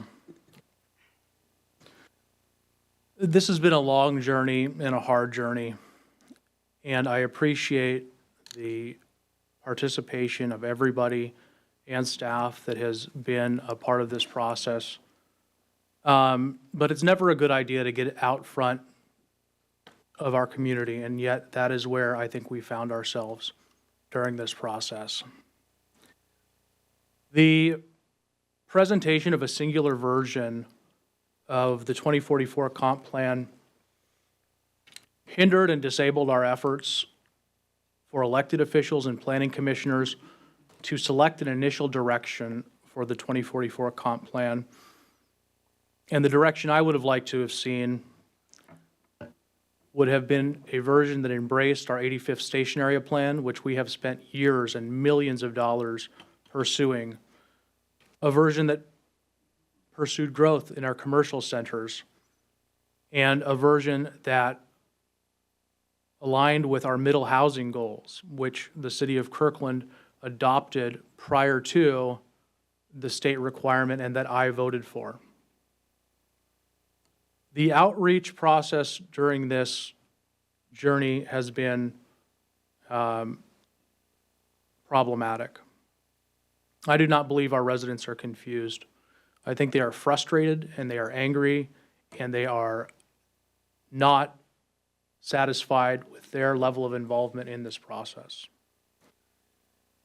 We spent months of controversy about the transit corridor issue, and all of the oxygen in the room had to be dedicated to that. Now we have a substitute to that, which is 10-minute neighborhoods, which is an ill-defined, incoherent, 177-word definition that nobody can explain to me. This is going to have to be litigated. There's going to be tons of problems with the definition of 10-minute neighborhoods. And it is a replacement policy for transit corridors and one that does not focus growth in any coherent fashion that I can figure out. I would have liked to have seen our residents, our current residents involved in this process, and I don't think after this process they feel that way. The amendment process is not meant to change the direction of an entire comp plan. It's meant to make small, minor changes to a document. and cannot reverse the direction of a plan. The amendments I proposed tonight passed, and I think they improved this plan. But the outreach process and the inclusion of 10-minute neighborhoods will leave much more confrontation and much more of an adversarial process with our residents in the future. I support building housing in this decade. I don't think this plan gets us there. And the effort we could have dedicated to this transit corridor thing and other excuse me. Is there a problem over there? Thank you. The time we dedicated to the transit corridor issue could have been better spent producing housing in this decade. I do appreciate the participation of everyone, our residents, staff, and council members. I will not be supporting this plan. Thank you. Thank you. Councilmember Falcone. Thank you, Madam Mayor. Well, I want to start off by just saying a bunch of thank yous. Thank you to Kirkland City staff. You have done just incredible amounts of work throughout the past couple years, and thank you to the entire team. There are too many folks to name everyone because I know it's a huge team. We've seen some of them here this evening, but I know there's so many more folks who worked on this, and we appreciate every hour and every discussion that you had with community members, with one another, with council members, with planning commissioners over the past couple years to really get us to where we are tonight. Thank you to the community. We had just a vast amount of community input over the past 2+ years. Thank you to everyone who took the time to share your thoughts and opinions and your life experiences with us, with staff, with Planning Commission, with City Council. You made this plan better. What you see, the plan before us tonight reflects the diverse opinions of our community members, which are represented in the diverse perspectives that you see up here on the dais in our discussions. And so I think that is how the process is intended to play out. Lastly, thank you to my council colleagues for the respect that we have for one another and that we share, even in moments when we disagree. We do so with respect and understanding that we each bring different life experiences, different values and perspectives, but that when at the end of the day, we all do this because we love this community and we love the city of Kirkland, and we're each doing the best that we can with the tools that we have to make this the best possible comprehensive plan. I've shared multiple times throughout these discussions over the years. I always like to bring us back to wherever our draft vision statement is at the time, because I think that's just a really important place to center us. I won't do that in the interest of time. I won't read it. I was tempted to, but just I encourage you to reread our vision statement here. It really helps center the why of why we're doing this work, and it all comes down to doing it for community, with and for community. You know, it's easy to get stuck in the weeds and the details of each policy, and that is all very, very important, as you've seen us do tonight and in previous meetings. However, I always like to come back to the vision statement and why we're doing this work, and we'll continue to do that as we move forward in the work of the city, the business of the city, and in implementing this plan. As we've discussed, the vision statement will be front and center in the documents and the agendas and the work that we do. So just want to bring us back to that. In all of this work, and in all the work of the city, I say repeatedly that it's really important that we maintain lenses of sustainability and equity. And we've done that quite well in this work that we've done, and I'm really proud of that. Understandably so, there's been a lot of focus on the housing and land use elements. These are very, very important and impactful chapters of the comprehensive plan. And although not perfect, and I understand, you know, a plan in which does a document that does represent diverse perspectives, not everybody's going to be happy, and probably everybody's going to be unhappy with something in it. So, you know, from anybody's perspective, they probably don't think that it's perfect, but I am proud of the work that we're doing and that we're leading on affordable housing and on affordable communities. We're facing an affordable housing crisis. And yes, as was mentioned earlier, we have state requirements that we have to comply with. But in true Kirkland fashion, we're rising to the challenge and really trying to address the issue at hand and not just the minimum of what's legally required of us. We also have some innovative and exciting policies in other elements of the comprehensive plan as well. The economic development element, wow, that's funny to say, for example, has policies that promote small, startup, locally owned businesses that support living wages, economic sustainability, and equity. The transportation element contains policies that will further our goal of reducing reliance on single occupancy vehicles and improving connectivity and multimodal mobility, again, with lenses of equity and sustainability. I could go on and on about each element, but in the interest of time, I won't, even though I encourage you to read all of these elements. I encourage you to look at the sustainability, climate, and environment element, to look at the parks, recreation, and open space element, to look at the utilities, the human services, capital facilities, and the public services elements, and that's where an amendment we discussed earlier tonight on our policy in collaboration with Lake Washington School District resides, for example. So there's a lot of good stuff throughout this comprehensive plan. As a mom of 3 school-aged kids, I just shudder to think of how they will ever afford to live in or near Kirkland if we don't take bold action, as we're doing in our comprehensive plan. I do this work for the next generation and for future generations to come. That is the lens that I have as a mom representing families and moms were mentioned earlier tonight. Moms are powerful. Moms are in the weeds with the kids, raising families and are caregivers. And I bring that lens to this in caring for, I want to make sure that my kids and your kids and our grandkids can afford to live here when they grow up.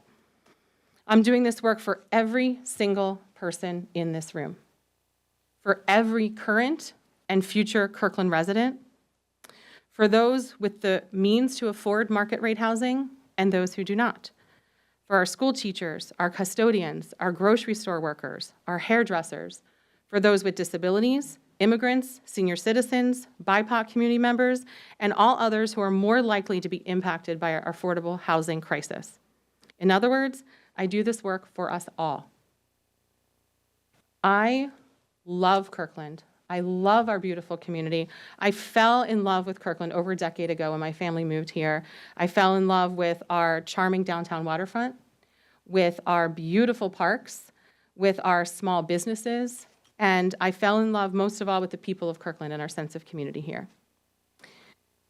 I care deeply about the well-being of every single person who enters this city, whether they currently live here, whether they go to school here, whether they work here, whether they visit here, whether they go to a doctor's appointment here. Whatever it is, I take that responsibility very seriously to care and nurture this community and the future of this community. It really is the best place to live. I know we were rated like number 3 at some point, but we're number 1. This is an amazing place to live. And I want living in Kirkland to be an option for folks in all walks of life. I'm a proud resident of the Finn Hill neighborhood of Kirkland, where I live with my husband. We're raising our 3 children. And I'm proud of our collaboration as a community on this plan. I'm proud of our focus on sustainability and on equity and setting the stage for an even brighter future for all members of our community. Thank you. Thank you. Councilmember Sweet. How am I supposed to follow that? Goodness. Well, I too am incredibly grateful to this council, to the Planning Commission. I see the Breas here today. To the planning staff, you guys have been remarkable, and to the entire community. It's really weird that we've been having so much of this conversation, because this has been, in my 15 years of this council, the most robust public process I have ever been involved in.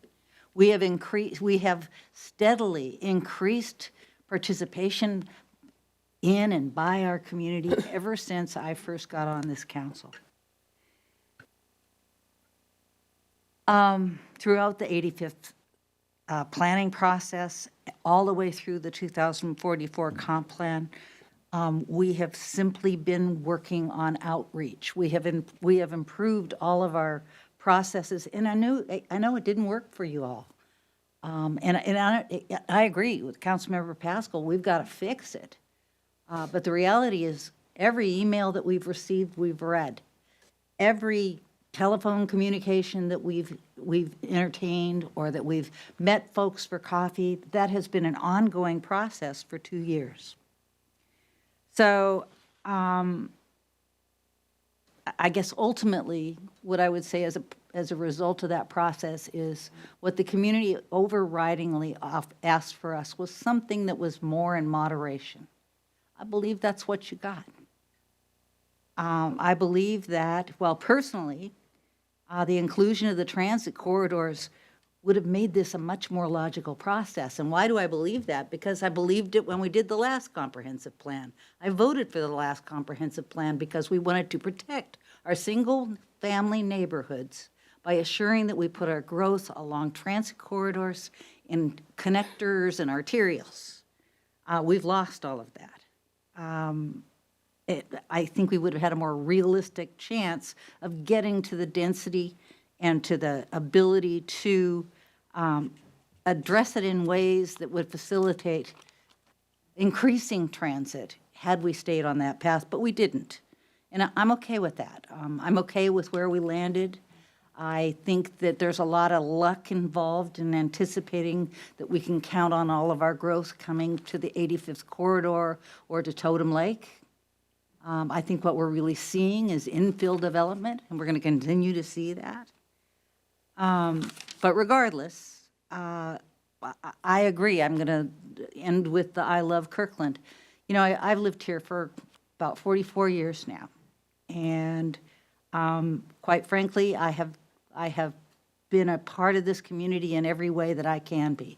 I've served on boards, and I've served on the Chamber of Commerce. I've owned a business. I've tried to be an active, involved member of my community, and I have done so, as all of us have, for the love of Kirkland. You're here because you love this community. You're here because you want to fight for what you believe is the right choices for this community. That's what I'm trying to do too. And I think we all have to recognize that we're not necessarily going to meet on one side or the other, that we're going to have to meet somewhere in the middle. So I appreciate dearly all of the all of the involvement that you all represent for this process. But the reality is I'm okay with where we landed. It's a plan. Plans are meant to evolve and grow. That's why it's a 20-year plan. We're going to revisit this plan every year. And as Nicole pointed out, as it presents us opportunity, or the legislature opportunity to do other things, we have to stay diligent. You have to stay diligent. Things are moving at a rapid pace out there. But I think all we're trying to do is the right thing. And I think we have done everything we can to do the right thing. So I apologize if you don't feel like we did, but I feel good about this comprehensive plan. Proud of my city, proud of you all for being part of it. Thank you. Thank you. Councilmember Black. Thank you, Madam Mayor.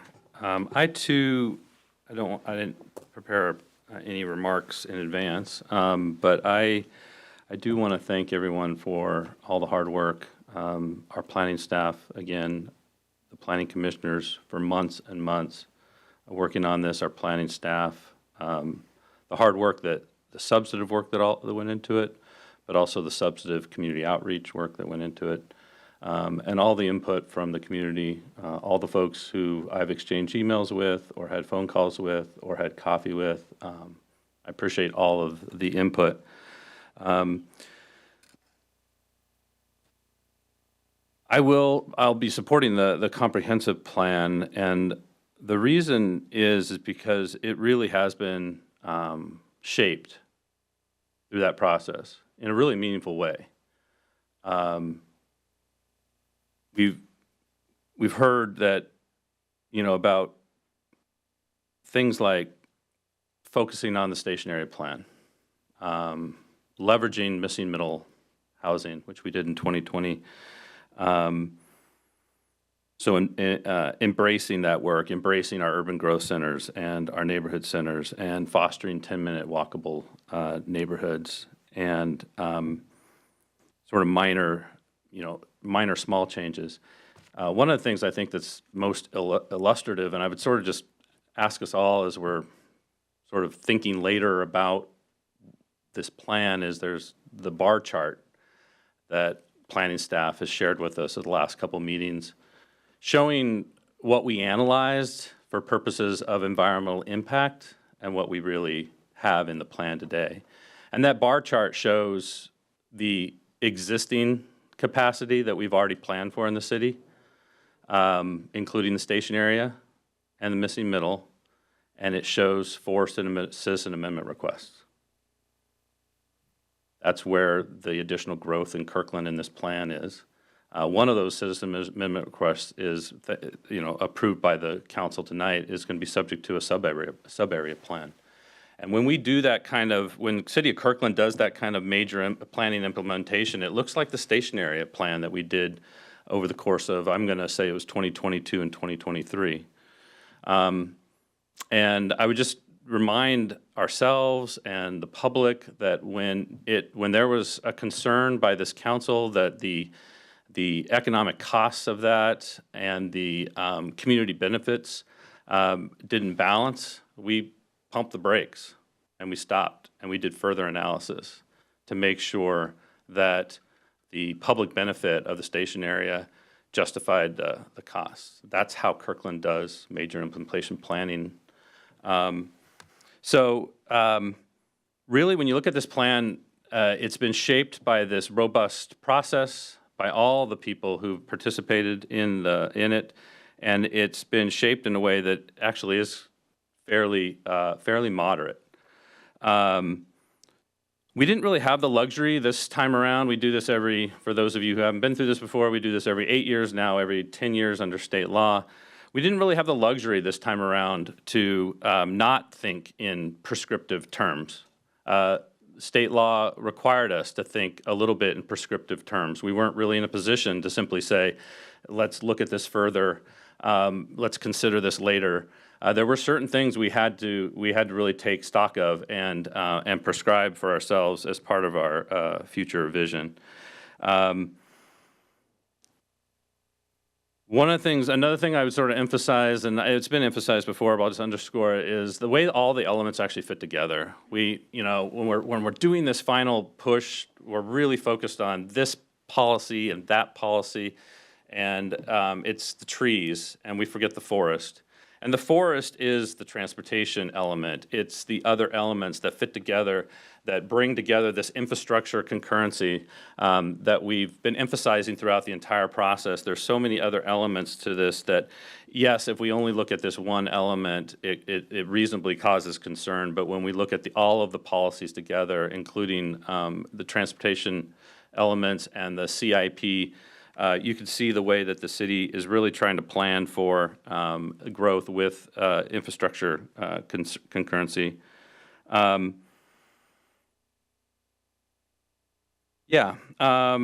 would have loved to have brought this policy home with a unanimous vote of all of my colleagues. I would like for everyone in the community to be thrilled with the comprehensive plan. I don't think there's been a comprehensive plan adopted in the state of Washington since the Growth Management Act was enacted in 1993 that had everybody in the community thrilled. It would have been nice. I'm disappointed that we weren't able to. I do think planning staff, members of the public, my colleagues on the council tried really, really hard to move this to address feelings of concern and to satisfy the concerns that our colleagues had too. So it's disappointing to me that it's not a unanimous vote.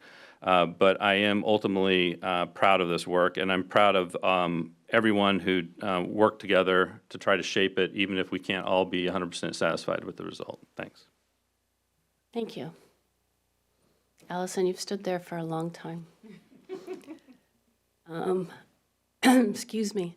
I do have a cold, if no one's figured that out yet. I first you know, I'd make you stand up and take a bow, but I want to thank planning staff for the years of effort and the true commitment you've shown to this process, and I'm incredibly grateful. And it was said earlier this evening, but I acknowledge that this was a citywide process. So everyone has made a commitment to this, and we all thank you for the hard work that you do. And I also thank my fellow council members who have put so much effort into this plan. And I, again, have to, it's been said, but we do thank our community members who have engaged on this issue. And it's not just those that are here tonight, it's those who've attended meetings, who've taken coffee with me, who've provided testimony, who've connected us through letters and email and our Kirkland. And we have responded to the feedback we received. You asked us to focus the housing element on the urban growth centers and the neighborhood centers, and this is what you've asked us to do. You told us that you cared about the missing middle housing policies, that we focus the growth at Totem Lake, that the rezone at 85th Station Area Plan is the direction that you want us to go. You asked us to tie growth in with services and transit and park space and more. And we've been clear that we will continue to focus on sustainability, expanding parks and open space, the things that make Kirkland special. We have focused in this plan on smart growth and building a livable community.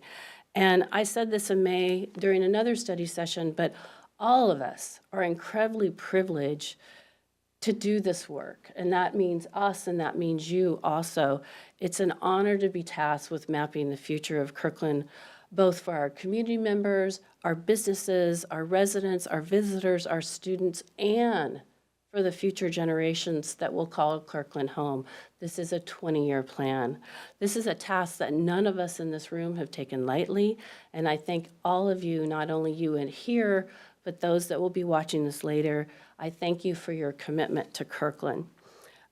This plan is about people. It's not about zoning. It's not about where growth is going to happen. It's about people. It's about keeping families together. It's about ensuring that our young people will be able to remain in their community for their first job, ensuring that our seniors who have dedicated their lives to this community, that have built this community, can age in place, and making sure that our workers, and you heard it today, who spend hours a day in their car because they can't live close to where they work. If they're not living where they work, they're not giving back to the community. So this is about building community. This plan is about putting housing within reach. This plan is about continuing to build an inclusive community where current and future generations can thrive. As you've heard it tonight, I've said this before, we're not outsiders. We are your neighbors. We live in this community alongside of you, and we care deeply about this community, the members in this community now and the members in the future. Everyone should walk away from this plan knowing that they gave it their best. And truly, everyone, that they were engaged, that they made a difference in the future of Kirkland. Some of us are going to walk away disappointed that we didn't get everything we want. But as with any issue, there are multiple points of view, there are multiple considerations, there are multiple priorities. It's okay that we all didn't get everything we wanted. We compromised, we worked together, and we have a comp plan that helps us set the vision for Kirkland for the next 20 years. So again, I thank everyone for their participation. And we're ready for a vote. All right, so the question is on ordinance 4896, moved by Deputy Mayor Arnold, second by Councilmember Sweet. City Clerk. Councilmember Tim Chizen. No. Councilmember Black. Yes. Councilmember Sweet. Yes. Councilmember Falcone. Yes. Councilmember Pascal. No. Deputy Mayor Arnold. Yes. Mayor Curtis. Yes. Comp plan passes 5-2. Thank you, everyone. Thank you, Council. All right, I am going to call a break because I'm assuming this room is now going to clear out. So we are going to take 15 minutes. Is that enough time for you? Oh, no, I don't have to leave yet. It's 11:30. Okay, we're going to take 10 minutes, and we're going to be back at 10:45.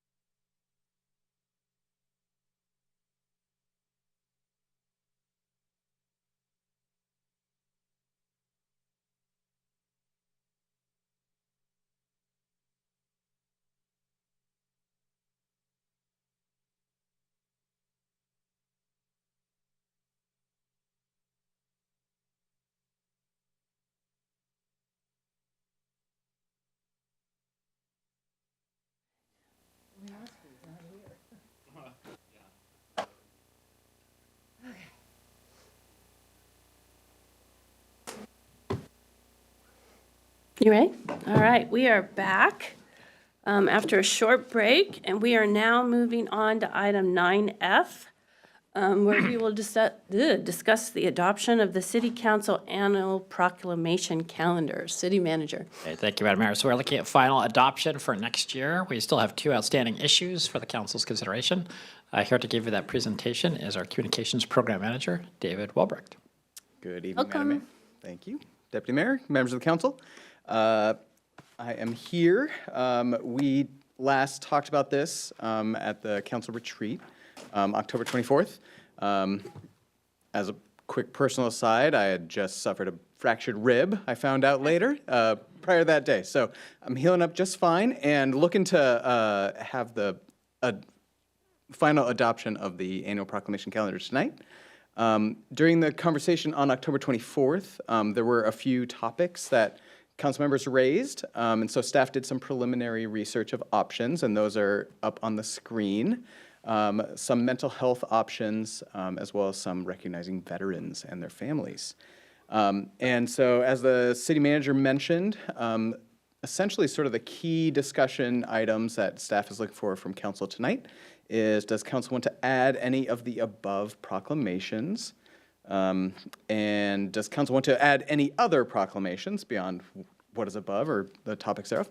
And does council want to remove any from the calendar? So I do have the kind of the current draft of the proclamation calendar up on the screen here.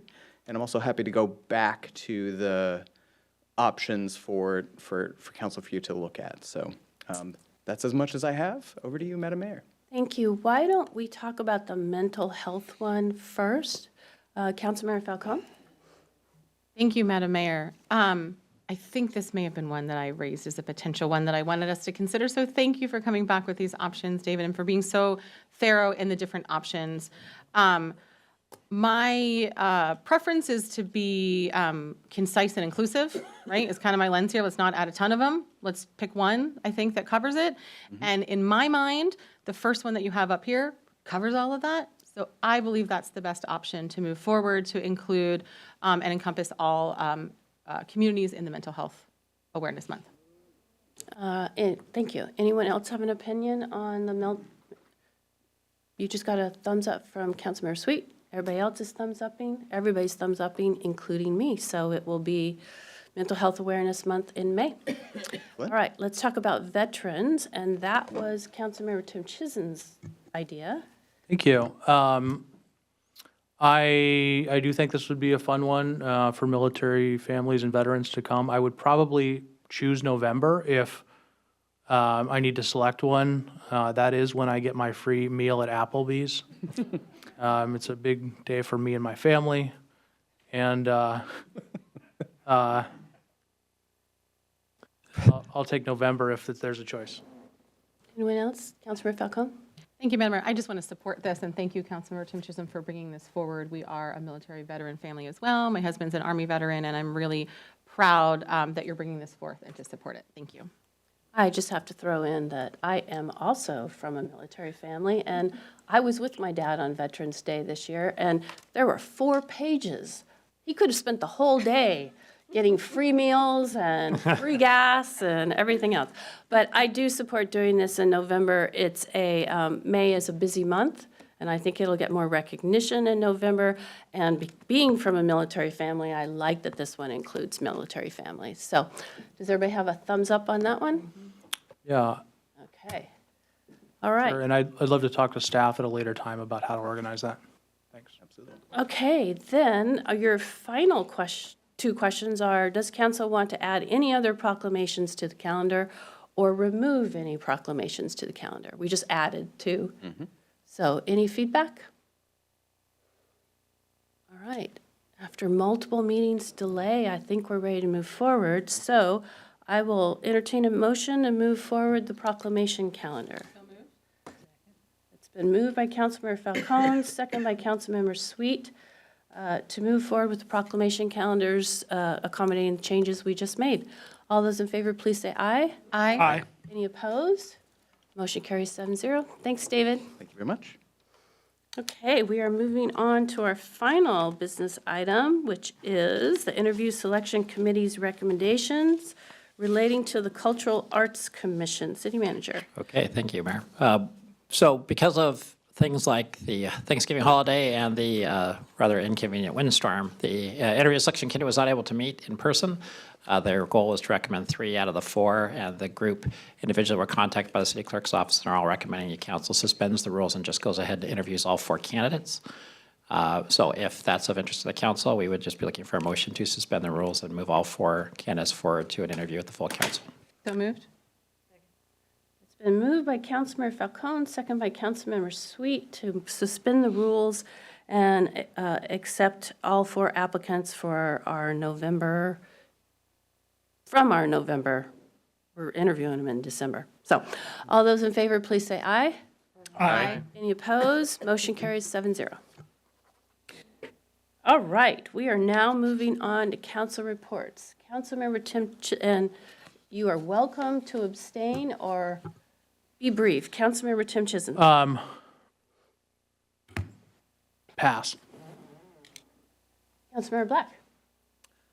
Just one item, I just want to say that Kirkland did a great job this morning hosting the Domestic Violence Initiative Regional Task Force at the Kirkland Justice Center, where the topic was domestic violence and the intersection with the presence of firearms in the home. And we were joined by the King County Prosecutor's Office, King County Public Health, King County Superior Court, and then I was able to lead a fireside chat involving one of our regional crisis response community responders and Chief Harris. And it was a wonderful event. Thank you to the staff for supporting that. Also, luckily, I think I mentioned it earlier, but was able to lead a walking field trip over to the Connections Health Crisis Clinic for those folks attending the Domestic Violence Initiative quarterly meeting who are interested in that. So I only bring it up just to say the colleagues knew about it. It went really well, and I want to thank the staff for their support. Thanks. Thank you. Councilmember Sweet. Nothing. Councilmember Falcone. Ooh, I'll keep it brief. Just want to celebrate a few things. First, congratulations to the 2nd class of the Kirkland Initiative.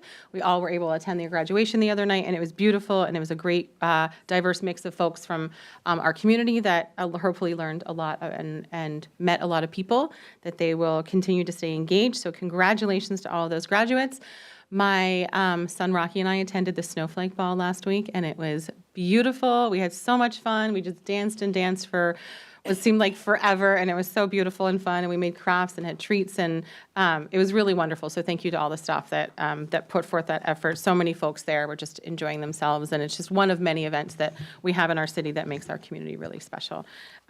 Also attended a book author event focused on folks with disabilities and kind of how they get around and how we can be more thoughtful about considering folks with various types of disabilities in the work that we do. So that was really educational. Also had the honor of speaking at the celebration of 15 years of the Sophia Way this past weekend. So congratulations to the Sophia Way. Thank you to everyone who has done that work over the past 15 years, continues to do that work of serving women experiencing homelessness here on the East Side. It was just a beautiful celebration, and I was honored to be a part of it. I am really excited tomorrow, get to do the ribbon cutting to celebrate the grand opening of Pinkney Cookie Company here in Kirkland. This is a company that has been in Kirkland for quite some time. They have delicious cookies. Snickerdoodle is my favorite. I don't have much of a sweet tooth, but I do really love their Snickerdoodle cookies. They have been in Kirkland for quite some time, but this is the grand opening of their storefront. And that's at 5 o'clock tomorrow. So happy to and proud to welcome them and their storefront to our city. Also, since it's the last meeting of the year, just wanted to say happy holidays to everybody. Thank you. Thank you. Councilmember Pascal. Yeah, the only thing that I'd mention is just to let everyone know that I'm going to be taking a little bit of an extended holiday vacation. So I know the first meeting in January is usually not a lot on the agenda, so I'll be missing it. With that, yeah, just want to wish everyone a joyous holiday season. I'll see you after the New Year sometime. Deputy Mayor. I had the honor of presiding over the lighting of the Google Lights on Friday, last Friday. Go to Ferreton Spur Park and you can see the lights and music there. Also did that with Councilmember Black and Councilmember Tim Chisholm. The next day, did the Winterfest tea lighting in Cocoa with the council, with Councilmember Pascal and Councilmember Sweet. And that is at Marina Park, and you can go check that out throughout this happy holiday season. Thank you. Excuse me, I thought I was going to cough. So I can email mine, GMPC and PIC tomorrow if we have a quorum. And I mainly want to wish everyone a happy holiday and thank staff for all the support throughout the year and for having the best hardworking council in the state. So, City Manager.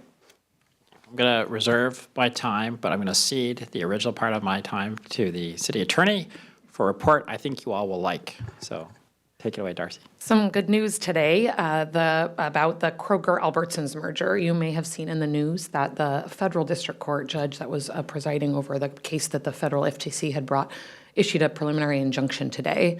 That would have been fine. That sort of put things on hold. But in better news, the King County judge in the state case that the AGO brought, that this council decided to support their efforts with amicus briefing. That judge ruled today that the merger is unconstitutional under Washington law, and so the merger cannot proceed. And in the comments that the judge gave before, in his sort of verbal comments before he issued his ruling, announcing his ruling, he did acknowledge the concerns that cities raised in the amicus briefing. So anyway, some good news for us and everyone else. So I'm sure we'll keep you updated if there's probably going to be Covington. Woo! Yes, and Covington joined us. I should acknowledge we did have one city that was able to get things together. Lots expressed interest, but Covington joined us in our briefing. So well done. Thank you. And thank you for the council for your leadership on that, especially Councilmember Tim Chisholm for first raising it. It's great to see that as an outcome. So and thank you to Darcy and her team for all their hard work making that possible. So just real quick, I wanted to suggest to the council that we defer the executive session. It's based on a decision that might get made by the appeals court that hasn't been published yet, so we think we can wait until the January meeting to have that conversation. I think we can probably just hold off and get on with our holiday season. So if the council has no objection to that, we'll go ahead and defer. All right. And then finally, I just wanted to also express my appreciation on behalf of all the staff. You did a lot of amazing work today, not just the comprehensive plan, of course, but the budget and the CIP and all the other things that you wrapped up in November and December. And we're always grateful for the incredible work of this council, its leadership, its hard work, and its thoughtfulness, and particularly the relationship with staff. So on behalf of all the directors and all the staff who get a chance to work with you, we want to say thank you and happy holidays to all of you. Thank you. All right, is that it? That's all I have. We are adjourned.